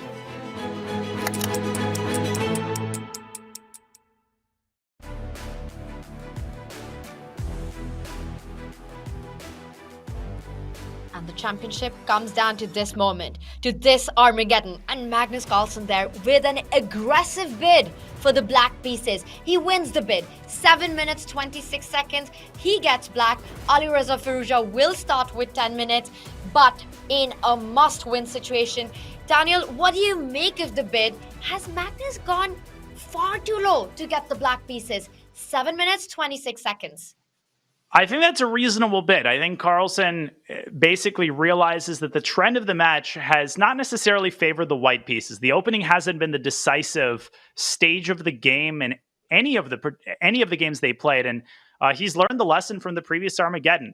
I think that most top players, as I said before the last Armageddon, they like to be black. They like to have draw odds. And once again, for people just joining us, first of all, where have you been? Second of all, there's no increment in the Armageddon, so flagging is on the table. Fast play in the opening is the order of the day. For Alireza Firouzja, will we see one e4 for the second time in a row, or will he revert back to what has brought him here in the first place? Knight f3, d4, maybe something a little bit less theoretical is on the menu. Flagging is not only on the table, it's highly encouraged in the Armageddon. And right now for Alireza, he has to win on demand. He wins the championship if he does it. Magnus Carlsen needs only a draw for not only his second win in the Champions Chess Tour season 24, but his 8th win in a row. What happened, Daniel? Magnus's internet went out. I thought my internet was going to go out because there's a huge thunderstorm right now in Charlotte.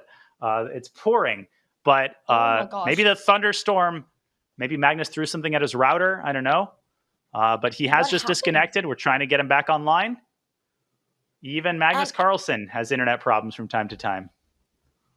And if there's a delay, what happens? Does he get a penalty? Does he get a time deficit? Because this is the Armageddon.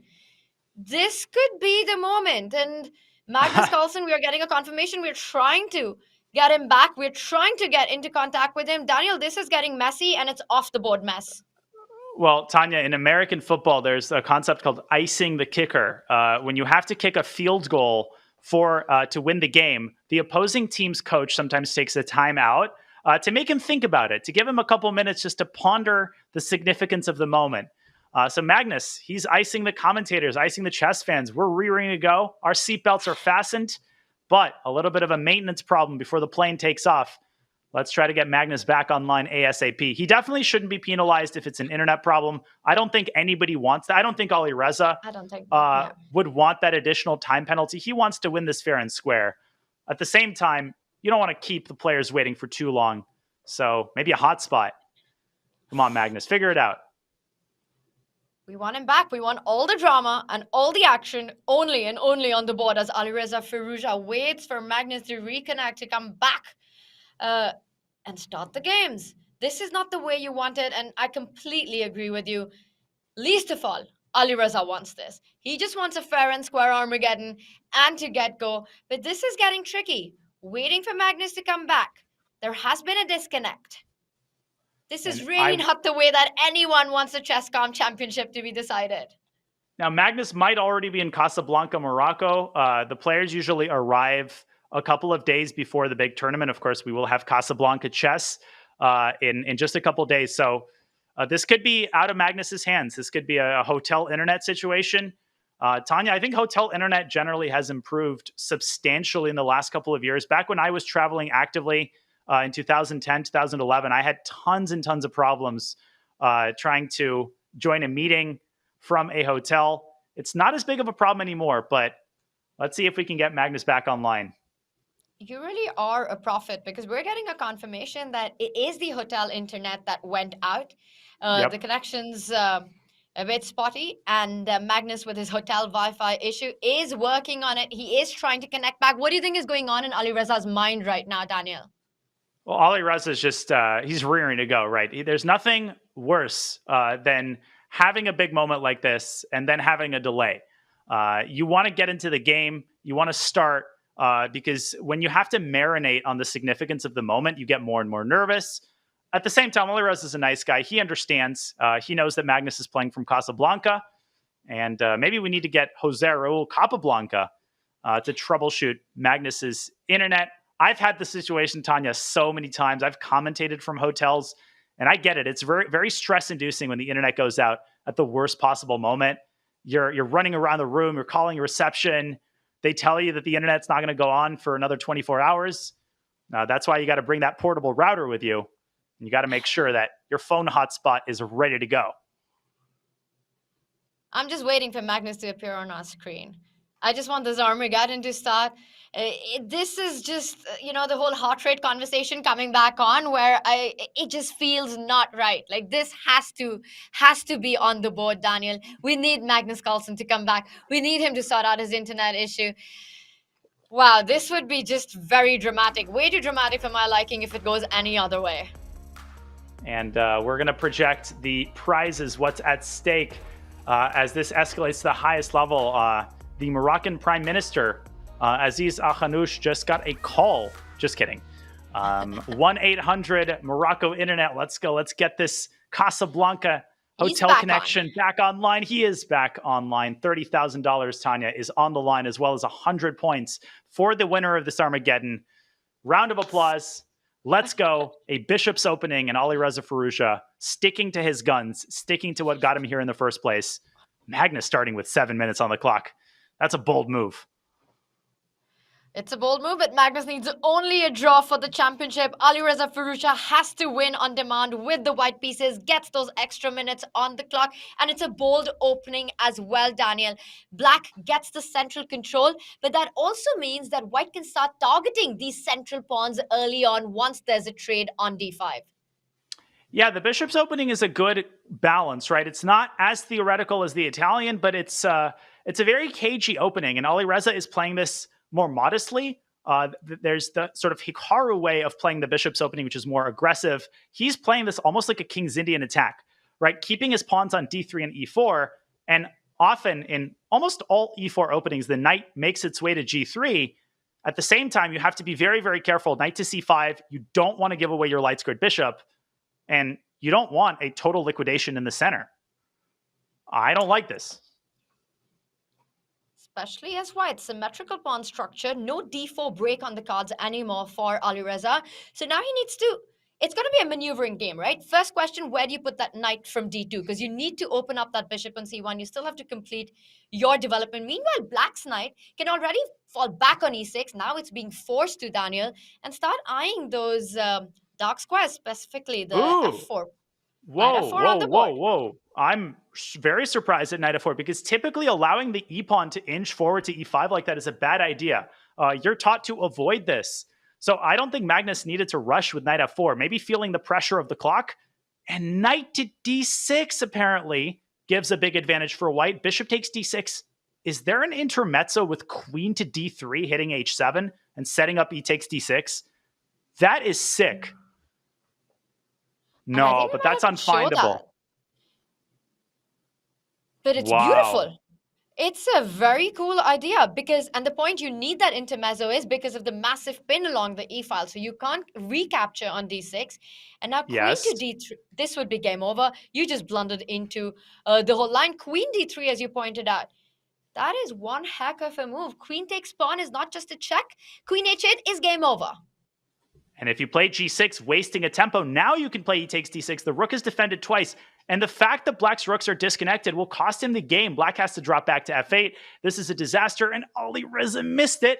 That was a huge chance. It wasn't winning for white, Tanya. I mean, knight d6, black could have slid the rook away, but it would have been big, big trouble. Now Magnus has a chance to slide his rook away from the line of fire. But bishop e6, I think, is what he's going to choose. This was so hard to see. I mean, how do you even know that a tactic like this exists? I've never seen this pattern myself. And the current position, he's done it anyway. Because you can't take it twice. There's a c4. There's a pin and win. Magnus missed it for the second time. This time the idea is totally different. Bishop e6 by Magnus, his last move, very neglectful. And now he's in huge trouble. What does he do? C4 is coming anyway. B7 is hanging. F4 is going to be hanging. Black's king is in trouble. You can't take twice on D6. You might have to give up a piece here if you're Magnus Carlsen. You might have to take twice on D6 and then take on B4 and try to save that piece down endgame. Unbelievable. And Magnus on the camera, he was shaking his head as well. He completely missed this knight jump to D6. And with the championship on the line, this could be the decisive moment. This could be the moment that really matters. And look at that. He looks away. There's no increment. He needs to make a decision. He needs to make it fast. Daniel, what happens if he just slides the rook? What if he tries to defend everything in the position? Rook B8, for example, is on the it's possible, but white will play C4 anyway, tossing the knight out of D5, and then the F4 pawn is going to fall. And once the F4 pawn falls, white has this mating idea with Queen H6, Knight G5.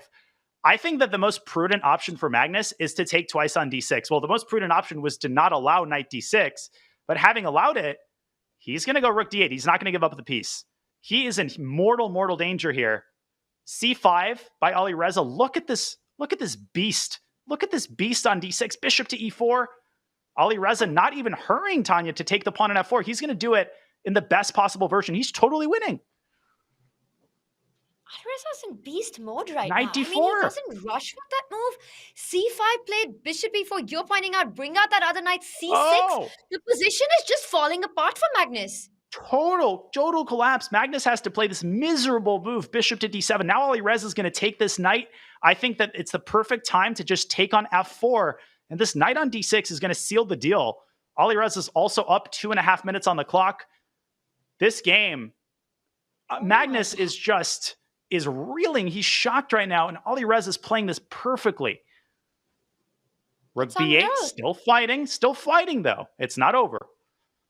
It's never over when you're playing against Magnus, but look at the position. He's up a pawn. Look at those two knights. Yes, you've got the bishop pair is black, but there's no hope for the bishops so far. Completely killed by white's activity. Knight on D4, knight on D6, beautifully placed. At some point, the C pawn moves forward to C6.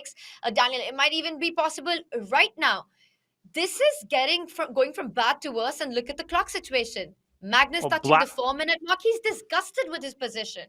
He's completely lost, and I think the only chance for Magnus might actually be to try to swap all of the rooks. Take on B1, play Rook B8, and pray that Alireza plays C6 prematurely. I don't see a single way for Black to survive longer than a few moves, but we know that Magnus is not going to go down easy. He does play Rook B8. I like this approach, and if you're Firouzja, you trade on B8. Do you play C6? When is the right moment to strike and to cash in your chips? Is it now? Is it now? It's so tempting. It's so tempting to just start pushing this passer. There's no attack on it. You're hitting the bishop. You could also play really slow because what does Black want? What is Magnus's next move? Tanya, Greg Shahadi in the chat says, what we're all thinking, this is the worst position I have ever seen. It really might be. Black has no moves. You can play H4. You can play this Magnus style, right? Get your king to a better spot. But you don't want to overdo it. At some point, you need to cash in your chips. The position is not going to win itself. And I think Firouzja is calculating C6. Oh my God. And I would be so tempted to play C6 right now because you really don't see what's wrong with it. The only thing is that the D6 knight gets slightly destabilized, so you might have to watch out for future moves like F6, targeting that E5 pawn. Knight F3 and C6. I thought bishop to E8 was a slightly annoying response.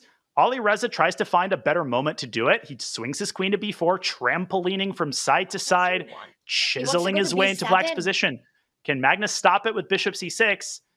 Does he run into knight D4? Maybe the bishop can park on A8. Huh. Look at that defensive resource by Carlsen. Not so fast. Not so fast. Alireza still has some work to do, Tanya. Magnus, you have to play this all the way through, and you have to play your best chess to beat him, even from this position. Yes. Even for someone like Alireza Firouzja, you cannot write him off. Give him one chance, and your advantage will be gone. Knight D4. really wants to be played. But Daniel, that does leave the e5 pawn once again tender. So once the bishop falls back, you'll have to answer some questions. What you're doing about the threat of queen takes pawn. Do you want to commit with f4? Do you want to overpush? But look at that. It's another move. Alireza jumping into c8. Man, the back rank has been so adroitly used by minor pieces throughout this match. Bishop to b8 from Magnus. Now we have knight to c8, and it's Alireza's stallion who might have the final word. Is he just going after this pawn? Why not? Why not? Why Help not? yourself. But the knight is trapped on a7. The bishop from a4, it takes away the key squares. So you've got to be a little careful over the next few moves to make sure that the knight has a way home. Or at least you have some tactics like c6 always. Locating forced win. Locating forced win. Where is it? Because knight to d4, Tanya, bishop takes e5. Very, very easy to forget that this pawn is now very, very tender.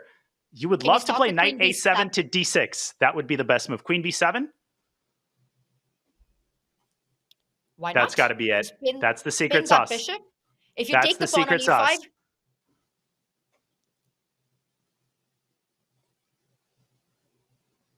Wow.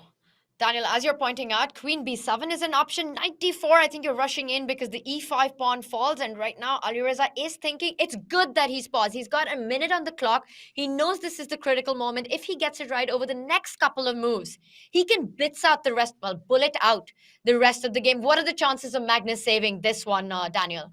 Non-zero. It's higher than what the eval bar might have you believe, because there's nothing more frustrating than staring at a position, thinking that there must be a forced win and not seeing it, watching your clock dwindle. The one silver lining for Magnus is that there's no increment, and in a crazy time scramble situation, anything can happen. Alireza is investing a ton of time. He knows that this might be the game-deciding moment, and I think that without queen b7, this game is going to go on for another while. He has to find that move, Tanya. If he doesn't find it, Magnus has a chance, and he's found it. He's going to bring the hammer down with c6 on the next move. And how do you even fight that? The bishop in c7 is pinned. Knight d4 is always in the air. c6 is coming in. Magnus Carlsen is D4, feeling the C6, pressure right now. Queen d8, We've got moves. maybe. Queen d8, can you take on d4? Or can you go queen b4 and fork the bishop and the pawn? Now another pawn Very falls. nice. Magnus is going to be down 3 pawns, and the c-pawn's going to seal the deal. This is over. Now it's totally winning. The last time we said it, we saw a massive That's right. turnaround. So, Daniel, this match, you just can't call a result ever until it's over. But queen b4, the difference in these positions is that it's hard to see the compensation or even setting up of tricks as black. White's pieces and white's pawns are just dominating the position. Yeah, and the knight on a7 is safe. I would try bishop c2. If I'm Carlsen, I'm going to go bishop c2, queen takes d4. Keep the queens on the board. That's your only chance. If the queens come off the board, the c-pawn is going to seal the deal.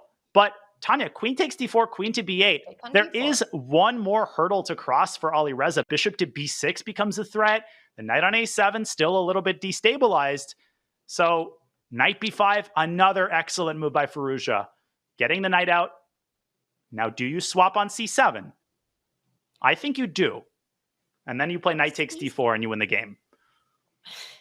Or maybe queen takes pawn and it still continues for another move or two. Anything wins, but that's also a problem. Now you have to decide how you're going to win the game. Even queen to d6 should do the trick. Even giving up the c6 pawn, you're up so many pawns that you can give one of them away. But you need to make a decision. Magnus's only chance is the clock now. It is going to be about trying to flag. But Daniel, 2.5 minutes in this position so far feels like it should be enough for white. And with 2 extra pawns, just slide your queen over to c4.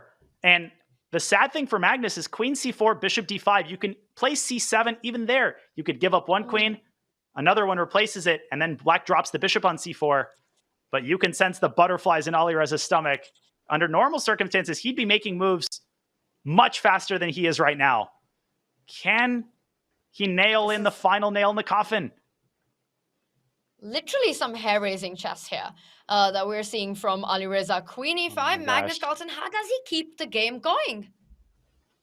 Now Alireza is down on the clock. He's down to 2 minutes, trying to find the forced win. We know the Magnus effect. We know how powerful it is. Queen to c4. He's found another perfect move. Queen c7. He'll just send the a-pawn down the board.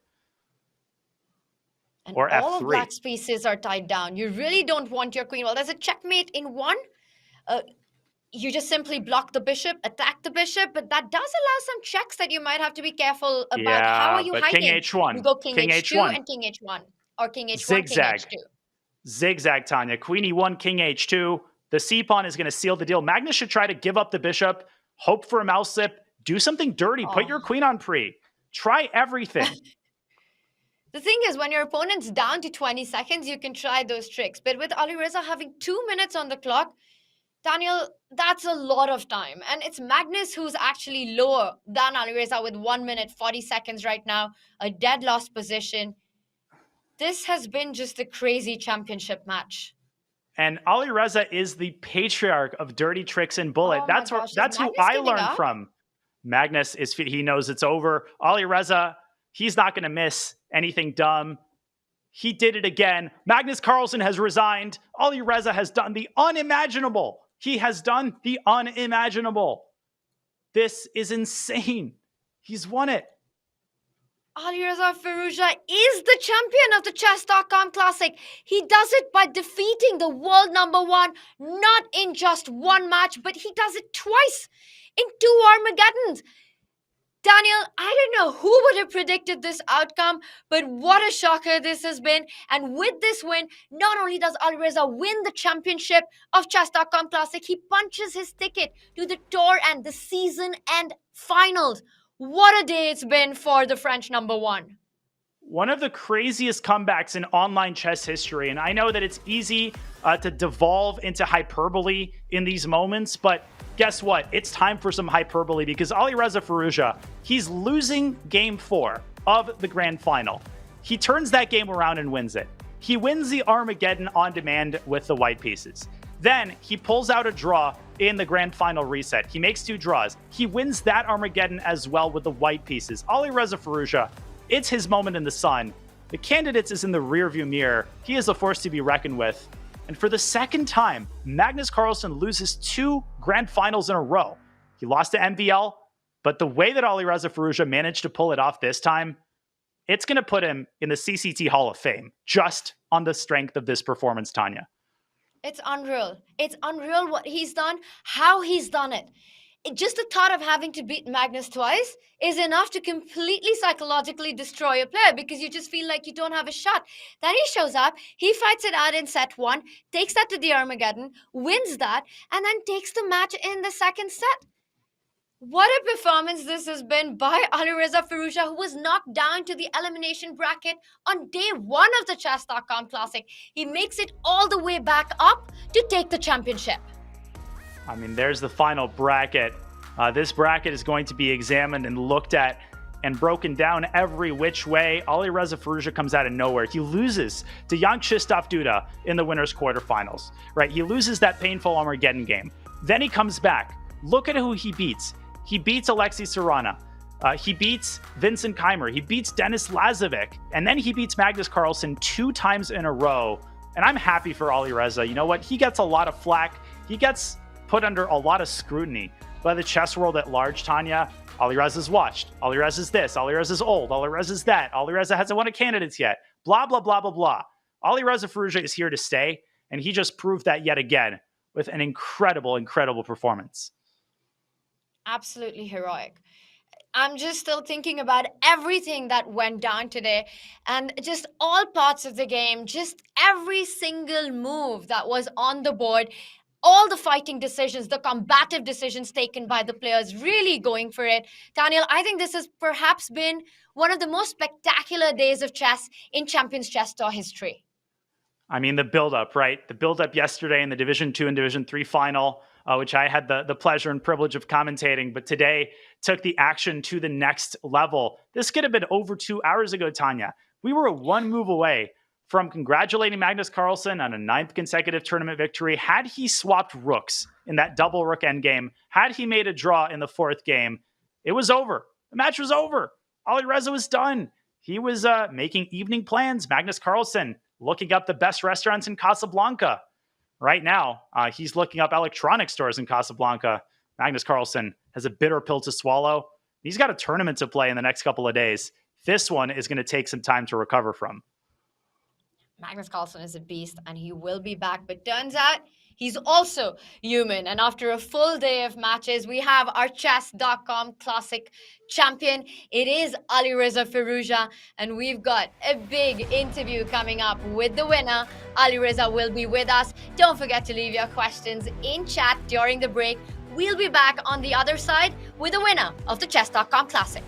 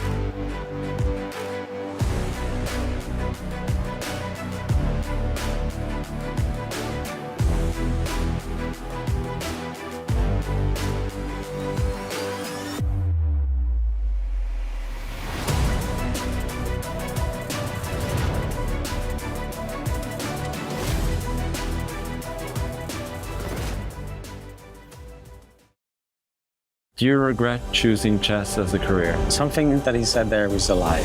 Do you ever regret walking away from the Classical World Championship? That's also a lie. Do you think I'm the best chess player of all time? Have you ever played a competitive game while drunk? Don't ask the question if you don't like the answer. It's the truth, but it's a very sensitive question for him. Wow, I feel bad now.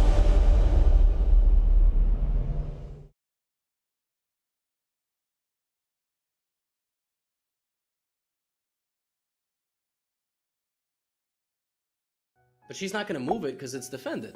Oh, She did it! You predicted it, Levy! I just said don't go there! We need a compilation. Chess.com social media crew, look through the PogChamps games. Baby! Let's and go! Find how many times I called the move before it happened. Okay, Levy, you asked for it. Here we go. It's almost a Dargus stalemate. knows what he's doing. He's gonna try to force it. Andrea, there's a stalemate coming. Pawn here, take, king g4. He pushes and it's a stalemate. Oh my goodness. Well, you clearly, I'm sure you taught Frank about stalemate. Oh. No! Okay, just don't push. I blame you for all of this. This is your manifestation. Oh my goodness! Bishop takes, pawn takes, queen takes, loses the bishop. And if that happens, I will be heartbroken because you could have just...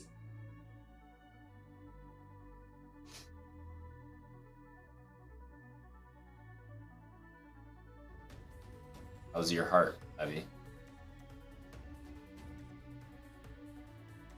Is it feeling okay?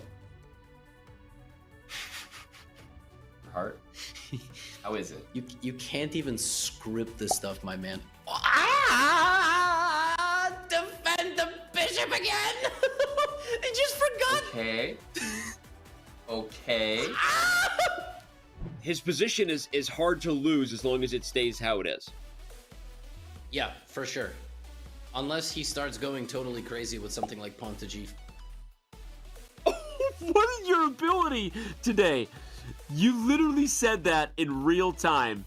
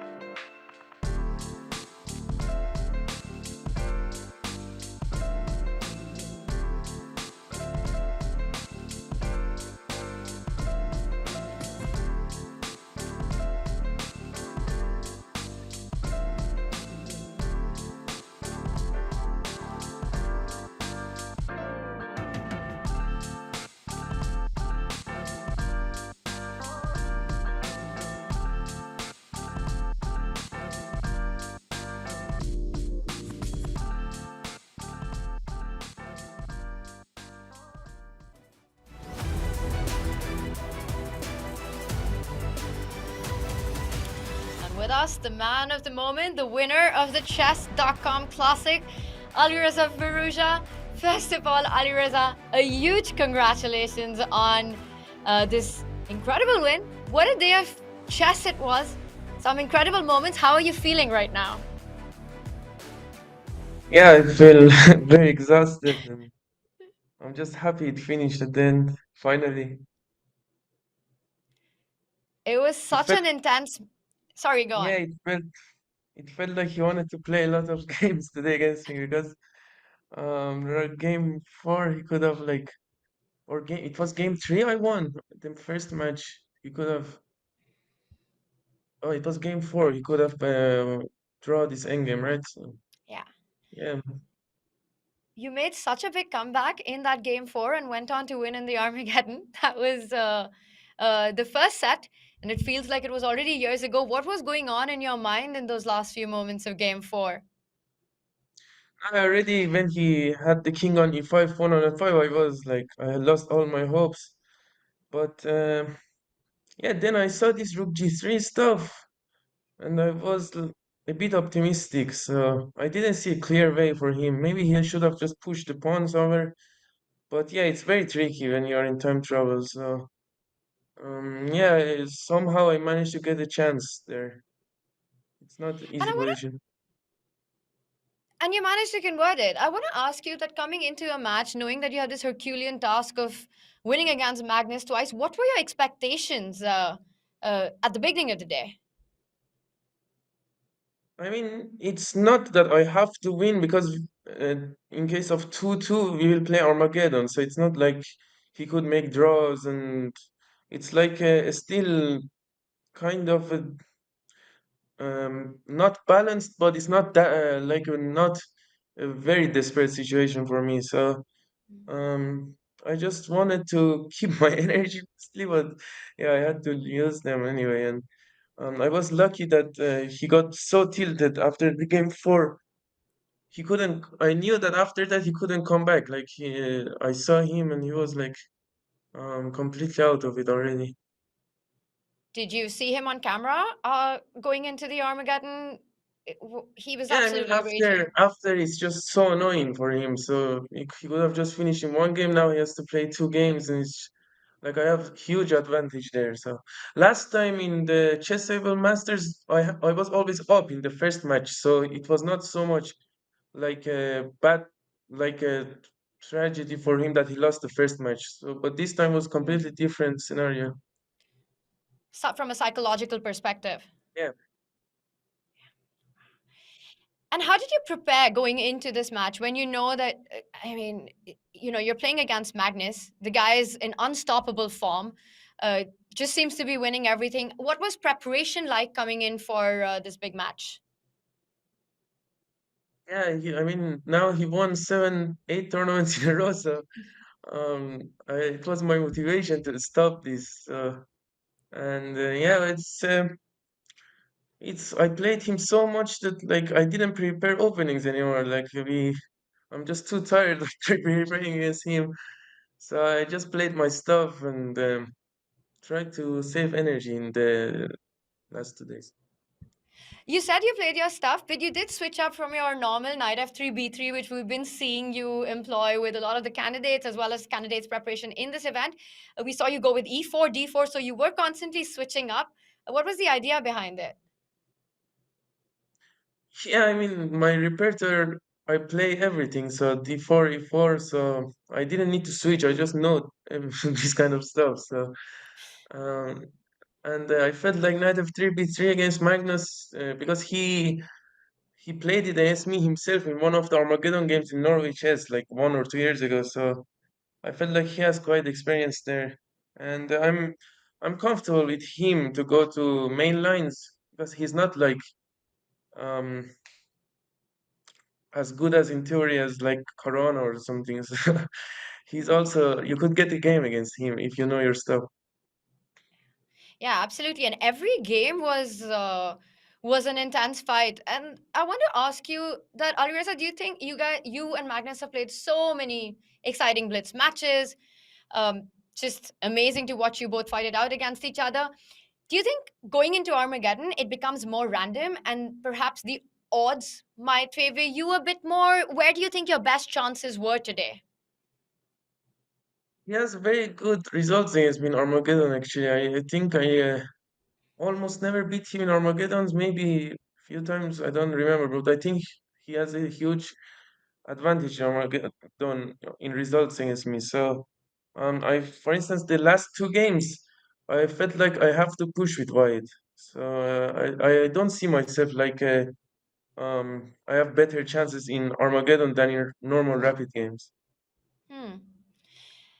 Just an incredible comeback by you, even from the perspective that from round one, you were in the elimination bracket. So every day on your last strike and going on to win every single match.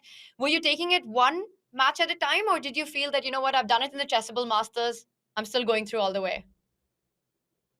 Right, these four games is like four games against one person for me is a bit too tiring. So I like the two games format, and two games against new people. It's like more interesting than playing four games against same guy and then Armageddon 5 games. Um, so I just, for instance, against Duda the first day I was very relaxed, and that was my mistake because I knew that worst case I will go to losers bracket, but I should not relax too much. So you actually enjoy playing the best of two in the elimination bracket. Yeah, it's fun because you quickly know if you will be knocked out or you go up. And you went all the way up and all the way through then. How much does this tournament win mean to you, Alireza, at this point? Yeah, it feels of course good to win anything. Like it's very tough. Chess is like very tough these days, and everybody's very well prepared. So, especially to win this kind of tournament is always very nice. But yeah, it's also very good preparation for the Norway chess that is coming. So, um, yeah, it's good feeling always to win a tournament. And to do it by winning two matches against Magnus in the grand final, does that make it even more meaningful in any way? Yeah, of course. If, for instance, it was not Magnus and I would win, it's like not a real challenge. So um, it makes it much more special. Yeah. And with this, you punch your ticket to the grand final as well. So that's the season end final of this year's Champions Chess Tour. So the pressure's off now. Yeah, but already I had a lot of tour points, I think. So You did. um, yeah, I don't think final is I would have qualified because I already was second, so I get a lot of tour points. But yeah, it's cool. It's cool. Now you can enjoy all the other tournaments without thinking about tour points or that final ticket. And Alireza, we've got some questions. Of course, the community loves watching you play, loves the final whenever, especially it's you against Magnus. And the first question that I have is actually something you referenced earlier, but it's also just taking that point forward about going all the way up from the losers bracket. It's Krishna21234. And he's asking, do you think going through the losers bracket actually gives you confidence or a psychological edge during the grand final reset? Yeah, of course, and it gives more nerves also. For instance, Magnus is not used to the like he was not used to if you lose you get knocked out suddenly. So because he had always the luxury to if he could lose right a match. So and I was used to it already from 4 days. So I think that psychology is advantage, but yeah, I mean still he has very good nerves. He is the world number one for so many years, and that's one of the many qualities. Definitely, Alireza, you also showed excellent nerves. And my next question is by Varun3750, and he wants to know that what is your favorite time control? I think it's somewhere mixed between rapid and blitz, like 20 minutes, 30 minutes with like 10 seconds, 20 seconds increment is cool. But I think 1 hour is too much for me already. It's too much time on the clock, but you prefer it with the increment. Yeah, I think increment is a good thing.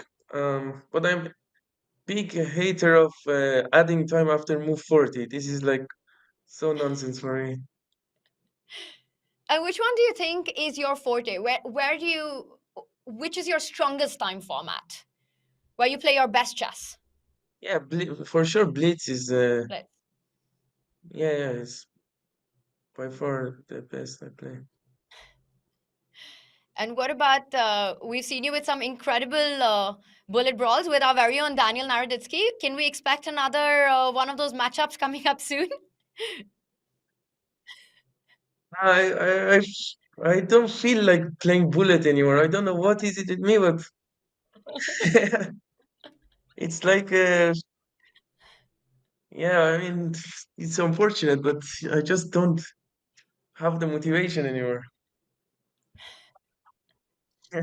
One more match.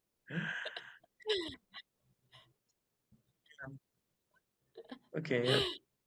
Okay. Just let us all know when it's happening so we can tune into it as well. And finally, the last question. Yeah.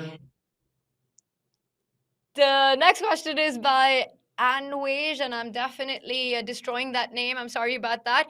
But Anwej wants to know, what's your favorite item to throw when you're tilting, Alireza? Actually, I never broke anything, which is very unexpected, but um, the worst thing I done is just to do the thing with mouse, right? Just to hit the table with mouse, but I never throw things. Yeah, but I broke my mouse many times just to, yeah, it's, but I never throw things. Broke it out of rage or out of speed? Which one? Out of rage. Okay. All right. Well, Alireza, today was an awesome day of chess. The fans loved it. What a fight you and Magnus put on. What a spectacular grand final Magnus and you treated us to. And congratulations on this huge victory. And finally, just before we say goodbye to you, where can the fans watch you next? Yeah, I will play the Norway chess. And Magnus will play also, so we have to play 2 games there, maybe 4 games, because it has Armageddon. So. All right, and It's we're also exciting. looking forward to perhaps seeing you in the Hyperbullet and the Speed Chess Championship that's coming up on chess.com as well. Yeah, sure. Also, the final will be in France, so it's pretty cool. I hope we get there. It will be in Paris. That'll be awesome. We look forward to seeing you in action. Congratulations. Awesome stuff today. Thank you. Thank you. Alireza Firouzja wins the chess.com Classic.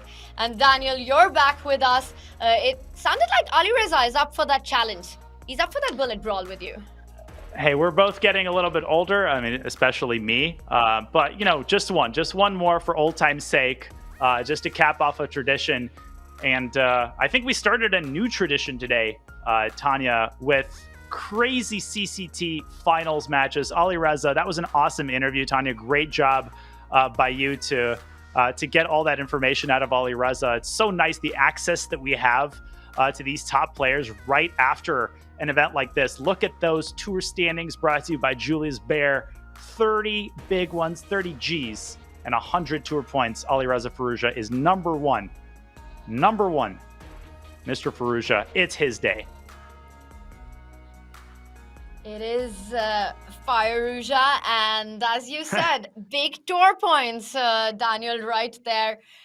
We can take a look at our tour standings. As you mentioned, he's been so good in the Champions Chess Tour this season. He didn't really need to win, but it's a good feeling to know that you've punched your tickets. And here are our tour standings presented by Julius Baer, the official wealth management partner of the Champions Chess Tour, the founding partner of the Champions Chess Tour as well, who've been supporting the event all through. And Daniel, here's where we are. 180, whopping 180 points. To Alireza, tied with Magnus Carlsen on those tour standings, but both these players have already punched their ticket to the season end final. And with only 2 regular events remaining. We're halfway there. We're at the halfway point of the Champions Chess Tour season 2024.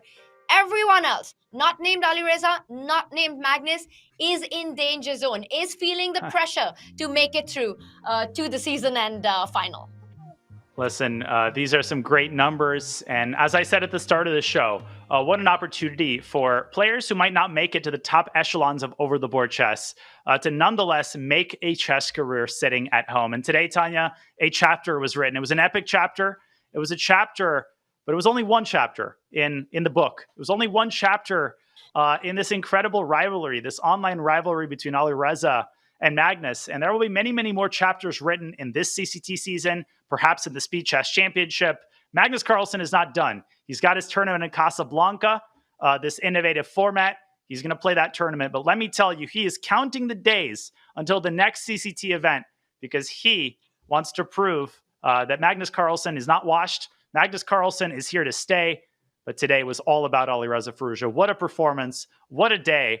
And what an honor for me to have courtside seats, Tanya, to cover it with the very best co-commentator.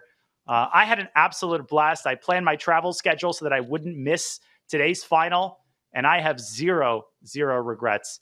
Today was a day that I'll be telling my grandkids about many years later. That's very sweet of you, Daniel, and it's very mutual. What a day of chess it has been. Amazing calling the action with you, and the clock is ticking for all the players as we are at the halfway mark of the Champions Chess Tour 2024. Only 2 events remaining. Magnus Carlsen is into the final. Alireza Firouzja is in the final. And as you said, that for Magnus, it's all about reestablishing his domination. He's even more motivated coming back to that event 3, Daniel, off the tour. Final wrap-up thoughts from you on the action we saw. And Daniel, could you have ever predicted this outcome? Was this on your radar at all? Because I'm going to say it, for me, it's been a shocker of a day. I mean, this is just one of those days that you think about, you have to mull over, you have to replay these moments in your head. We don't even have to replay them in our head because the replay of this show is going to be up on YouTube right after we finish. Tanya, I had so much fun today. We can endlessly break down when the match was lost. We can break down the emotions and the psychological battle. But at the end of the day, one moment. Daniel, by one before moment, you go, yes, it was that win. It was the Game 4 victory by Alireza because literally I was like, I'm going to grab some lunch at the Lebanese place next door. But no, I'm so happy that I didn't get my lunch. Alireza Firouzja took my lunch. He took Magnus Carlsen's lunch. But this was an absolute blast. I had so much fun. Reminds me why I love what I do. And many more chapters, Tanya, yet to be written in this epic rivalry between players from 2 different generations. What a day. What a moment. Congratulations to Mr. Firouzja. One for the history books, one for all of us to remember for a long time. For the chess that we saw, Alireza Firouzja does get the desserts in the end. It is the $30,000. It is the golden ticket to the season and final, the tour points, and of course, the glory of winning the Champions Chess Tour Chess.com Classic. If you're still watching, thank you so much for your support of the Chess.com Champions Tour. And to all our premium subscribers, Twitch subscribers, our YouTube subscribers, you make the tournaments. You're the guys who make this possible. The tournament, we celebrate our community. It has been one for the history books, one that we're not going to forget. Congratulations to Alireza Firouzja on winning the inaugural Chess.com Classic title. See you guys next time. It's a sign off from us. It's been awesome. Have a good one. Welcome to the Champions Chess Tour, and I don't know Oh my god! No! He just blundered his queen in one move! He's just going to check his way into victory, sending Fabiano Caruana to d2. Velimir Ivic, let the name be known. Block with the rook. This is the bridge technique. It's over. Oh my god! And Wesley Slow holds a draw again. The white e-pawn, stepping forward. Why is this last move a mistake? Wow, black leaves the bishop hanging and... Jan blunders! And you pick it up with a check! Double exclamation point. Duda leans back, he's blundered. Pawn takes knight, the black queen moves with a check, and then the white queen drops. So Dennis still has to be a little careful. And oh my god, is this the big chance? Magnus magic. How many times do we say that, Tanya? Every single game. He's done it again. The black king's coming. Vincent's not out of the woods yet. Oh, he offers to trade the bishops. He leans back for the first time in the match. He knows he's done it. Wow, heartbreak for Vincent Keimer. Really nice move from Firouzja. Exclamation point. King g6 incoming. The king is hiding in plain sight. And look at the bar. Tanya is doing everything right, Firouzja. He's going to win. Clean sweep, 2-0. There is no more queen trade, but we saw a repetition. And that's it. It's game one in the books, as Alireza doesn't get more than a draw in this one. And knight f3 check, g takes f3. Oh, and you can't pick up the queen because of the fork. Oh my goodness. But Magnus should be getting checkmated now. How is he surviving this? This is one of the craziest CCT games I've ever seen. Is a draw? What a roller coaster. And both Magnus and Alireza react. They've got a smile. Oh, knight d7. And Magnus is shocked. He's shocked that Alireza just made that move. Bishop. Oh my gosh, he's got bishop b8 and bishop a7. Magnus Carlsen leans back. Alireza Firouzja with a shake of his head. The d-pawn moves forward. That's going to promote. A new queen will be born. And it's game over. Magnus Carlsen wins. He is unstoppable. But if Magnus wants a draw, which is all he needs, he can also choose to double on the second rank. These are the last few moments. Losing! Magnus Carlsen reacts. He missed this resource. No, he cannot believe it. Look at him. The g-pawn cannot be hidden from that g8 square. And Magnus cannot believe it. He's so mad at himself. No, this Magnus is just not right. He's not Magnus right now. This is an Alireza moment right now. It's a Kodak moment. Rook And b8. Magnus is resigned. That's it. We're on to a grand final reset, Tanya. Rook takes e5 by Carlsen. He does regain a pawn, and it turns out to be an inaccuracy. That's just amazing. And rook b5, that's a blunder. And they have agreed to a draw. A draw offered and a draw accepted. And Alireza Firouzja isn't very happy with that. Is this inching closer to the Armageddon? Right, Alireza could not have avoided that trade because of the threat of a checkmate, and a draw has been agreed. Whoa. They have mutually agreed. Let's get this into the Armageddon. $30,000, Tanya, is on the line, as well as 100 points. And the current position, he's done it anyway. Because you can't take it twice. There's a Because of c4. c4. There's a pin and win. Alireza not even hurrying Tanya to take the pawn on f4. He's going to do it in the best possible version. He's totally winning. Magnus he knows it's over. Alireza, he's not going to miss anything dumb. He did it again. Magnus Carlsen has resigned. Alireza has done the unimaginable. He has done the unimaginable. Alireza Firouzja is the champion of the Chess.com Classic. He does it by defeating the world #1, not in just one match, but he does it twice.